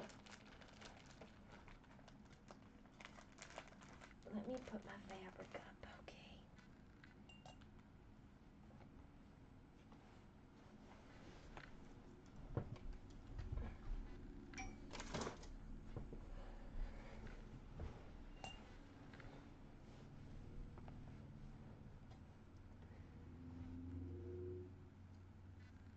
It sounds like a cult.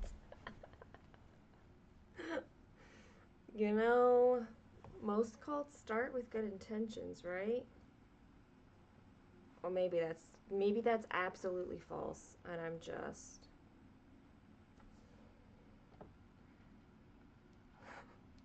or I could say it's a cult worth being in.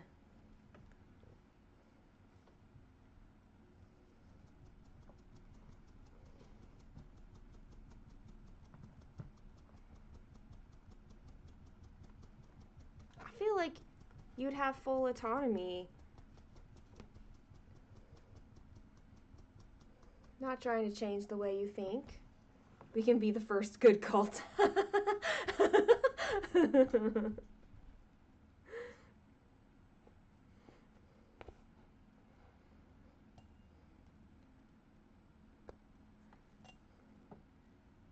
Sign me up.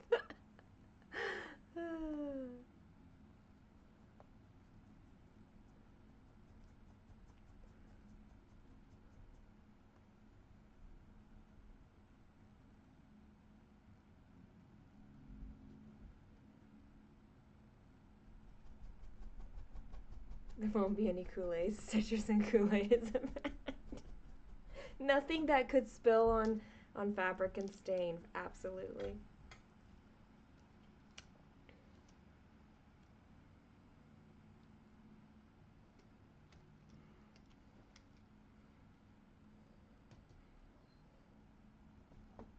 We'll have oh, what do you need? What do you need?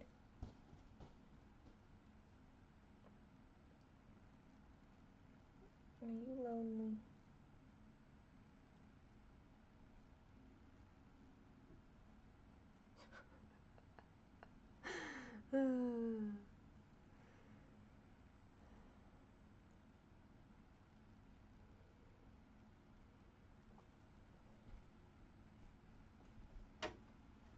Can you come over here?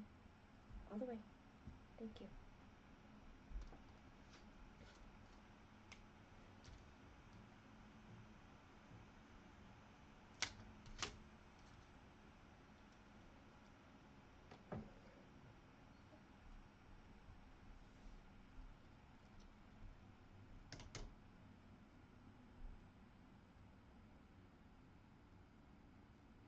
Plus, if it's more like a compound, you don't really need, it's less of, one person being in charge.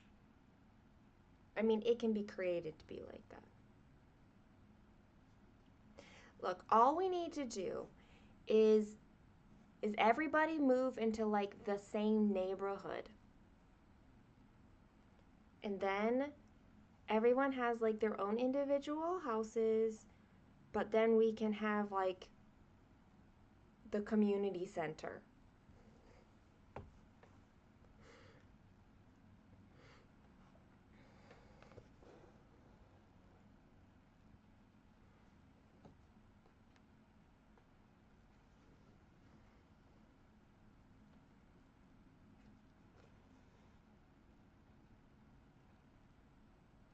And it could be like, you know, breakfast and lunch is on your own, but we have the catered dinner, you know, the chef made dinner.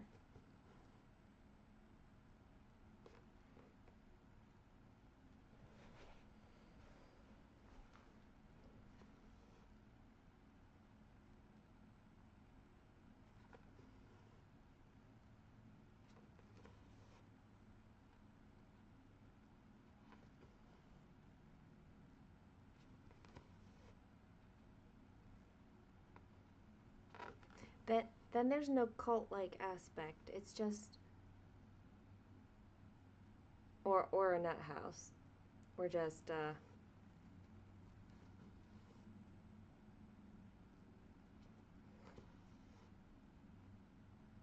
a neighborhood.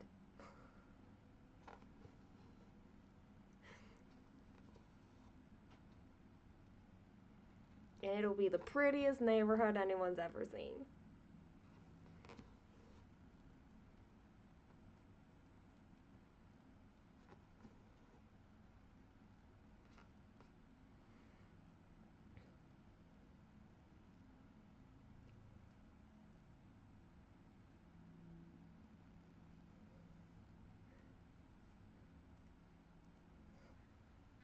A tiny house village of Stitchers.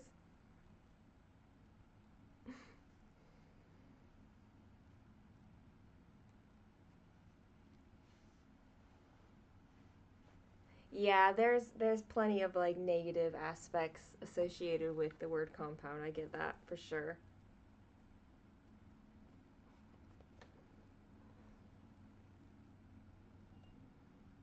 No one would want to stop stitching long enough to do the lawns. See, that means that we get a riding lawnmower, but our families are also there, and so it's like we can get some husbands involved too, right? And boyfriends and sons and daughters.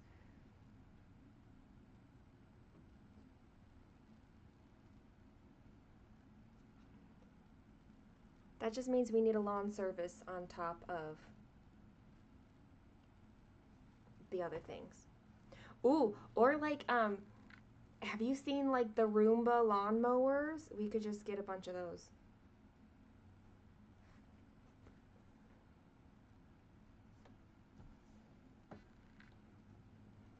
But then it would be so easy to like share equipment too, right? Like have a couple of like riding lawnmowers and like everybody can share them.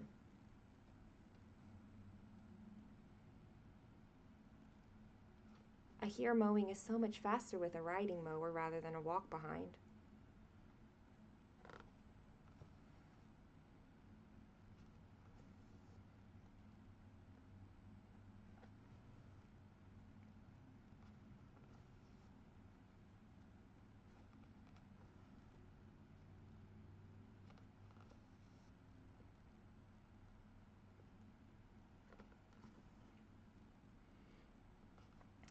And we can have, ooh, goats is a good idea. Just let them graze it all down. And then you can have baby goat yoga.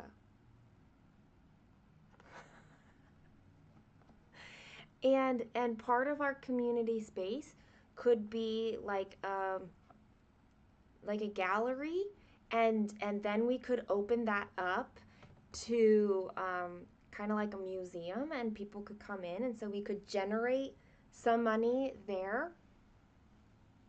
We all become famous floss tubers. Yes.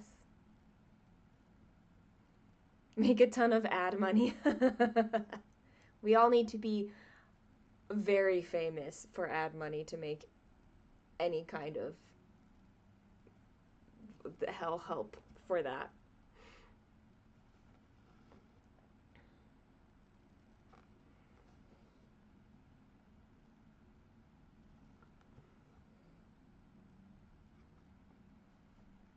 But there are lots of ways you could generate some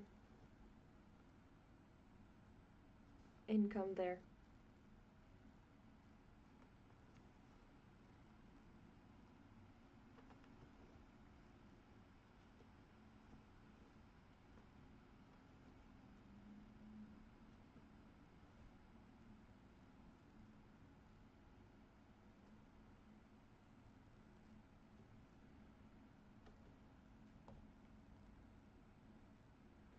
And it could be like one of those artisan places, where people could come in and you see the displays, but you also like see the process because, we're all there stitching. They can ask questions, learn more, take classes.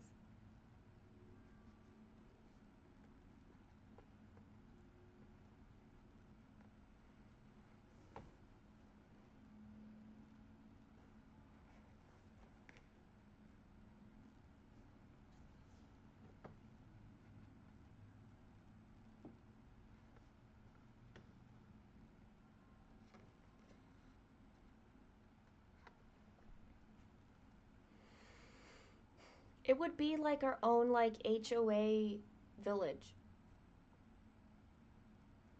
See? We could have our own coffee shop in LNS. It's true. Whenever we need supplies or we want to acquire things, then we just pass it off. We like submit our order to the LNS and they'll acquire anything. That would be fun.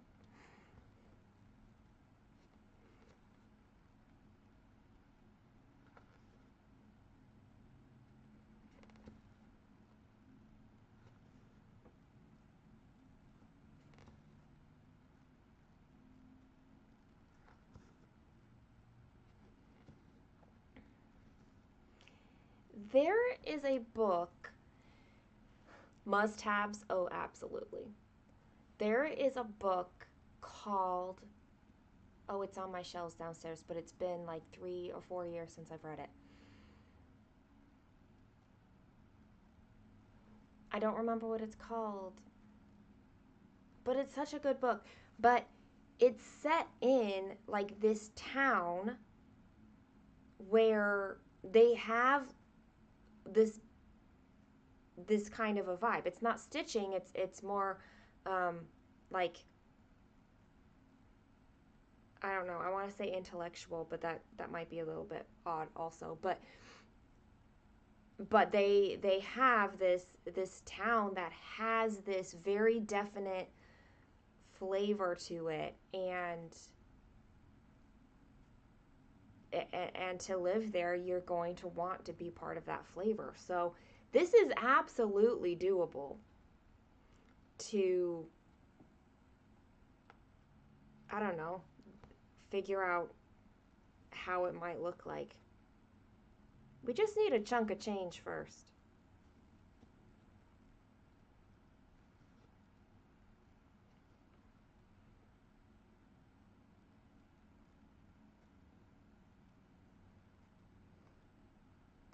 And then we can figure it all out.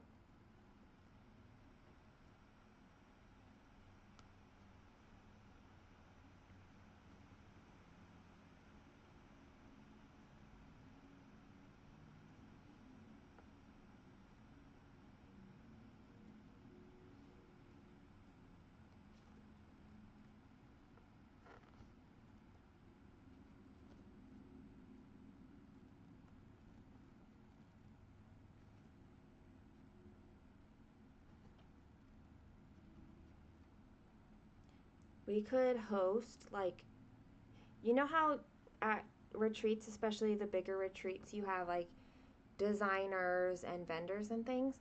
So you could host kind of like I'm gonna call them like a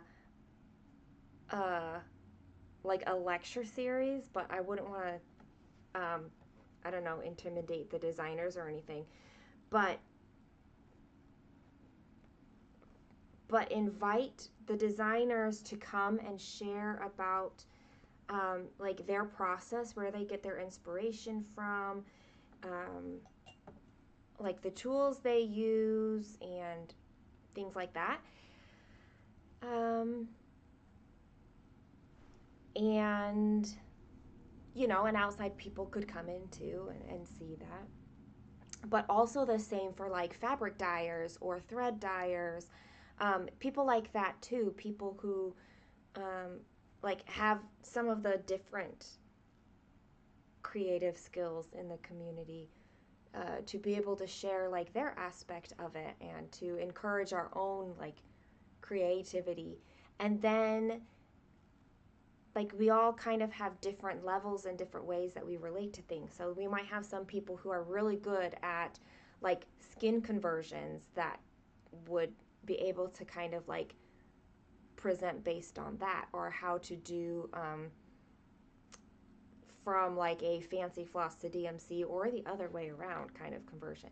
There's all kinds of things that that I feel like we would be able to share knowledge in the community, but like in person. That would be incredible.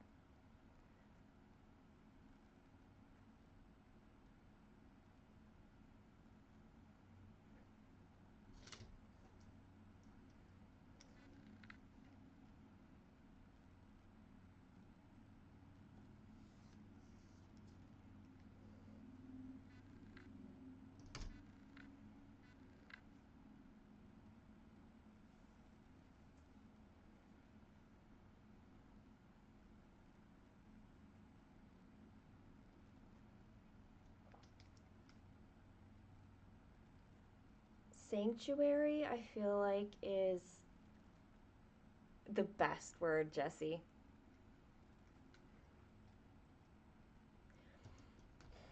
Because we do, like, we want the community, but we also want to, like, even the extroverts are going to want time away. And so we kind of need our own private places, but we also want to be able to engage with the people who, like, have such a common interest in each other that we do with stitching.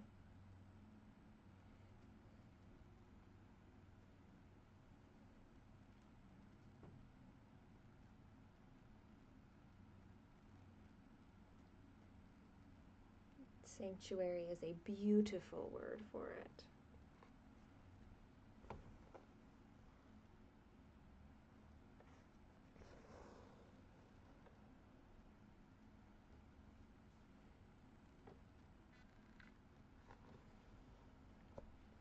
Well, and then we can host our own retreats there because we're going to have like this gallery of projects. And so it's going to be like,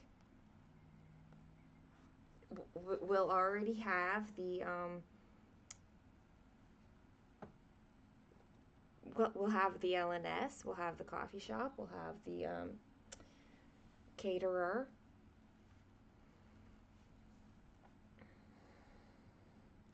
Certainly more appealing than Nut House.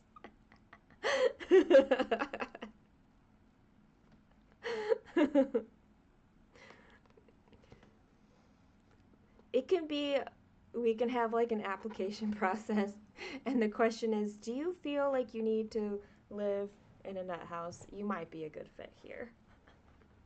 Hi, Monica. Hello.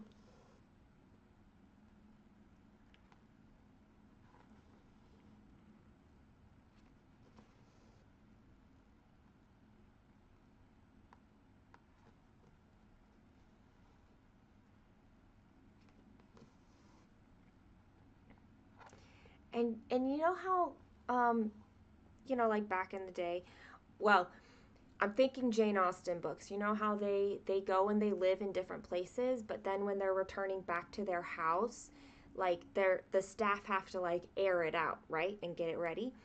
So we could have like kind of like a B&B kind of a place for, or hotel-ish thing that wasn't open all the time, but only for like retreat when people were coming in for that. And that way we were like, it's like we were hire the cleaning service to come in and just like do a once over and air everything out before retreat weekend, and then come back afterwards to do a cleaning afterwards, and then we don't have to maintain it the whole time.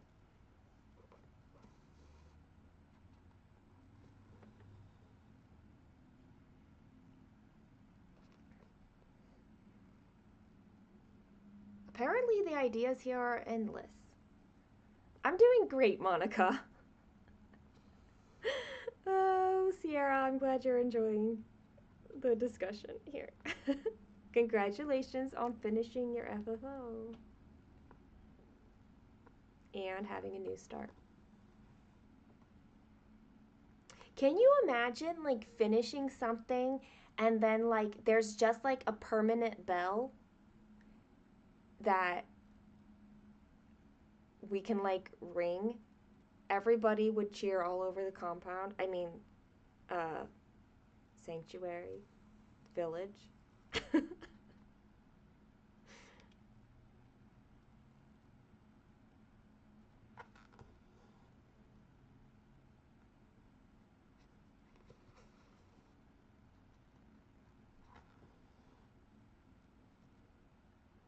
I feel like part of the LNS, or maybe separate from the LNS, there ought to be like a finishing and framing studio. Like some people like to do them themselves and they're great at it, and others, like I don't know. Maybe you just need supplies, and maybe you need somebody to do it. But we should include that somewhere in the village too.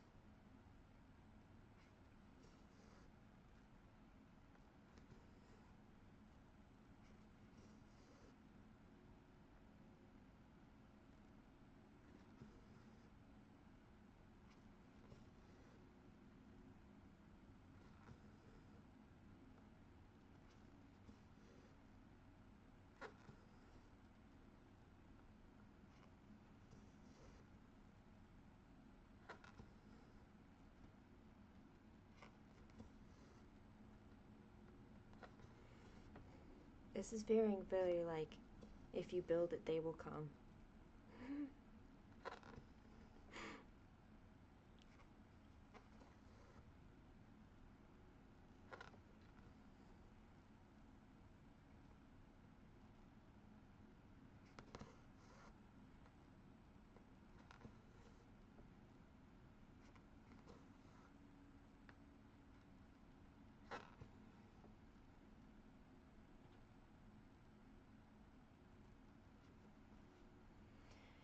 M. Night Shyamalan's The Village. I'm gonna looking this up.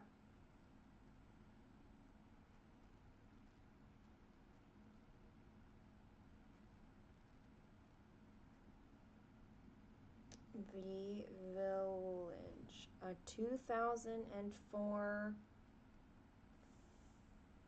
film.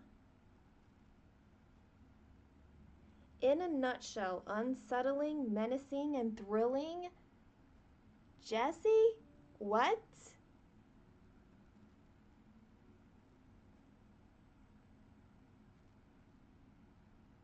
Okay, but we don't really want to live. I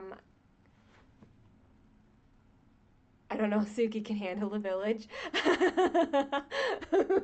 I know, that's why I'm like, in a nutshell, I'm like, huh? I don't know about this. Unsettling? Way too scary for you. It sounded like a retirement community in Florida. I mean, I think that's kind of the idea, Joyce. We just need it for pre-retirement as well. So,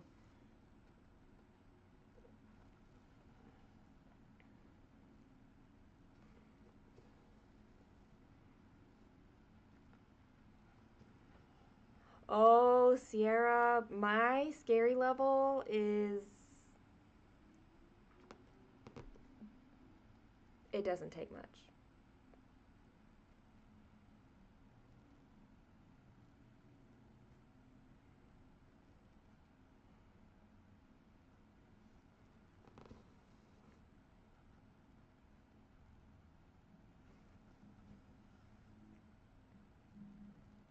Yeah, like I don't think the idea is really to be like separate from the world.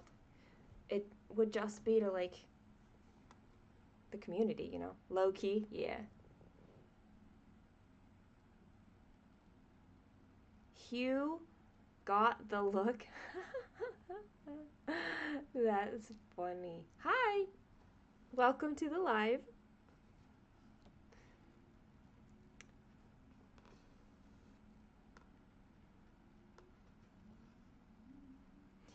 In England, there's a village.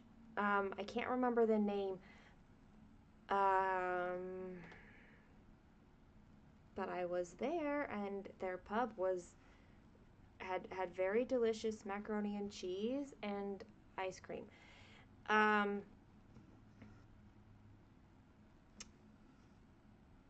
but in this village, like you do have to apply in order to live there, um, because their culture has been set for hundreds of years. They're like low technology. Most of them, um, actually, every local that I talked to, uh, a lot of them didn't even have cell phones, but whatever cell phone they had was a dumb phone, like a flip phone instead of a. I don't think anybody had a smartphone. Um, and while waiting for my food at the pub, I was reading a book, and the waitress was like this older lady, and she was like, I love that you're reading a book. So many people come through and they're like on their phones or whatever, and they might be doing good things, but it's so nice to see somebody just doing that. It was really, really interesting. It's also the village where they filmed in the Harry Potter movies, um, like where Lily and James died. The house that they are in is in that village. I remember that. But it's so lovely, and their sense of community was so strong.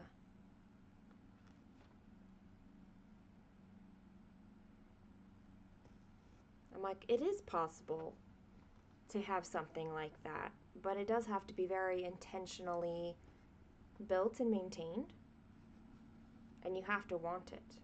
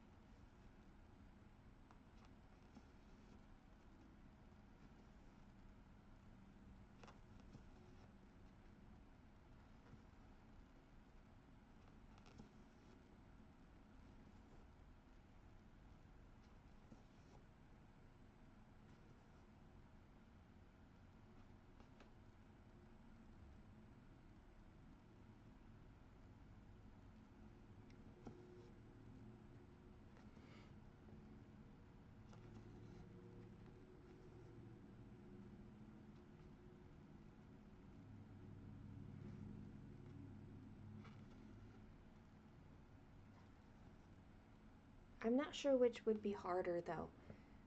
Deciding on where such a village would be, or having the finances to start it. Perhaps it doesn't matter where it is, because it would be more about who is there and the community that's built rather than some like perfect ideal setting or something.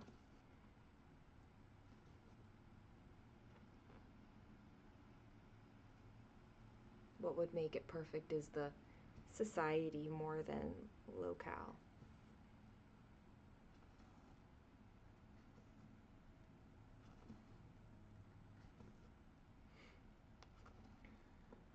Y'all, now my brain is going on this.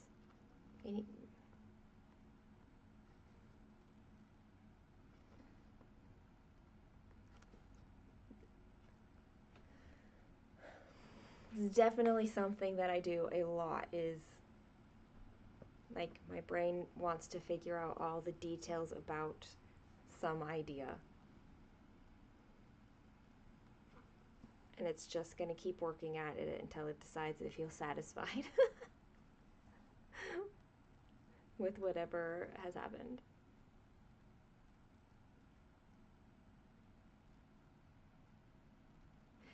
Well, there wouldn't be enough room. This is true, but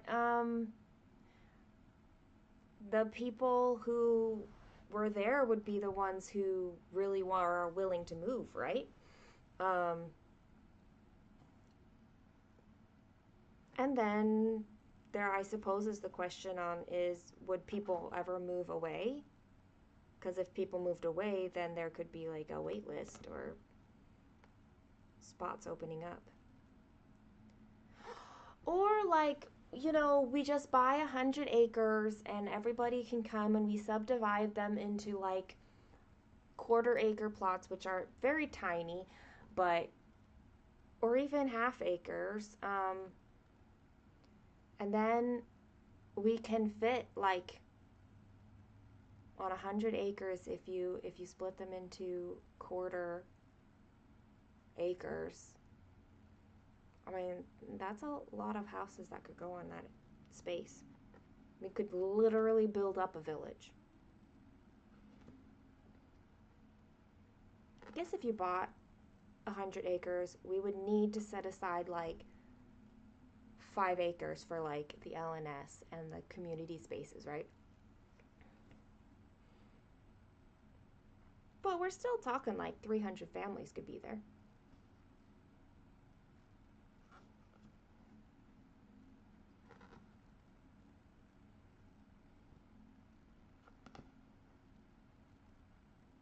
And if it's successful, then people could start a new Stitchy village. We could be trendy, you guys. Who knew that Stitchers would ever be trendy?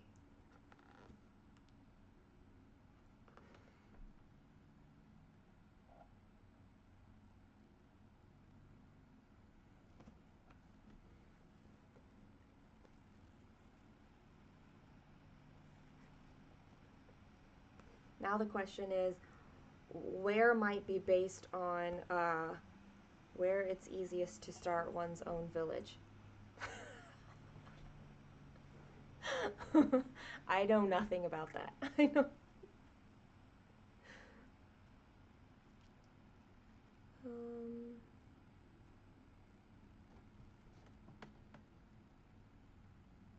oh, no, up here.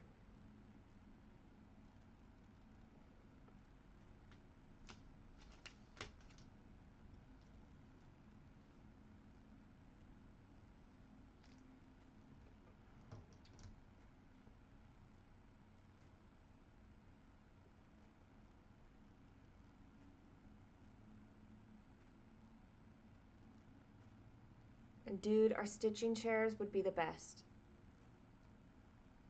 Like, we would invest.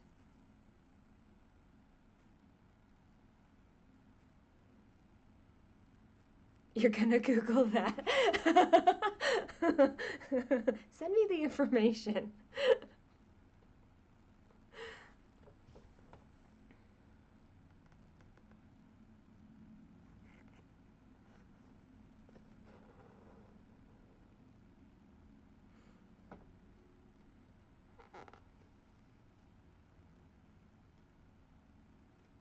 I don't even mind the idea of like, obviously this is a lot of money, but we're dreaming, right? Um, like you could revitalize a place.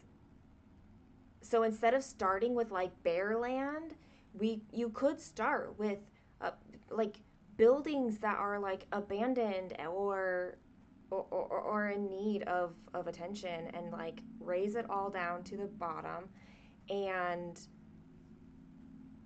and then and then build up from there. Like basically start all over. Like what else would you do after an apocalypse? Like you'd start all over.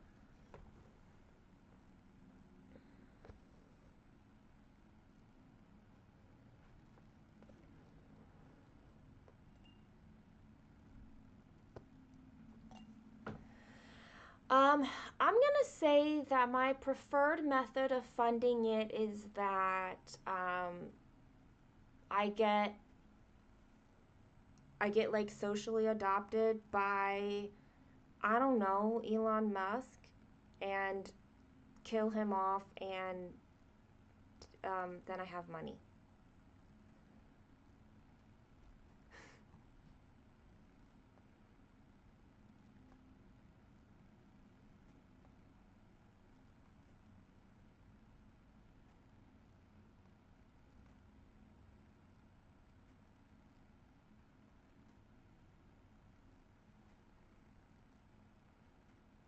Bought a school to renovate to a house, and that sounds like a good stitching community house. See? Look at that.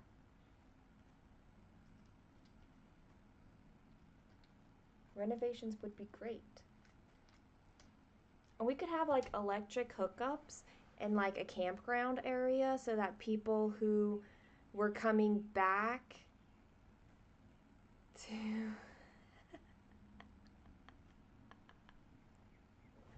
No, no, no. No, all very legal. I wouldn't. That's we're I don't need to be crazy to do that, right? Um I now forgot. Oh, we could have like this campground so people who were like travelers that way, like have their trailers or whatever, they have a place to be too.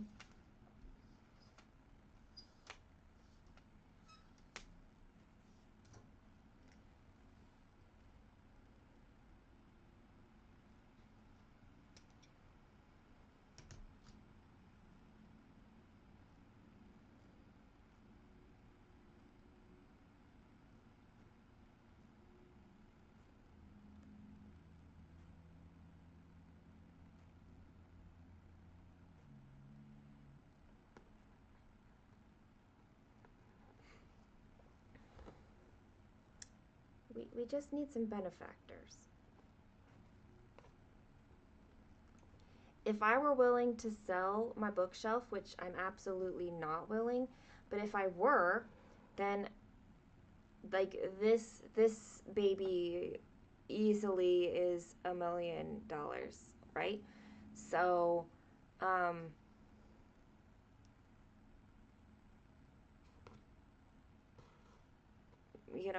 we could fund such a place with things that we sell.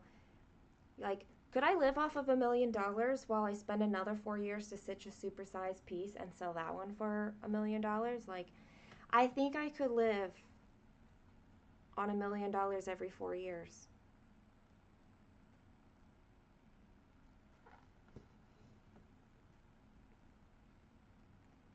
There are actually whole towns and suburbs that have been abandoned one reason or another. Yeah. See, there are that way like the idea of revitalization is very, I don't know if it's that it is very appealing to like my detailed oriented brain, but abandoned places are like out of order. They're disordered, and I really wish I had the money to go in and like order it in one way or another. I don't care how. I mean, I might care how, but I'd love to invest in places in that way.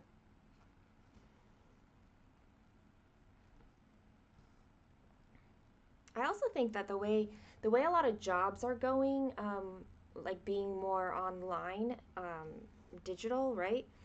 That your physical location matters a lot less than it used to be.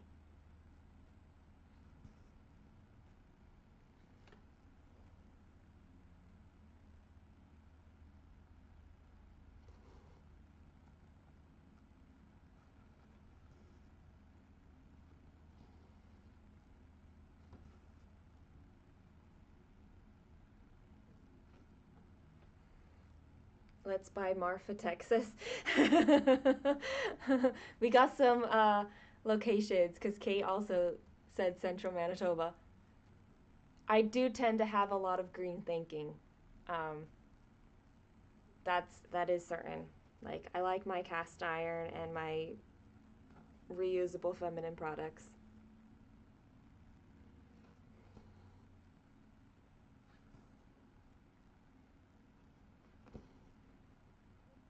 I'm a homeschooler. I bet you we could do some education thing that wasn't like a public school for children too.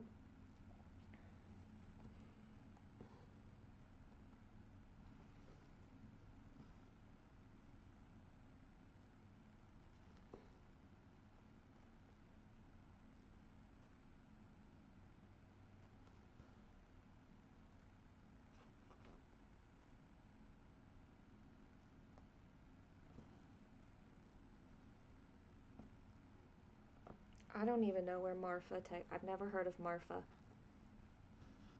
I know where Texas is.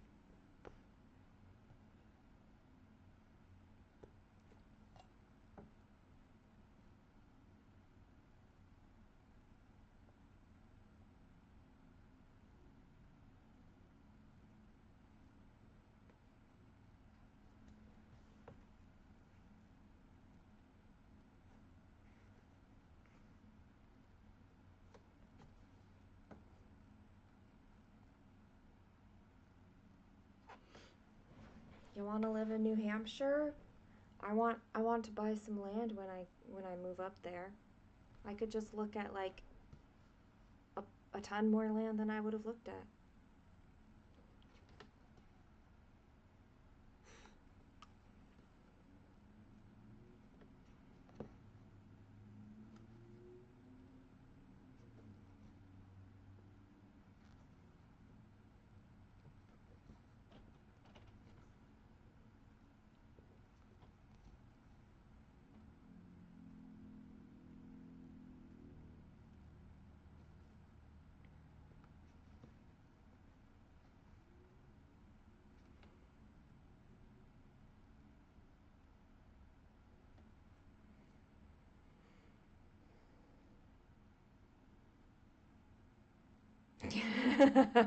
Okay, that might sweeten the deal for somebody else, but not me. It's supposedly haunted. I'd be like, please leave me alone. Here's a gift.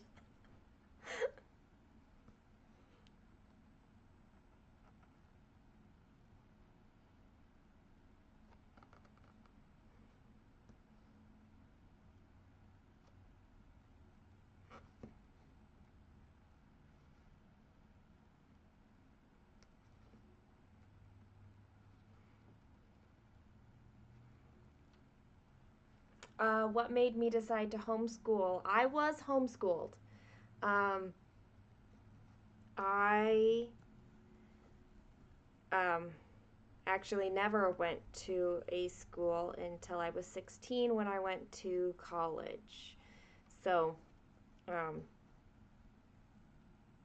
yeah, I was homeschooled, so me homeschooling Kaylin was very much not a big deal to me. My views on education are uh, different, I suppose, than mainstream, and I like to homeschool. I like the flexibility it allows. I like um,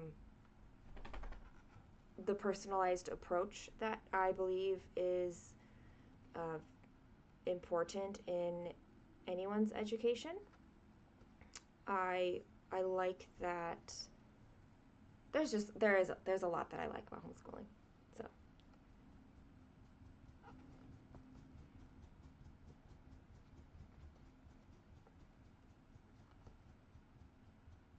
I don't think it's the only option though. I do believe that there's other educational approaches and philosophies um, that exist. Even among homeschooling, homeschooling is not a philosophy.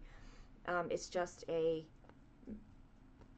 um, it's really a location, is what homeschooling is, because you can have a lot of different mentalities, um, approaches, methods among homeschooling.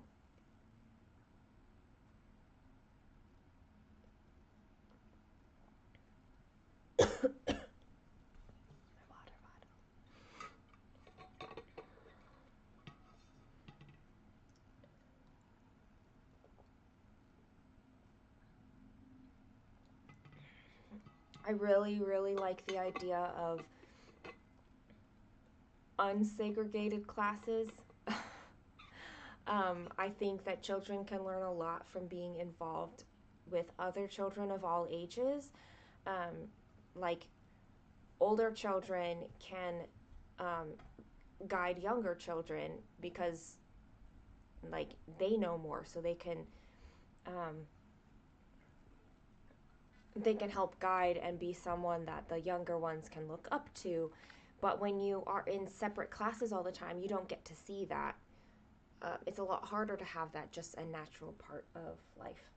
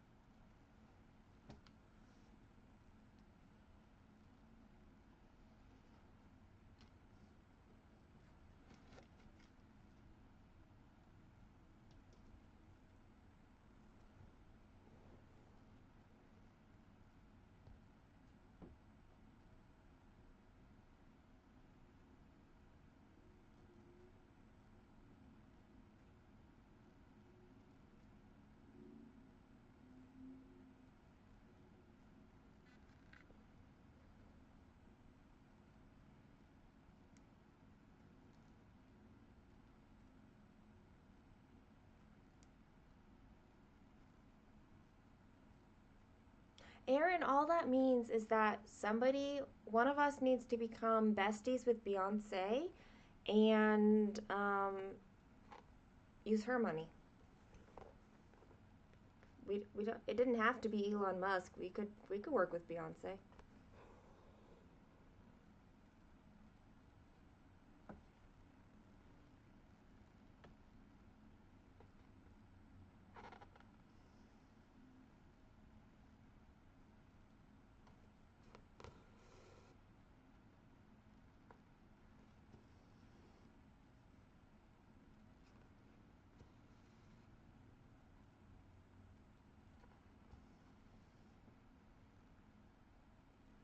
Aliens.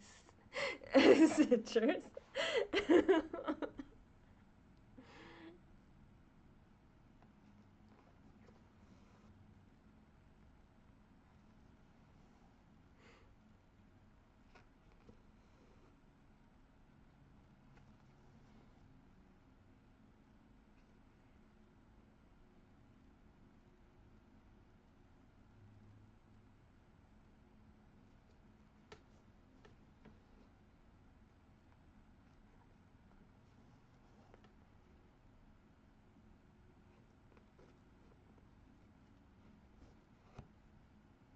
I can only imagine this conversation with Steven later on today. So, how was live streaming? Well, I planned out founding a village.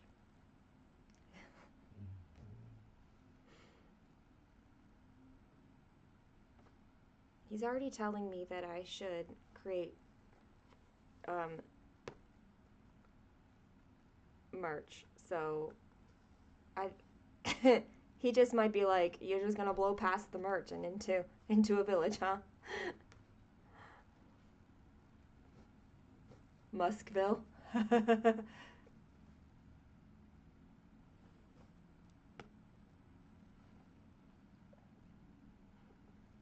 Deal. I like this, but we need to come up with a cool name that's not Elon or Muskville.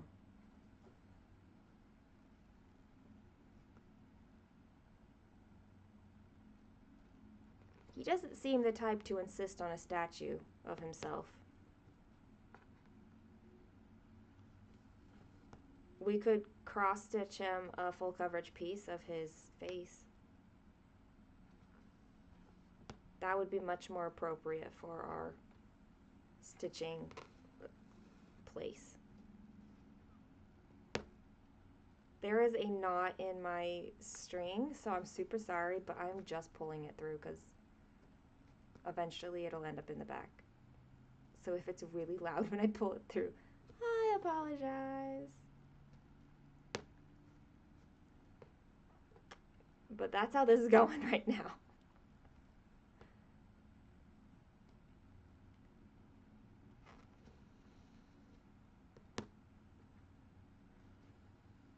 I will just make sure that this knot ends up in the back of my project.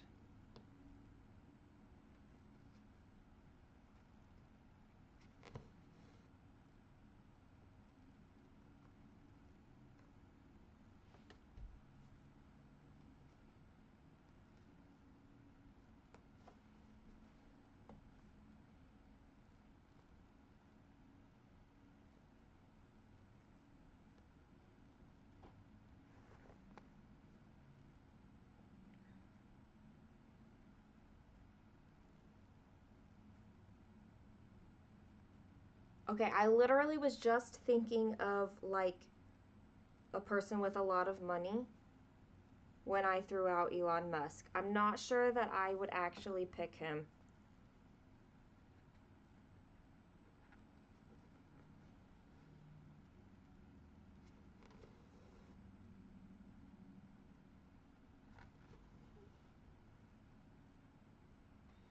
Like, I don't know, Facebook dude, Mark Zuckerberg was another one who came to mind, but I don't know that he's any better. Or, you know, Jeff Bezos, right? Like, the super rich men. Maybe we don't need to go that rich. I like the Beyonce idea. I like the idea of finding a female.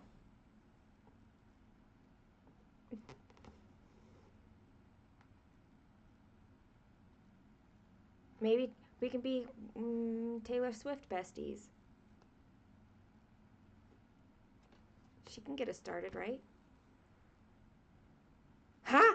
Jessie Marie, we were on the same wavelength with Taylor. Ooh, Harrison Ford, we could do that. He is a stitcher.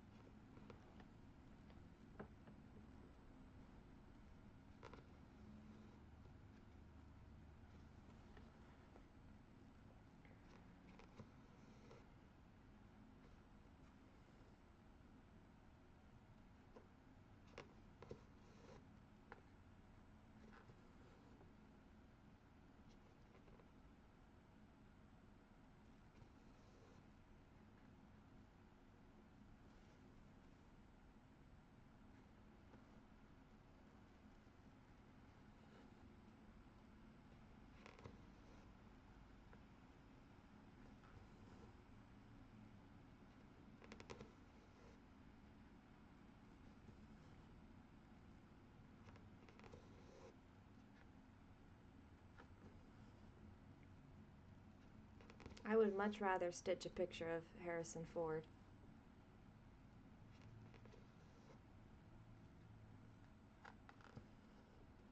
could totally be like a communal stitch.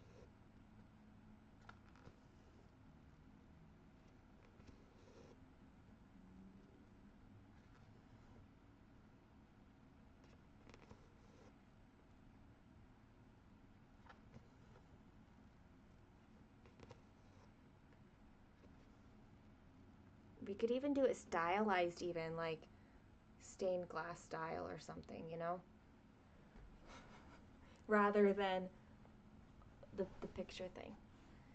Chris Hemsworth stitches too. He's already got his own compound started in Byron Bay, so he'll know what to do. Nice. I'll just send him an email. Hi. Can you give me deets on how to start your own compound? Also, Stitcher Unite.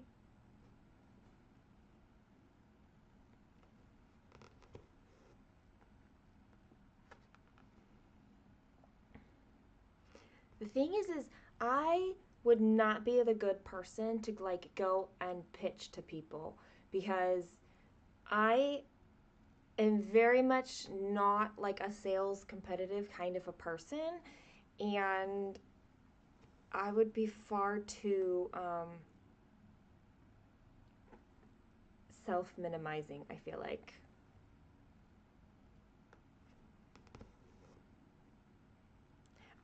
But like the details of like the planning and the setting up and like making it happen, that would be more my strength.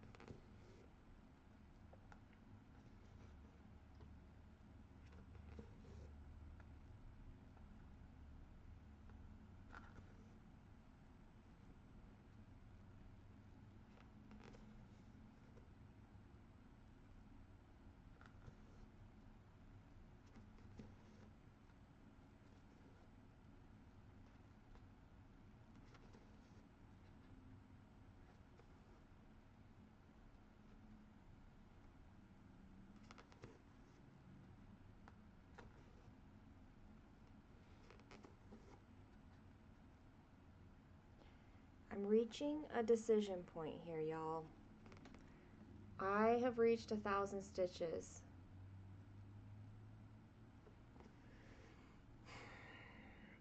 So, do I switch projects?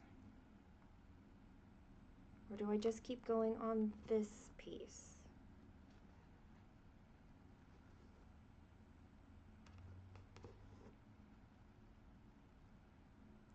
I know what I should do. I could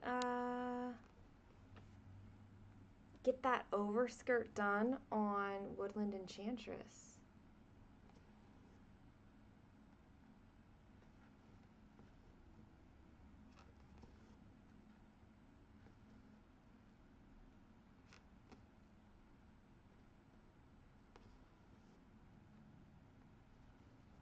Thank you. Sango? MCM? Thank you very much.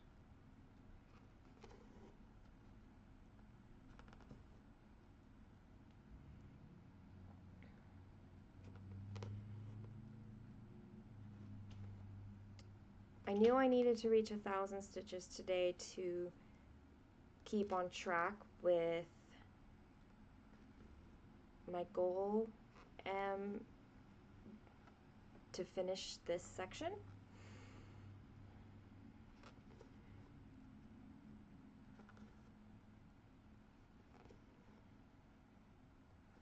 But now that I've hit it, I'm not entirely sure what to do.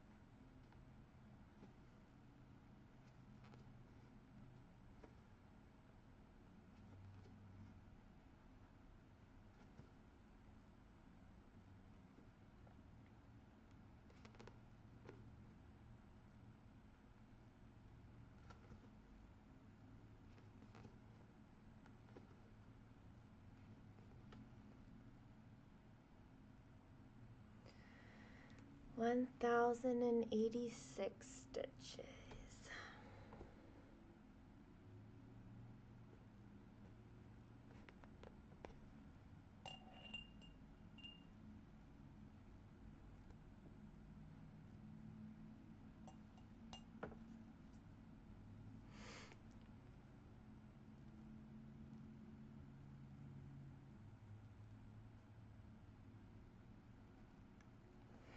I do feel very comfortable with switching. Let me see where my, I just want to pull up my spreadsheet for this. 1,086. Yep, that means I just need to make sure I get 600 stitches all the other days, and I will be just fine.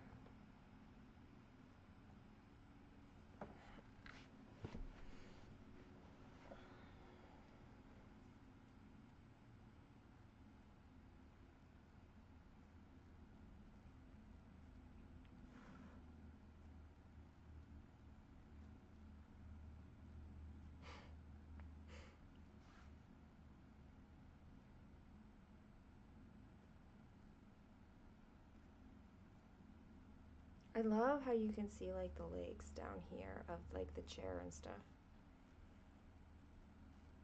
I feel like there's gonna be so much, there's a lot of confetti in this area, so it's been nice to fill in it as I go, for sure.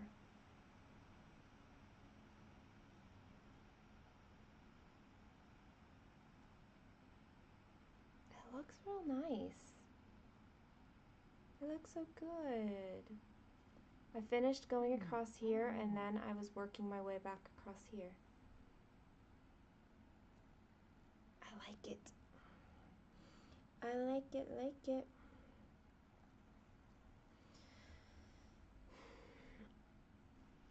Okay.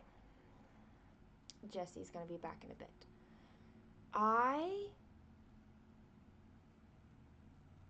What am I going to do?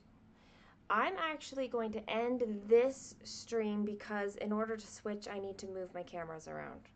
So that'll be easier. I'm also going to let my puppy out and get her moving a little bit. And then I will be back. So ideally, I'll be back within like maybe 30 minutes.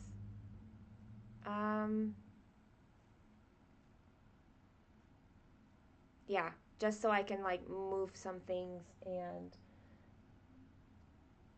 just shift everything. That's what I'm going to do. So I will be back. Hopefully I will see you there.